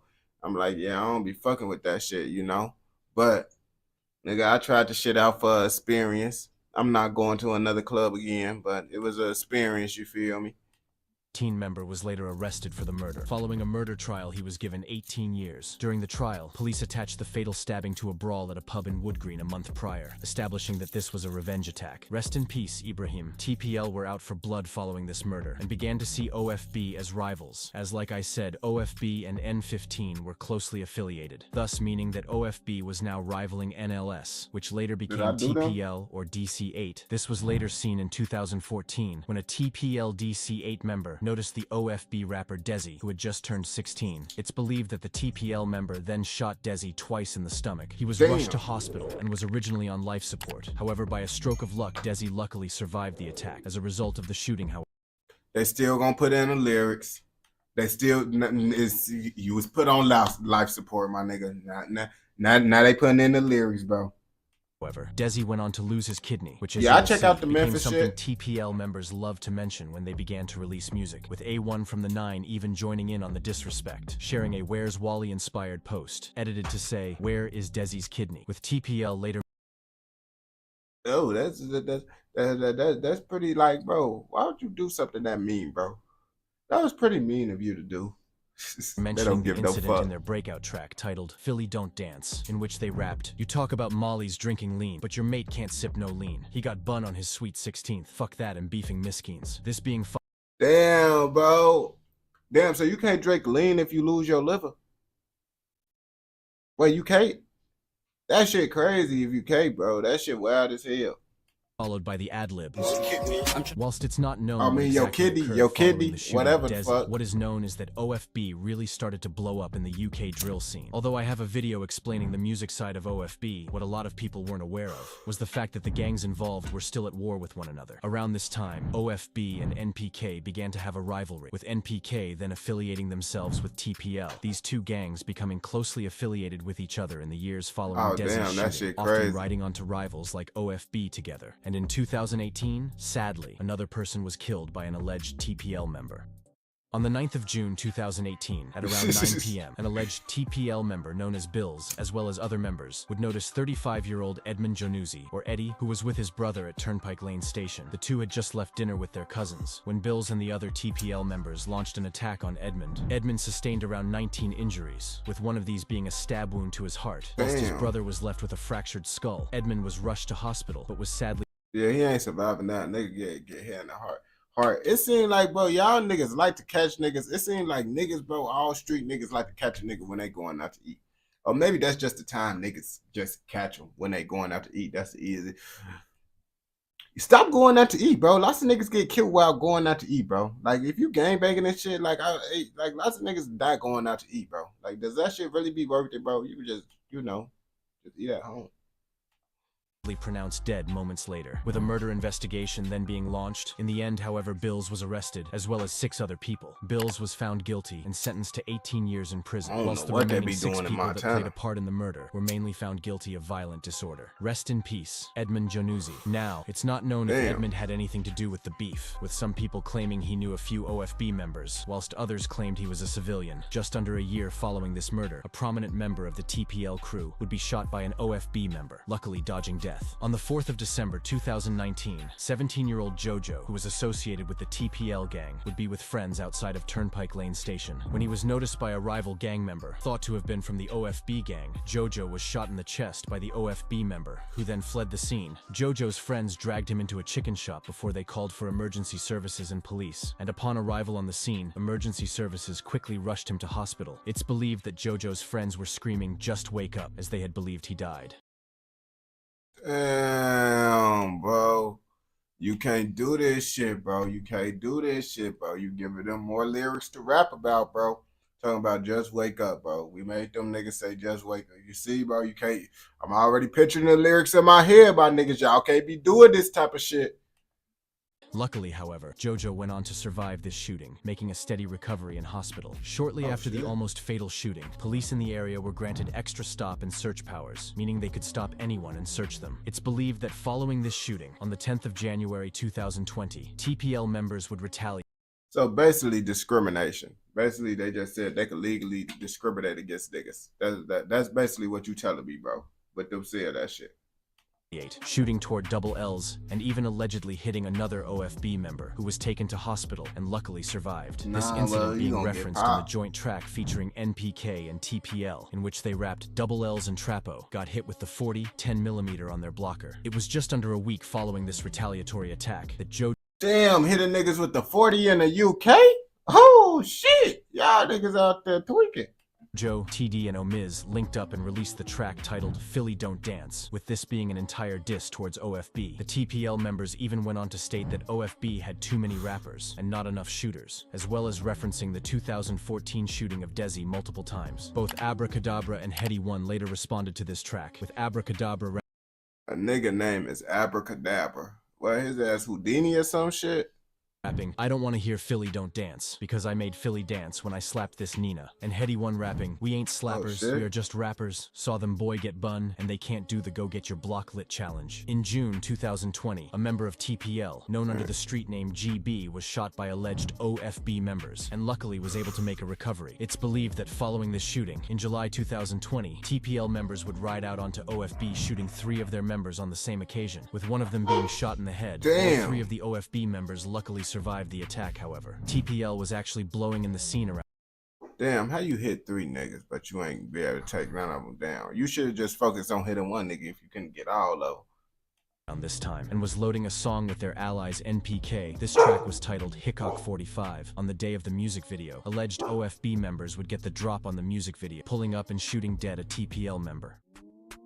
On the 28th of May 2021, 3 OFB members would decide to circle their rival territory, Park Lane, home to the NPK gang, when they were noticed by NPK members. It's believed what followed this was a shooting, in which one of the OFB members were shot, whilst the other 2 were injured. In a moment caught on CCTV, you are able to see the OFB members carrying their friend who had been shot to hospital. Shortly after this shooting, the NPK Sin Squad account posted a cryptic message which read, "Approach with caution, next time you will get left where we stand." Following this, OFB members would stalk the pages of TPL members as well as NPK members, gaining access to the location of a music video shoot that featured the NPK rapper Rels and the TPL rapper Filio. The OFB members noticed a TPL member they be known as wild and Drizz they be really shot him poking dead. niggas. Fleeing shortly after the shooting, despite a murder investigation, the killing of Drizz has gone unsolved. Rest in peace, Drizz. I ain't gonna cap to you. Lots of murders with street shit's gonna go involved. But really, bro, you gotta understand, lots of murders really get solved because niggas be snitching, bro. Now, if niggas ain't really snitching, bro, 9 times out of 10, bro, if the nigga wasn't caught on camera doing it, showing his face, he probably ain't gonna get caught. I ain't gonna bap to you. Just over a month following this incident, RV from OFB would be caught lacking by TPL members, with this incident being recorded and posted on social media. On a separate occasion, however, that same day RV caught a TPL member and chased him on camera, luckily both making it out with their lives. Only a few months following this tit-for-tat incident, in September 2021, OTP gang members, as well as Palmer Green gang members, armed themselves with weapons and traveled around Turnpike Lane looking for any TPL DC8 members. The group of OTP and 1T members noticed 22-year-old S1. S1 was shot 8 times by the members, sustaining wounds to the chest and arms, dying on the scene, with police launching a murder investigation. Later in 2021, all 5 of the killers were arrested and charged. The ringleader was given 35 years. 2 other men were jailed. The nigga in the middle don't got no line, and his hairline cooked like a motherfucker. For 34 and 31 years, whilst the final 2 men were jailed for 18 years. CCTV was even released showing the 5 gang members celebrating upon killing S1, this being something later shown in court. Rest in peace, S1. Following How the fuck y'all come on, bro? How the fuck y'all get caught on camera? This why I be like, niggas don't pay attention to their surroundings, bro. After I go do some shit like that, I'm gonna be looking like, shit, is there some cameras? Even if it ain't no cameras, I'm still gonna be paranoid thinking there's some cameras. I ain't gonna cap to you. These niggas don't give a fuck. Following this murder, TPL DC8 members would get back. On the 24th of July 2022, a member associated with the OTP gang would be walking down a street in Wood Green when a rival TPL DC8 member noticed Cams. The TPL member shot toward Cams 6 times, with one of these shots hitting Cams in the chest. Sadly, Cams was pronounced dead only minutes later, with a TP. Ooh, these niggas shooting. I ain't gonna cap these niggas shooting now over here, bro, because I ain't gonna cap to you. They be stabbing too. They been stabbing niggas. But shit, they shooting niggas too over here. TPL/DC8 member being arrested shortly after the murder, although it is believed he was later released because there was not enough evidence to convict him. Rest in peace, Cams. Since the death of Cams. That's what I mean, bro. If a nigga don't snitch, niggas be getting out of jail. Unless they do some dumbass shit, got their fingerprints on the shell and all that other shit. But all that shit just rookie shit at that point, you feel me? Like, if you know what you're doing and no one don't tell, bro, you should be good. If you ain't caught on camera and really shit. occurred between the gangs involved in the war, with it being believed that most members are either focusing on music, money, or are in jail. I do hope, however, that all of the members involved in this rivalry can focus on music instead of the gang life, as realistically this gang life only ever leads to jail or death, and never anything positive. These people may appear to be your friends now, but when you're riding decades for these people, they will move on in their life and forget about you. So realistically, Yeah, bro, that's the truth, bro. You niggas be inside this gang shit. As soon as you get locked up for a long ass time, niggas gonna forget about you. They gonna say free you every here and there when they remember. But outside of that, bro, that's the end of you. Till you get out of jail, niggas gonna say you free, you, fuck with you and shit again. And then, bam, same shit happen. Niggas gonna stop fucking with you. If something bad happen, I ain't gonna cap to you. But if you fucks with this video and watched it all the way through, I know your ass fucking with another motherfucking video. So go ahead and go watch another motherfucking video. Don't forget to like, comment, subscribe, and what? Turn on post notifications so you never miss out on any content like this. Go! Okay. We're gonna react to like 8. Then I gotta post these videos and shit.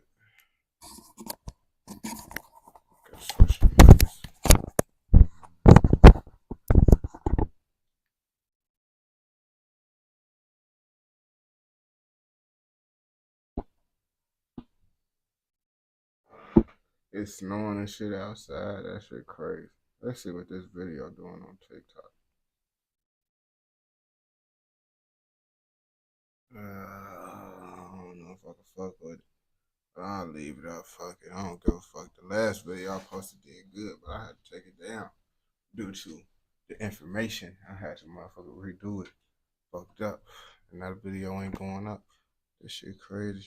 But I can't leave up a fucked up video. What's my TikTok? It's the same name as my YouTube, also Everest.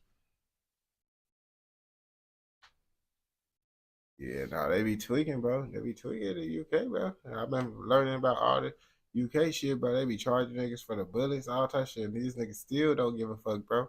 I ain't gonna cap to you. They charging niggas for bullets. I ain't gonna be using guns, but you feel me? Niggas don't give a fuck.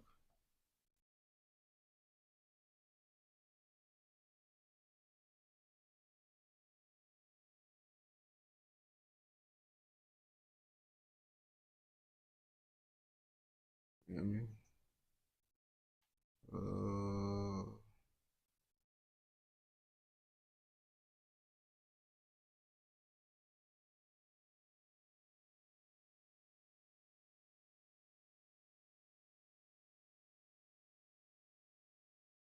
Disturbing traffic stop. Take a turn from the worst.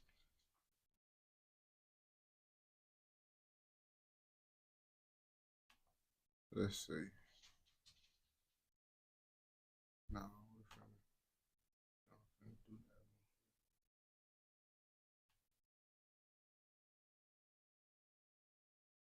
that. Everybody heard about the rapper CB from London? I never heard of him. I ain't gonna cap to you. The only rapper that I be knowing about from the UK was Dave and Central C. Up until y'all let me know about the new rappers and shit, I figured out about Yanko, Twin S, all them niggas and shit. I ended up figuring out about.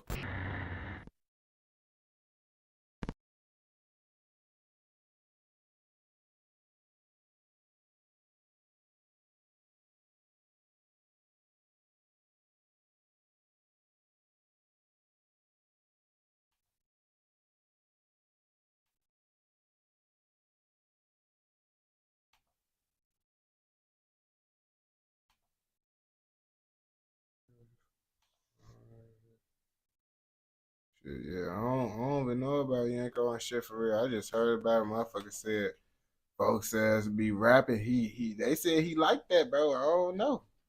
The subject of today.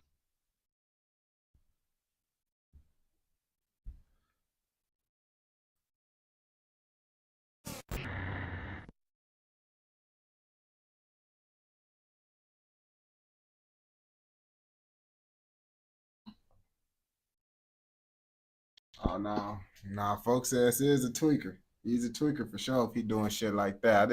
I didn't know all that, man. I didn't know all that. The subject of today's video. All right.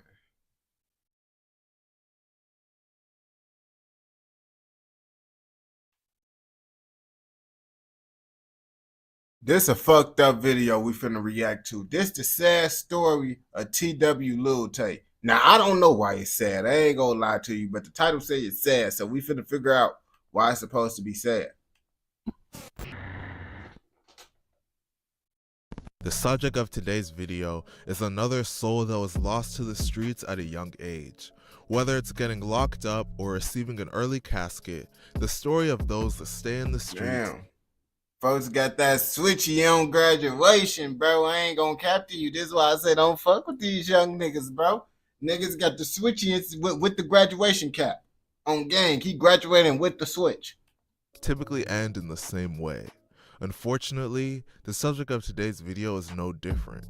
The subject of today's video is rumored to have been directly involved in 5 different homicides at just 18 years old. Damn. He lived a wild life full of gun smoke and beef, and this lifestyle would eventually lead to his early death.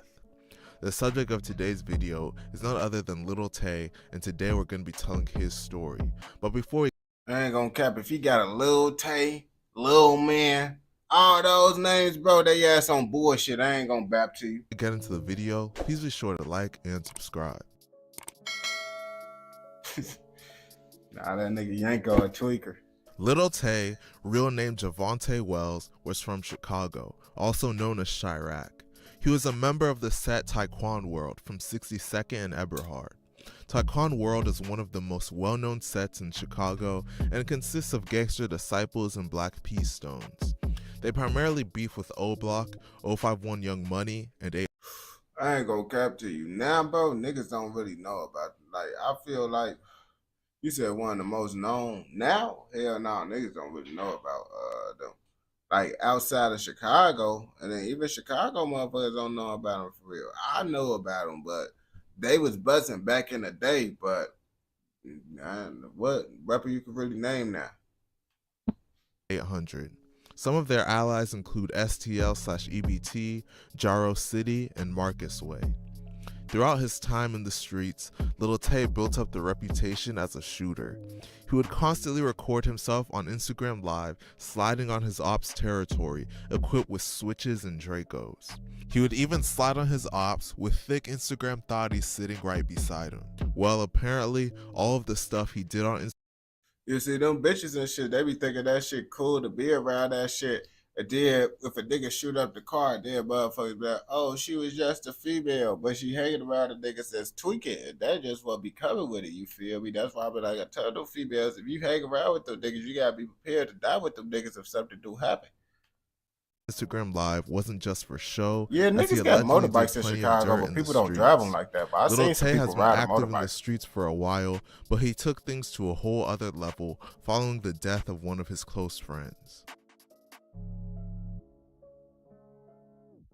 On May 7th, 2020, officers responded to a call of shots fired at about 9:10 p.m. in the 1400 block of West 112th Place and found a crashed vehicle with 2 men inside. The driver of the vehicle had been shot before crashing the car. The driver was a Taekwon World member by the name of Richie Jerk, real name Malik Delphi. He was taken to Christ Medical Center in Oaklawn and tragically pronounced. The driver was a Taekwon World member by the name of Richie Jerk. Oh, that nigga. Bro, that nigga came out the shadow, black as hell, bro. I see him, but like, boy, folks said just came out the shadow, black as hell. Look at him. Jerk, real name Malik Delphi. He was taken to Christ Medical Center in Oaklawn and tragically pronounced dead at just 22 years old.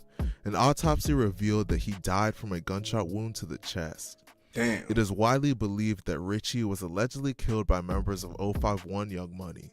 Little Tay was close with Richie, and losing him would make Tay hungry for revenge. Man, they told me to ask you about a guy by the name of Richie Perks. Yeah, that's folks. You know, I actually heard the news that he passed away. Mm-hmm. First thoughts came in your head when you heard that. First thoughts? Yeah, you having all types of shit. Do we smoke paper? I mean, I don't smoke specifically papers. I'll wrap that bitch around my motherfucking blunt once I get done rolling that bitch. On June 19th, 2020, Around the officers responding to reports of gunfire just after midnight found a 23-year-old man on the sidewalk with multiple gunshots. Is there any Martin Luther King drives in the UK? Because if it is, bro, don't go on there. If you UK motherfuckers come to any American place, don't be on Martin Luther King Drive. Martin Luther King died to be the worst motherfucking street in every motherfucking state. And no matter what state it is, Martin Luther King is a bad street to be on. Shot wounds in the 6300 block of South King Drive. This area is also known as O Block.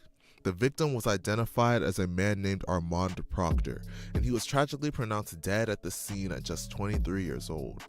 3 suspects were believed to have been involved in the murder, and the police would release surveillance footage showing the men arriving at the scene and fleeing from the scene right after the shooting. Okay. Shortly before the shooting happened, a Taekwon World member by the name of D Money posted himself, Little Tay, and one other person sliding through O Block, and they were wearing the exact same clothing as the suspects shown in the surveillance footage. A YouTuber would screen record and repost the footage from D Money's Instagram, and that same YouTuber would leak DMs between him and D Money.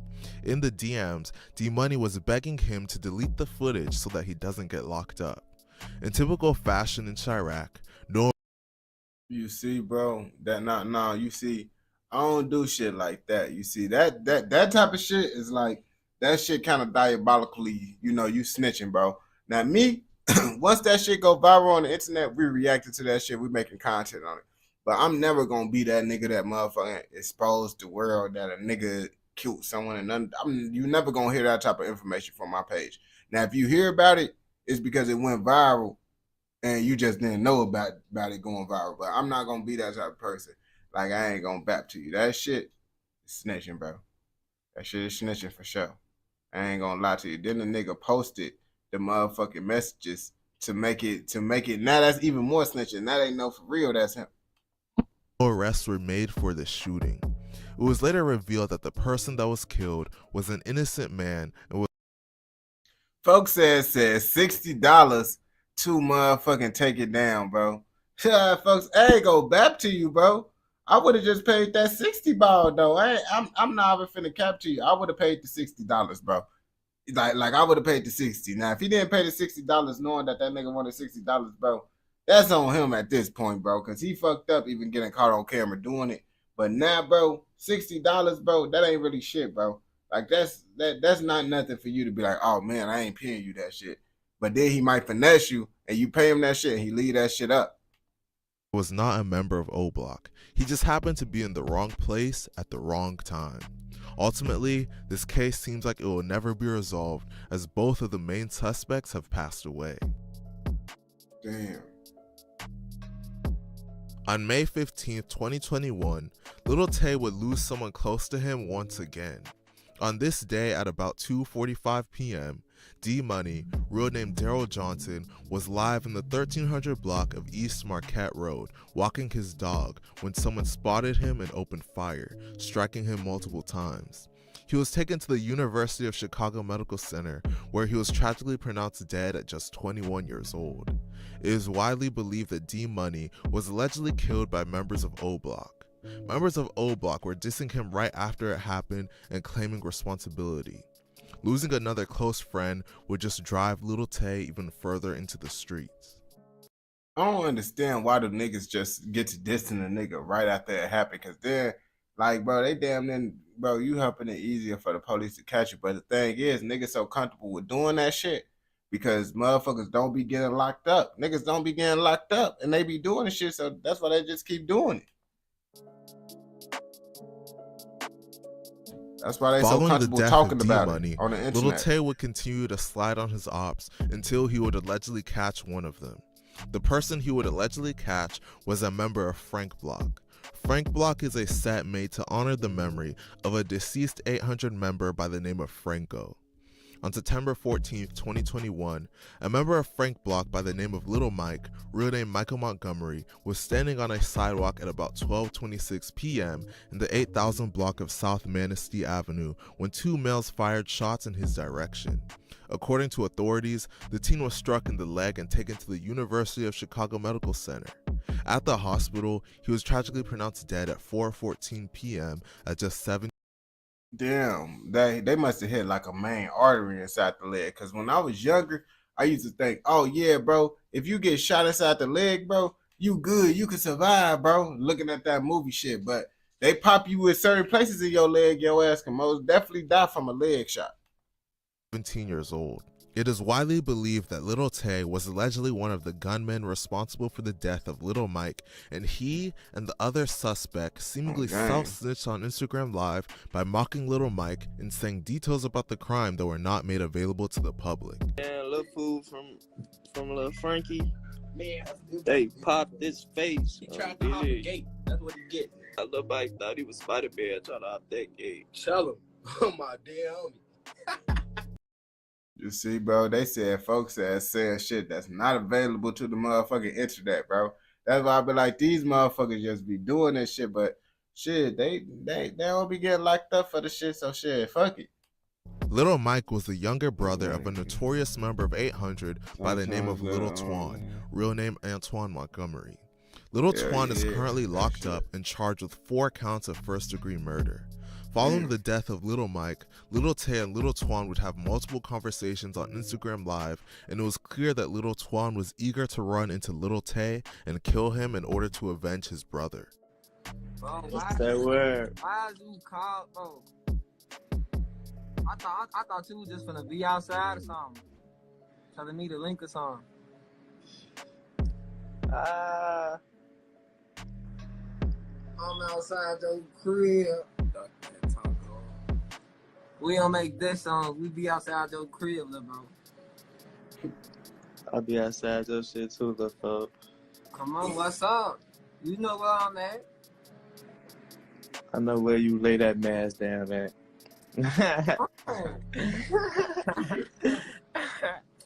Slide over. I'm trying to get up with you.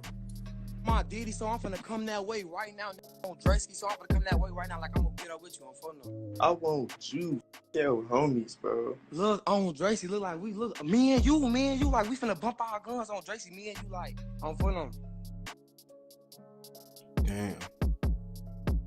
Eventually, Lil Tay's reputation as a shooter and all of the beef he had in the streets would catch up to him. On November 10th, 2022, Lil Tay recorded himself on Instagram Live sliding through 800's territory, armed with a Glock with a switch. 800 is one of Taekwon World's main enemies, so this was very risky for him to be doing. Multiple commenters on the IG Live were telling him to get off live as he was giving up his location and they knew how unsafe his actions were. I got an Xbox. He eventually got off live, just because but he it's the stayed in the cheapest. same general area for a couple hours. An hour or two after the Instagram Live ended, Lil Tay was in an alley at about 3:30 p.m. in the 800 block of East 62nd Street when someone opened fire, striking him in the face and chest. He was taken to University of Chicago Medical Center, where he was tragically pronounced dead at just 18 years old. The people responsible for his death Really have not mad been and caught, shit. but members of both 800 and O Block started dissing him as soon as the news became public. And I play Sad to anime see games. someone with the potential to accomplish anything in this world give their life to something that only leads to an early grave or a jail cell. Lil Tay's family has a GoFundMe, so I'm going to link it in the comment section in case anyone wants to donate to them. Let me know what you guys think about this situation. Bro, they be using the most nicest photos, and this nigga was a demon on straight demon time, bro. And motherfuckers want to know about this picture. That's why I be like, them pictures and shit be deceiving, man. That shit crazy. Rest in peace to him, man. Rest in peace to everyone that lost their life in this video, man. And if you watch this video all the way through, I know your ass fucking with another motherfucking video. So don't forget to like, comment, subscribe, and turn on post notifications so you never miss out on any content like this. Go. I gotta post these videos that we just did on live. Then after that, I'm gonna come back on. Cause you know I'm on the street with the posting. I gotta keep on posting it, man. Y'all that was in it, bro, y'all the real ghosts, bro. You feel me? Y'all, that's why I had a comment saying that y'all gonna be up in the video and shit. But we gonna hop back on once we get these videos done, man. We gotta do lots of little editing and shit, man. Y'all the ghosts though. Well, y'all, man, be smooth out here.